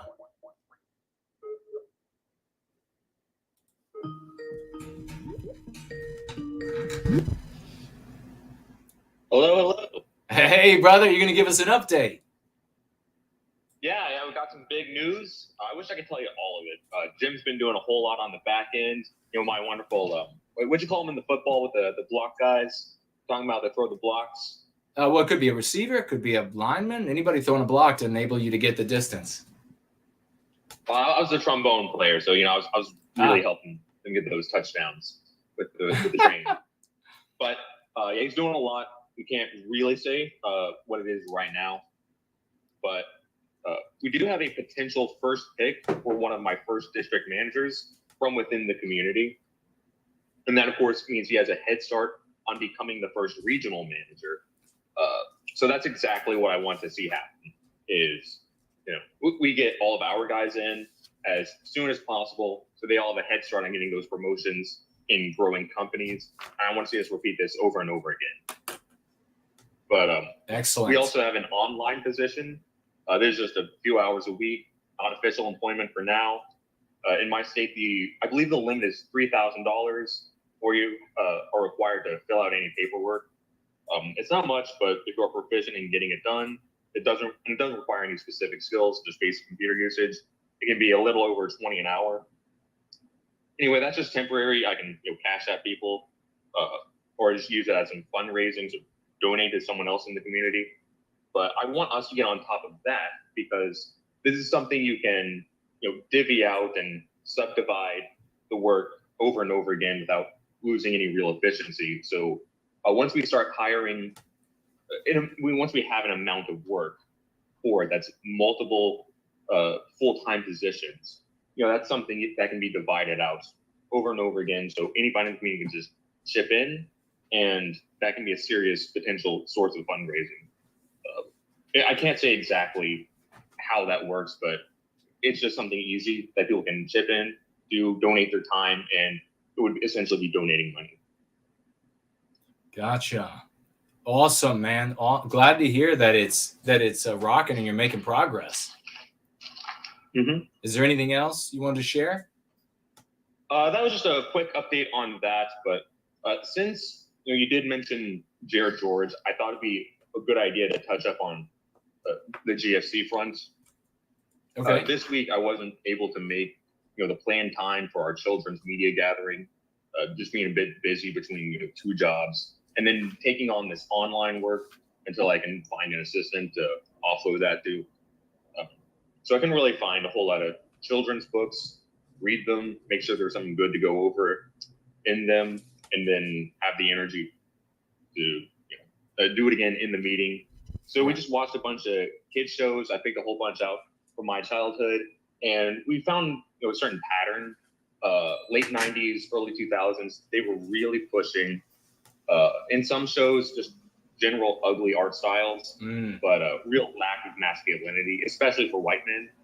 Samurai Jack, he's Asian, so you're allowed to have him be masculine. Yeah. And all the white characters cower before the black antagonist. Yeah. But the reason I wanted to bring up and why that relates to Jared George is I wasn't able to get the best meeting out of it. It honestly wasn't that great.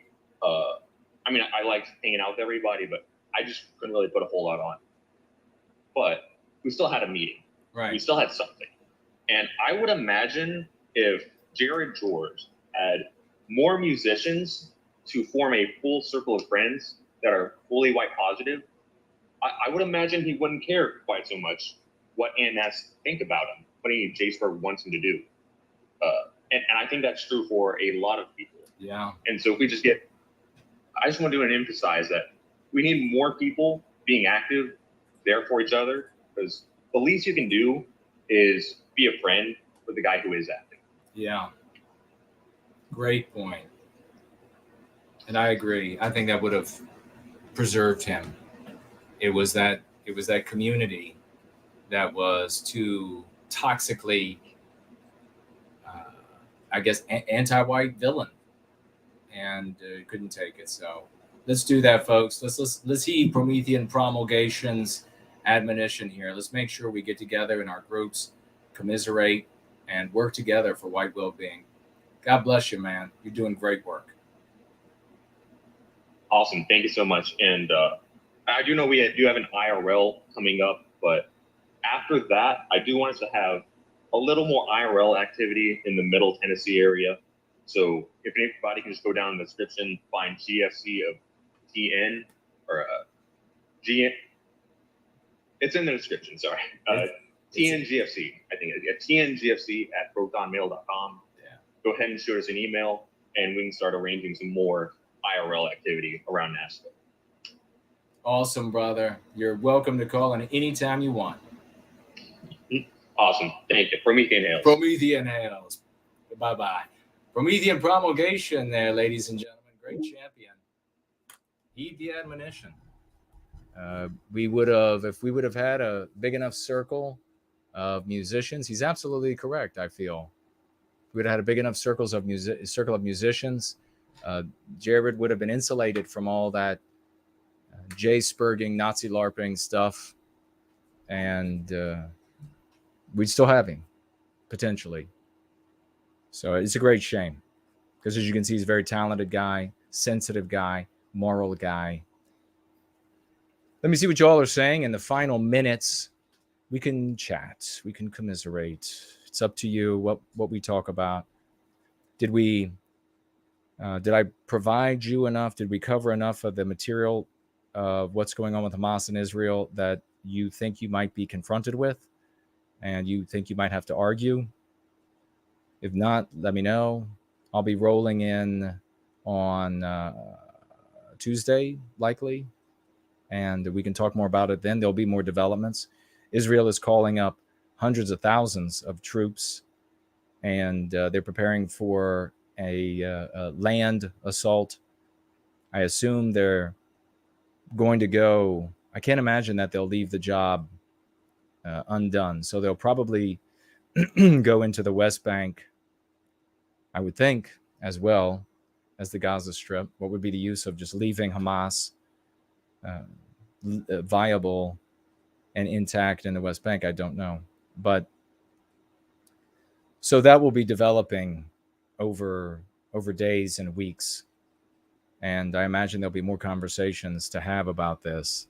And we'll be seeing more insanity from our more obsequious, sickening, syrupy, salivating over Israel and the Freudian apropos slips of us and we when talking about Israel. So there'll be more to talk about for sure. But here, what you're going to get is always going to be very different from other content creators, because we're going to talk to you about what you can do for yourself in your world to continue to advance white well-being. Not everybody else is going to be having a conversation about some level of history, whether it's faux history, whether it's revisionist history or something they're going to give you with the conclusion, you know what it already is, that they'll conclude that all Jews are evil. So you already know the answer to the end of their conversations, to the end of their orations, to the ends of their soporific high school level lectures. So why bother? Instead, let's come here. Let's talk about how we make changes in the world. I tell you, I personally, I couldn't stand 2 seconds of any of that anymore. Not even 2 seconds. It's just so wearying. You can only hear the same stuff so many times. All right. Looks like we're good on all of these places. So I'm going to surmise that we are. Let me turn around here.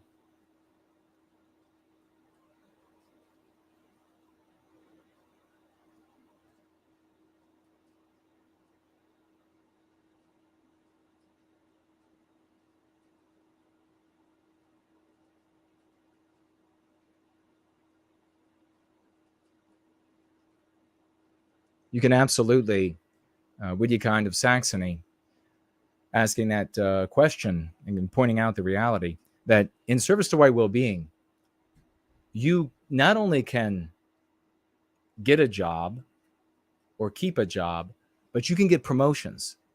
We've had numerous champions, wonderful people, have not just one. Promethean Promulgation is a great example. Have not just one, but several promotions since they made known their position with the concepts that we teach here in service to white well-being. So all kinds of jobs and people are doing better. Elsewhere, you lose. Like elsewhere, when you hear from the content creators, they're saying you got to hide your power level. You've got to be discerning, because what they're saying is reprehensible and causes Ye's law, causes them to suffer Ye's law.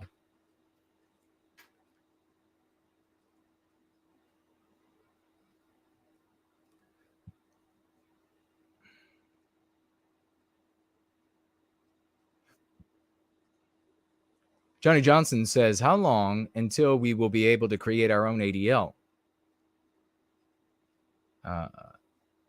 SAL, Stop Anti-Whiteism League. What would happen if we tried it now?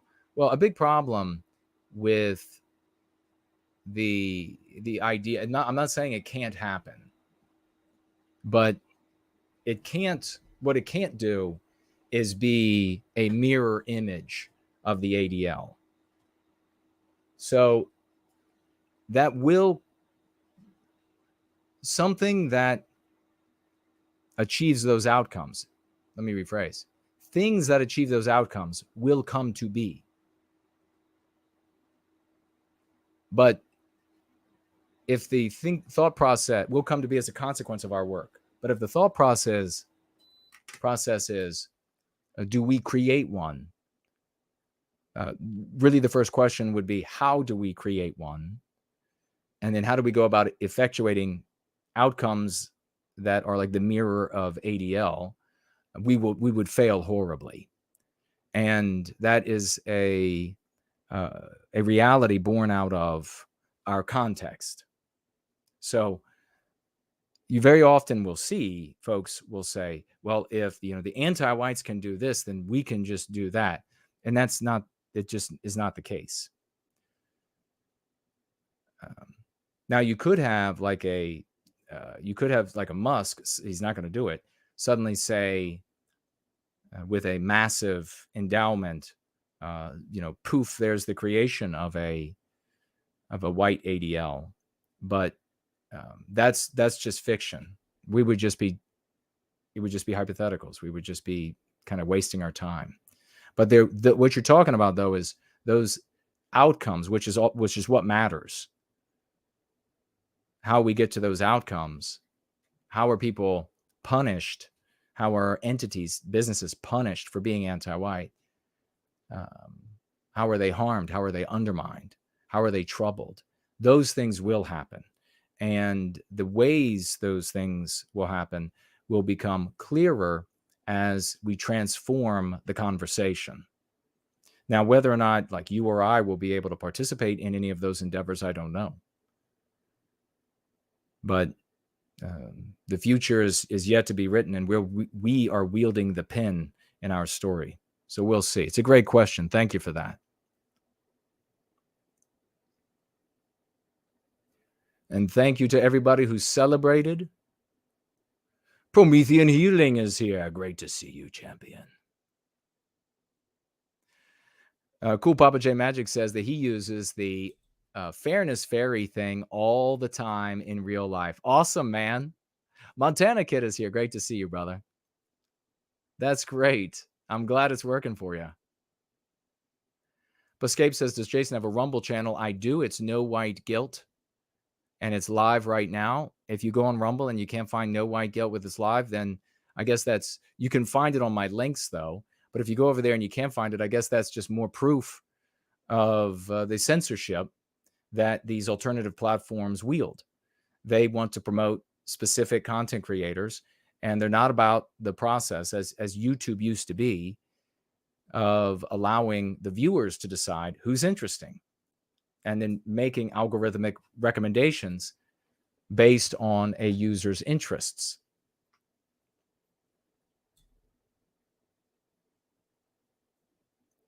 Southern Bloom is here. Hello, dear lady.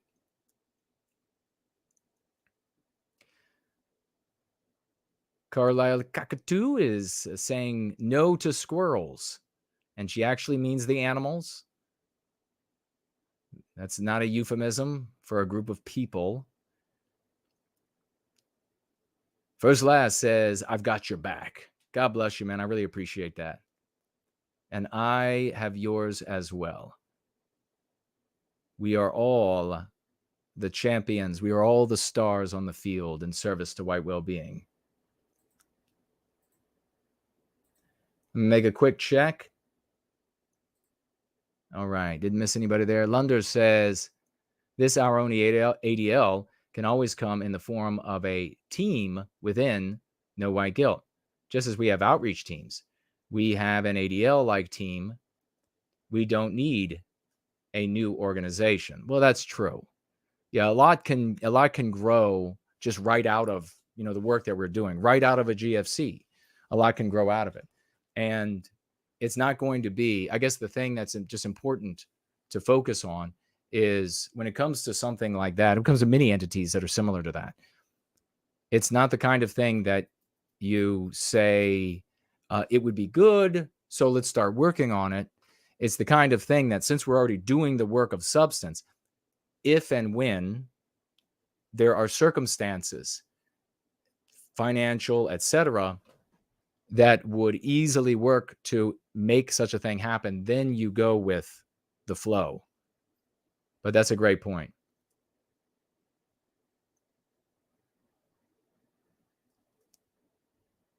Whittaker and Saxony, I have problems with, he says, I have no problems with any of my non-white coworkers because I'm going free. Amen to that. Well written.